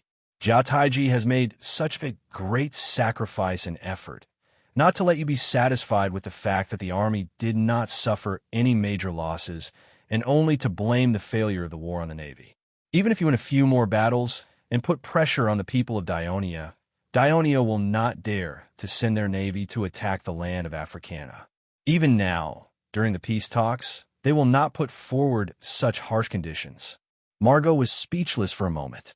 After a while, he regained his proud demeanor. "In a few days, you will receive the news of victory." Ocherton was stunned for a moment, then immediately understood. He said with uncertainty, "You mean Selinus? I saw the siege today. How many soldiers did we lose? 3,000 or 5,000? Margot said confidently, "We have lost a lot of people, but the casualties of the Dionia will not be low either. The most important thing is that we have built the mud wall to the edge of the trench. When we attack Selinus next, our soldiers can directly pass through the wall and fight the Dionia head-on. If the Dionia do not send more troops, we can seize Selinus with our absolute advantage in military strength. If they send more troops, then this place will become a bleeding wound for Dionia. When that time comes, the conditions they propose for the negotiation will have to be greatly modified." Although the two were political enemies, now that Carthage was facing a major crisis, Ocherton hoped for the first time to see what Margot said become a reality. So he said seriously, "The Senate is eagerly waiting for the news of your victory. I hope you will not make us wait too long." Late at night, Selinus's clipper entered the Minoa port. The Devers were woken up by Marcius. After reading the battle report written by Mintas, he was no longer sleepy. He said to Tormid and Printos who came after him, "Carthage's army has been attacking Selinus for the past few days. The defenders of Selinus have suffered many casualties. Even Amyntas can't hold on any longer and has written a letter asking for help. Tormid received the battle report in surprise. After reading it, he handed it to Printos. After thinking for a while, he said in a low voice, "Your Majesty, now that Carthage's military commander, Margo, has gathered his army outside Selinus and is concentrating on attacking the city, Amyntas has less than 10,000 soldiers under his command. Even if he does his best to resist the attack of Carthage's army for a long time, he will inevitably suffer heavy casualties. You should know that most of the soldiers of the First Legion are from Turris. During this war, they have already replenished their soldiers twice. The Turris have already paid a huge sacrifice." Hearing this, the Devers were moved, but they remained silent. Tormid carefully observed the expression on the Devers' face and suggested softly, "I remember that when your Majesty was in Latin, in view of the Roman army's fierce attack on Ostia, which caused our army to suffer heavy casualties, you decisively gave the order to abandon Ostia and burn it down. In the end, the Roman army suffered heavy casualties and gained nothing, which dealt a blow to their morale. Now that we have occupied Lily, we can completely replace the role played by the poor Selinus. Should we consider adopting the same method and abandoning Selinus when necessary?" Hearing this suggestion, the Devers' heart skipped a beat. He tapped his fingers on the table and fell into deep thought. After a while, he raised his head and looked at another staff officer. "Printos, what do you think?" When Printos saw the gazes of the others focused on him, he deliberated for a while and said, "I agree with Sir Tormid's suggestion, but it is best not to abandon Selinus prematurely. Your Majesty's current strategy is to adopt a defensive stance on the land, luring the Carthage army to take the initiative to attack, so as to continuously kill the Carthage army and wear down their morale. If we let the Carthage army capture Selinus prematurely, even if it is in ruins, it will still boost their morale. At the same time, it will also allow the Carthage army to save more time for the attack." After listening to this, the Devers pondered for a while and suddenly revealed a helpless smile. "Now, I am a little regretful for sending Amyntas to defend Selinus. In Latin, I ordered him to abandon Ostia, and in Sicily, I want him to abandon Selinus. Even if he obeys the order in the end, with his style of fighting bravely and never retreating, I'm afraid that he will always bear a grudge." Literature Hall. Chapter 10:16. Tormid was stunned. He really didn't think of this just now. The Devers stood up and said decisively, "It seems that we have to send more reinforcements to Selinus. Instead of adding more troops, we will directly send Legio 6, Rome Reserve Brigade, Potentia, and Samni reinforcements to Selinus and hand them over to Amyntas." Tormid was shocked. "Your Majesty, you have sent Legio 6 and Rome Reserve Brigade to Selinus, leaving only Legio 4 and the 9th Legion. What if Brother Margo sends an army to attack Minoa?" The Devers said calmly, "I don't think Brother Margo will easily give up the efforts he has made in Selinus during this time. If he really leads an army to attack Minoa regardless of everything, I very much hope that he will waste what little time he has left. In addition, we can let Alexis carry out our plan. If we do this, the defense of Minoa will be even stronger." Tormid reminded loudly again. The Devers smiled slightly. Brother Margo dared to put the troops he originally used to defend Segesta into the siege. We can't leave Lazaru, Epitines, and the others idle. We could transfer them to Minoa. Tormid and Printos were shocked when they heard this. A few days ago, His Majesty was still talking about not tightening the rope too much to prevent the Carthage army from jumping the wall. Only a few days later, he is ordering the delayed Legio 3 and Lucaria Reserve Brigade to move to Minoa. Is this the start of the final battle? The two looked at the calm face of the Devers and responded firmly, "Yes, Your Majesty." In the early morning of the second day, Brother Margo gathered the army and launched another attack on Selinus. The battle lasted until noon. The earth wall built by the Carthage people was connected to the city wall of Selinus. Fortunately, the Daionia garrison had already prepared wooden wall boards to increase the height of the connecting wall, so that the Carthage soldiers could not immediately rush into the walkway. However, the wooden walls were not strong enough. Under the pressure of the officers, the Carthaginian soldiers braved the rain of javelins thrown from the towers on top of the city wall. They continuously burned and smashed the wooden walls. After paying a lot of casualties, the Carthaginian soldiers broke through the wooden walls in the afternoon and poured into the walkway on the city wall. The Daionia garrison had to deal with the long-range attacks from the hills outside the city, the attacks from the enemies below the city wall, and be on guard against the enemy's tunnel attack at any time. They also had to send a large number of troops to stop the enemy from rushing through the earth wall. Even Amyntas was holding a shield and was ready to participate in the battle. At this critical moment, the Legio VI and the Rome Reserve Brigade, a total of 16,000 soldiers, including the Rome noble soldiers incorporated into the legion, arrived by sea and finally repelled the exhausted Carthage people. Although the Carthage army was repelled, Brother Margot did not feel depressed. The fact that Daionia sent more troops to Serenus cheered him up. His original plan of attacking Serenus to attract the main force of Daionia to fight a decisive battle had been initially realized. Judging from the situation of today's battle, after connecting the city wall of Serenus, the defensive advantage of the Daionia people had been greatly reduced. Tomorrow, when he gathered the whole army to attack the city, he would send the Celts and Lusitanians to attack along the wall. Would the Daionia people still be able to resist? Would they send more reinforcements? Should he build a few more causeways to connect the wall so that more soldiers could directly climb the wall and fight the Daionia people head-on? Brother Margot sat in the big tent, thinking about tomorrow's siege plan.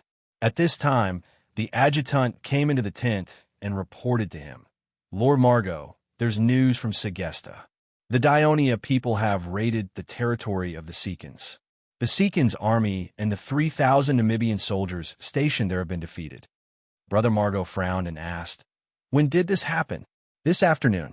Originally, the territory of the Secans was guarded by Hasdrubal with more than 30,000 soldiers, mainly to keep an eye on the Dionysian army coming from the east of the mountains. However, after the Secans, led by the Tarkanian tribe, entered the territory of their old enemy, there were some conflicts with the Secans. But because of Hasdrubal's presence, the conflicts were always resolved. Some time ago, when the Daionia people attacked Palmos, the Secans were unwilling to go with the army. Before Hasdrubal led the army to reinforce them, he deliberately separated the Secans' camp from the Secans' camp, leaving a few thousand Namibian soldiers behind, hoping that the place would remain peaceful until he returned. Unexpectedly, Hasdrubal's troops were later transferred back to the Carthage camp in Serenus, and the Secans' territory seemed to have become a corner that the Carthage people had forgotten. As the three troops in the territory could not unite, it was only natural that they were quickly defeated after being raided by the Dionysian army. Brother Margot's brows immediately relaxed, and he asked, "Do you know how many Daionia people they sent?" "According to the observation of the cavalry, there are about 10,000 of them. Only slightly more than 10,000. Brother Margot was a little disappointed. He deliberately left the Secans' territory open to attract the Daionia people to attack. Where are the Daionia people now? They retreated to the west. What? They ran away. Brother Margot frowned again. He was still hesitating just now. Should he let Hasdrubal lead tens of thousands of soldiers to destroy the enemy? Or should he just ignore them and lure more Daionia people into the Secans' territory? Or even when they started to attack Segesta, which was not far from the Secans' territory, he would gather his army and annihilate them. In the end, the Daionia people actually escaped after the sneak attack. Brother Margot felt powerless. He glared at his adjutant and roared, "Next time, do not stutter in your report. Finish it all at once." The adjutant felt wronged, but he could only comply. The Daionia people did not fall for it. It seemed that they still had to attack Serenus. Brother Margot made up his mind and said to his adjutant, "There is no need to station troops in the Secans' territory anymore. After gathering the defeated soldiers, bring them back to the camp." When Alexis led the 10th Legion and Legio IV to attack the Secans' territory, the cavalry scouts reported the news to the camp. Brother Margot was leading the army to attack the city, and the adjutant did not dare to disturb him at the critical moment of the siege. However, there was a unit that had the right to send troops, and that was the cavalry. Brother Margot had a total of 7,000 cavalry, most of which were Namibian cavalry. They moved quickly and ran like the wind, and were used to throwing javelins to kill their enemies. They rarely fought head-on. Ever since Brother Margot led his army back to the west of Sicily, the Dionysian army did not come out. Instead, they took advantage of their naval superiority and often sent their fleets ashore to harass them. Therefore, Brother Margot ordered the cavalry to patrol the west coast every day. Once they found an enemy, they could launch an attack first and delay the enemy's movements so that the main force could arrive and annihilate them. Because of the characteristics of the Namibian cavalry, he was not worried that they would suffer heavy losses. Therefore, after receiving the news that the Daionia people were attacking the Seconds' territory, the cavalry that was idle in the camp quickly rushed to the Seconds' territory. However, they did not expect that the Daionia people would quickly retreat to the mountains. As a result, the cavalry that wanted to kill the enemy had to do the chores of gathering the defeated soldiers. Just as Margot returned to the main tent in the camp on the northwest side of the Carthaginian camp, in a military tent in the Namibian cavalry camp, a Namibian defeated soldier stood in front of Tynum, the leader of the Marsili tribe. "I was wondering who wanted to see me. I didn't expect it to be you, Kinormus. How could your father be willing to let you participate in this terrible war?" Tynum said in a slightly surprised tone. "In the eyes of the Carthage people, we Namibians have no distinction between high and low. We only have one identity: they're slaves. These years, the population of our tribe has been decreasing year by year. In order to make up for the number of soldiers that the Carthage people have imposed on us, I had to come even if I didn't want to participate in this war." Kinormus said angrily. Chief Tynum was silent for a moment. After a while, he said, "The Carthage people are indeed a little harsh on your tribe." Kinormus looked at him and sneered in his heart. He knew that the other party was not as dissatisfied with the Carthage as he was, because Tynum was a Western Namibian and he was an Eastern Namibian. It turned out that the Namibian region was divided into East and West because of Carthage. The Carthage people called the Namibians living inland between it and the Phoenician alliance along the coast of Africa East Namibia, while the Namibians living inland in the west, far from Carthage's sphere of influence, called them Western Namibians. A long time ago, because the Eastern Namibians were very close to the Carthaginians and Phoenicians, it was convenient and frequent for them to communicate with each other.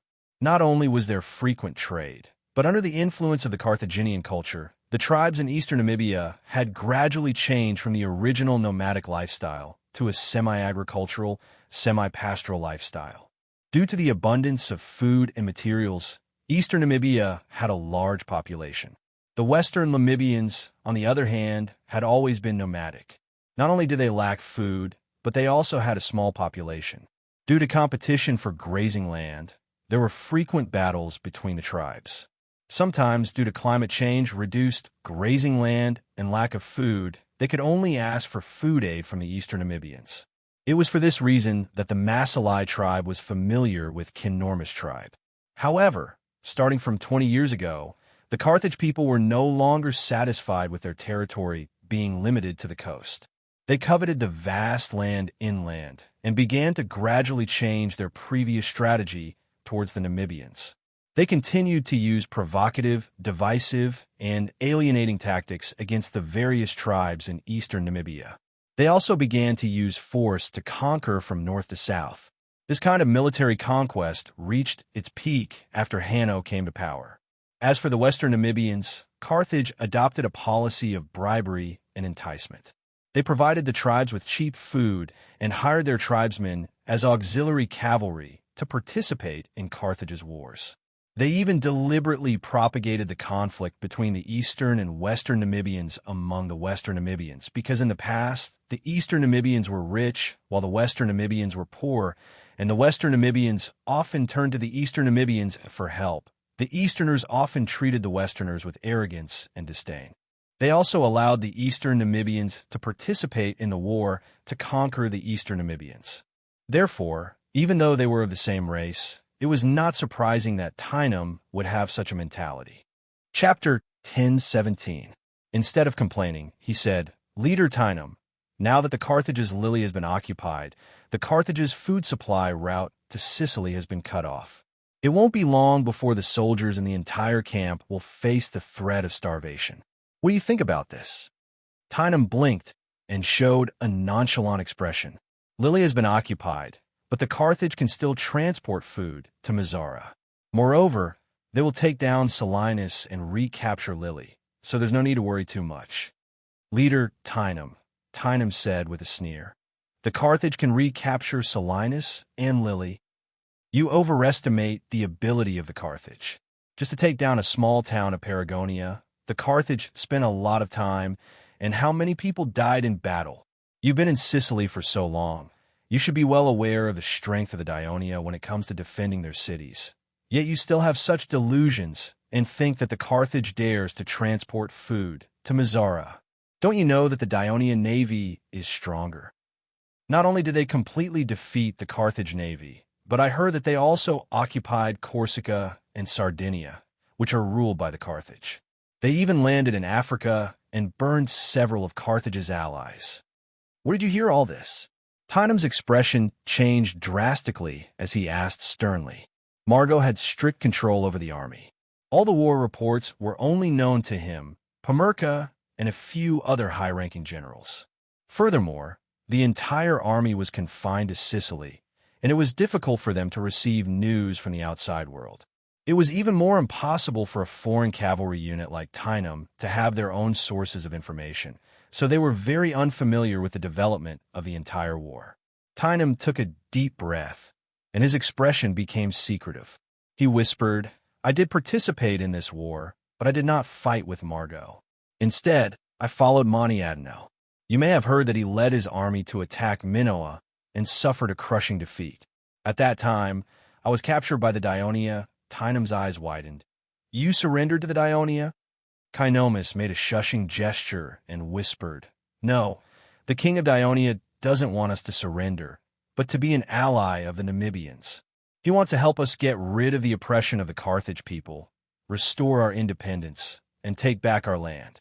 The more Kynormus spoke, the more agitated he became. But Tynum suddenly cut him off and said coldly, "What does this have to do with me? Of course it matters. Do you know that Carthage's men have already sent messengers to the Daionia camp to request peace talks? They can't hold out much longer." But the people of Daionia would never agree so easily. They had completely blocked the sea route to the west of Sicily. Without the support of the city of Carthage, Margot's army was so huge. How many days could the food he stored last? When they ran out of food, they could only surrender. You and your people will become captives, perhaps even slaves of the people of Daionia. Kynomus sighed softly and said emotionally, "It's precisely because we used to have a good relationship that I didn't try to persuade my eastern kinsmen after I blended in with the defeated army. Instead, I came to you first, hoping that you can see the situation clearly and make a choice that is beneficial to your tribe." What Kynomus said was actually a lie. The reason he chose to come to Tynum was that the people of eastern Namibia helped Carthage in battle. That basically served as infantry, with a certain number of people drawn from each tribe. The officers could only be Phoenicians or Carthage people. And after the successful night attack by Serene's garrison, Margot had sent outstanding soldiers from the Iberian army who were loyal to him to serve as officers. Therefore, it was very risky to incite the eastern Namibian soldiers to defect from Carthage's army on a large scale, and the success rate was not high. As the lands of western Namibia were not controlled by the people of Carthage, they and the people of Carthage were more like the dependent relationship between a large tribe and a small tribe. Carthage hired them to fight, and they were mostly cavalry. They did not send outsiders to serve as officers, and the tribal leaders led their people. They only needed to listen to the commander's orders during battle. The supervision was very lax, and this created the conditions for Kynomus to blend in and persuade them to defect. Tynum fell into deep thought. Although he was not sure if the terrible situation described by Kynomus was true, he was not a fool. During this time, he had more or less noticed some signs. Lily had been captured by the people of Dionia, which was a fact. He saw it with his own eyes. Paelmos had fallen. Although he did not see it, the Namibian cavalry who followed Hasdrubal had communicated with him and told him that 4,000-strong Iberian natives had been wiped out. If the Carthage navy was not at a disadvantage, how could they have allowed the people of Dionia to land on the western coast at will? So much so that Margot had sent them to patrol the coast every day, and in the past few days, he did not see any food transport team from Azara to the Carthage camp. Could the situation really be that bad? The more Tynum thought about it, the more his heart sank. There was silence in the tent, and the faint light of the oil lamp swayed on his face that was gradually shrouded in haze. After a long time, he looked at Tynum and asked hesitantly, "The people of Dionia, what benefits can they give me?"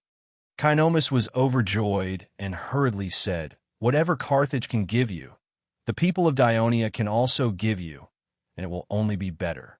For example, the people of Dionia will sell you high-quality ironware and armor that Carthage has banned. And as long as you can successfully lead most of the Namibian cavalry to surrender to Dionia, the king of Dionia also promised, in the future when the Masalai tribe and other West Namibian tribes have conflicts, Dionia will stand by your side." When Tynum heard this, he was shocked. The Masalai tribe was a large tribe, stronger than most West Namibian tribes. Several generations of leaders had always had a dream, which was to unify the loose West Namibian tribes and form a West Namibian alliance led by the Masalai tribe. That was what they thought, and that was what they did. However, it was clear that the people of Carthage would not allow their wish to come true. Not only did they support his opponent, but they also repeatedly suppressed the Masalai tribe, repeatedly weakening their strength and losing several ranches. In fact, Tynum had been secretly dissatisfied with Carthage for a long time. This was also the reason why Kynomus first chose to persuade the Masalai tribe. Although Tynum was a little tempted, he still tried his best to remain calm. "Kynomus, these promises made by Dionia sound good, but it will be very difficult to achieve because the center of Dionia is on the big island in the north," referring to Italy, "and the land of Africa where we live is ruled by the people of Carthage. Tynum, you don't understand how great the king of Dionia is. It only took him a decade or so to make the newly established kingdom of Dionia into a powerful force that even the people of Carthage fear.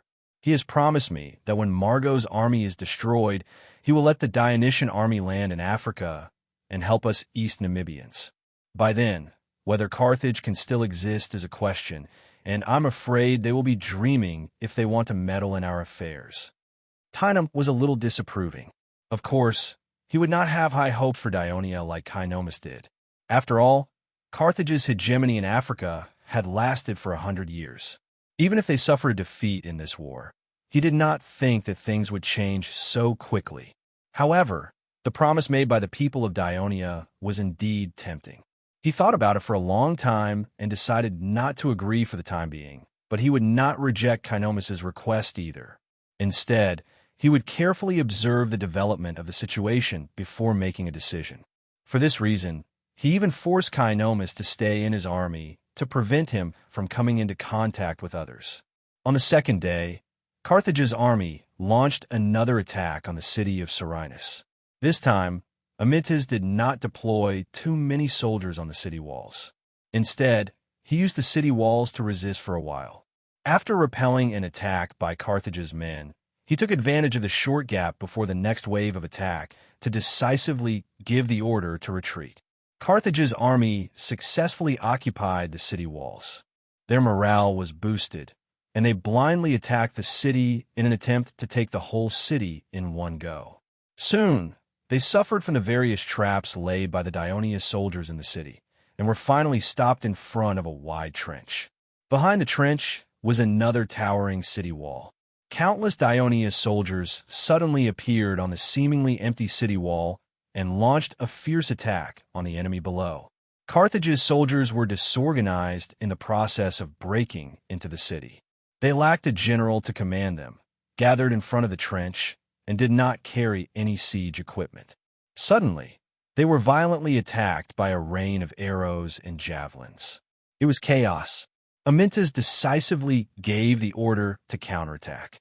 The heavy soldiers of the legion, who had been lying in ambush for a long time, rushed out from the several tunnels they had prepared. The Carthage army below the city was routed, scrambling to escape. After the Dionia soldiers chased for a while, they immediately retreated to the second wall after being reminded by their officers, leaving the follow-up troops of Carthage empty-handed.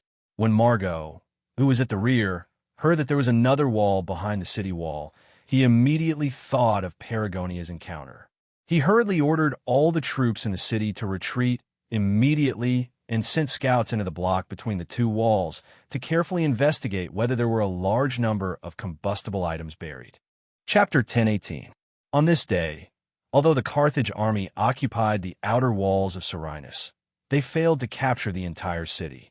Instead, they suffered a lot of casualties. The new walls inside the city meant that they still had to carry out a difficult siege, which caused the morale of the soldiers to plummet. The Namibians, in particular, suffered the most casualties as the main force of the siege. Naturally, the resentment in their hearts was even stronger, and some rumors began to spread among them. Ginormous was not the only one who had infiltrated the Sycan territory. Although Margot had sent his own trusted team officers to the Namibian troops, most of them were mid-level and senior officers. After all, if there were too many team officers, it would be difficult to maintain the combat effectiveness of his own Iberian troops. Therefore, the lowest-level team leaders were mostly Eastern Namibians. This gave the Namibian captives, who had been persuaded by the Dionia, a chance to sneak into the Carthage camp through the defeated soldiers. The Namibians had always been the main force in this war, whether it was the attack on Paragonia or Serenus, so they suffered the most casualties. Their dissatisfaction with the Carthage people had accumulated over the years, and their resentment was very strong. Therefore, these spies quietly told their compatriots about the situation of the war and the news that Dionia was willing to support Namibia to rise up against Carthage and gain independence. Naturally, this caused a huge reaction. Some rumors even spread to other armies, such as that the Carthage navy had suffered a crushing defeat, that the western sea of Sicily had been completely blocked by the Dionia navy, that the Dionia navy had repeatedly attacked the coast of Africana, burning the cities of Hadrumetum and Ogilgalai. This seriously affected the morale of the Carthage and Phoenician soldiers. Many soldiers even gathered and asked their team officers if the news was true. Margot was shocked when he received the news. He had no choice but to stop the next step of the attack on Serenus City and focus on reorganizing the army and boosting their morale. Otherwise, the army would be in danger of collapsing. In the early morning, a Carthage fleet of 30 cargo ships set off from Gades to Carthage. Each ship was loaded with silver bricks. The war had progressed so far. Corsica had fallen, Sardinia had fallen into war, Sicily had been blockaded, and Carthage port trade was depressed. The precious metals of the Iberian Peninsula had become the main source of income for the Carthage treasury. For this reason, the Carthage mine owners in Iberia had increased the number of mining slaves and expanded the mining of the silver mines. After these silver bricks were transported to Carthage, they would be melted into silver coins, mainly to pay for the construction of warships and to pay the mercenaries. Due to the recent strength of the Dionysian fleet, the fleet was very careful and had been sailing eastward along the coast of Africa. Once they found the enemy, they could immediately enter the port of the nearby city-state to hide. This method was quite effective, so since the beginning of the war, the precious metal cargo ships from Iberia had never been hijacked by the Dionysian fleet. After spending the night in the coastal towns and ports for 2 consecutive days, the fleet entered the core waters controlled by Carthage in the early morning of the 3rd day. Only then did the fleet begin to gradually move away from the coast. Because Carthage was located on a peninsula protruding to the north, the Dionysian fleet had not dared to break into this sea so far. In the morning, the fleet had arrived near the sea near Carthage. At this time, the crew saw a fleet of countless black warships in the north, rushing towards them. "That's the fleet of Dionia." The crew shouted in panic and desperately drove the cargo ship toward the port of Carthage. However, the cargo ship was overloaded The wind was not favorable, and there were not many oarsmen. As a result, the Dionia warships cut off the route to the port before they could. "General, our warships have successfully intercepted the fleet of Carthage." The lookout on the flagship shouted excitedly. Middle-Age was not too happy. He had planned this operation for a long time. In order to intercept the Carthage fleet from Iberia, he sent a number of fast ships to Saros in Sardinia as a station. Every day, the task was to disguise as a Phoenician cargo ship and sneak into the southern sea to monitor the route from Iberia to Carthage. The fleet was discovered the day after it left Gades and had been under the surveillance of Dionia, fast food, ever since. Middle-Age was able to intercept it in front of the port of Carthage in time, according to the intelligence sent back one after another. The first step had been successful, but the key was to see the subsequent development. Middle-Age said in a deep voice, "Continue to observe closely." Yes, the Dionia warships intercepted the Carthage fleet, but they did not annihilate it in one go. Instead, they played a game of cat and mouse.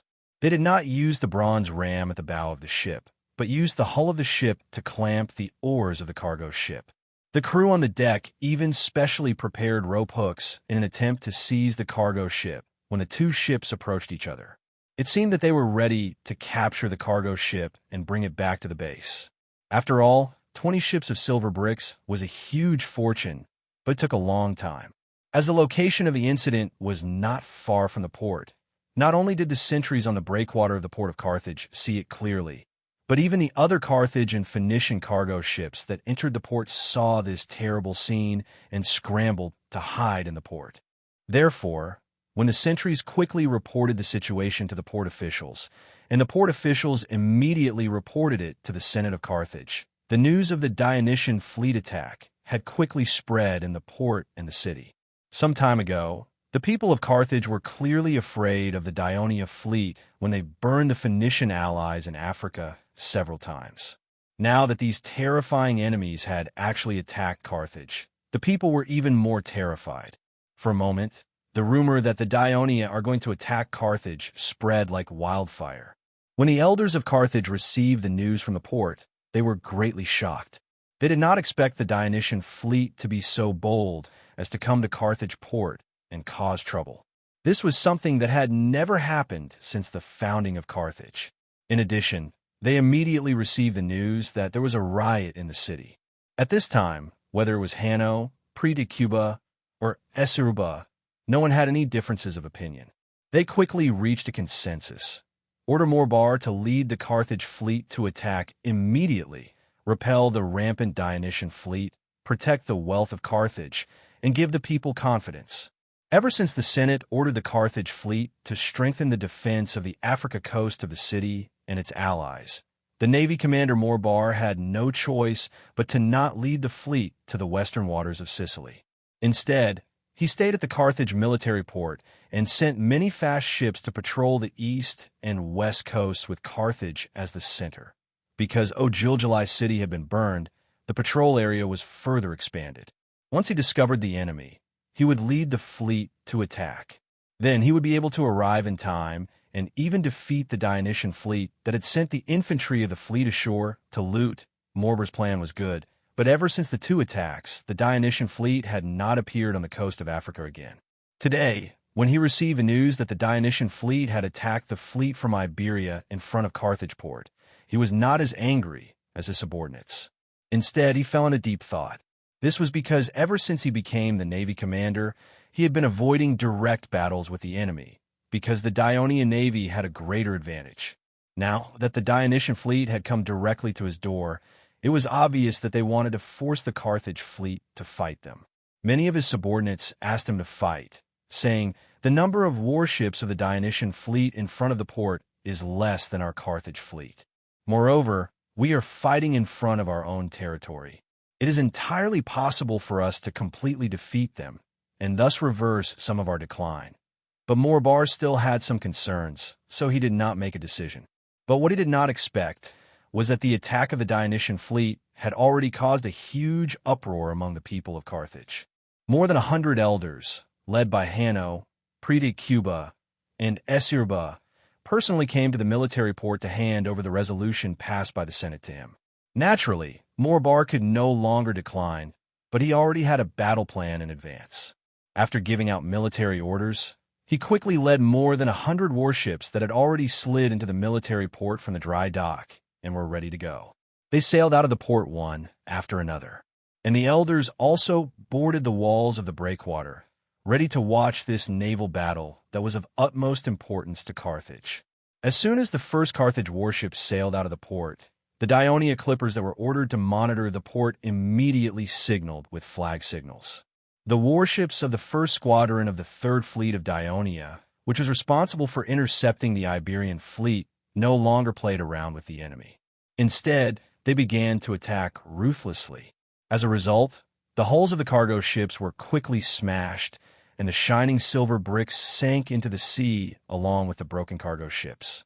The elders who were watching from the city walls were all pained. It also made the captains and crew members on the deck of the Carthage warships that sailed out of the port and were getting into formation furious. Therefore, some of the warships could not wait to get into formation and charge straight at the Dionysian fleet, wanting to save their compatriots who were trapped in a tight encirclement. Seeing this, Morbar, who was the last to leave the port, coughed in anger. Ever since he took office, he had been paying close attention to the training and discipline of the newly formed fleet, hoping to be able to compete with the Dionia. But obviously, the time was too short, and the results were not ideal. Under such circumstances, he had no choice but to use another battle plan that he had prepared in advance. Inform Barikos and the rest to attack together with us now.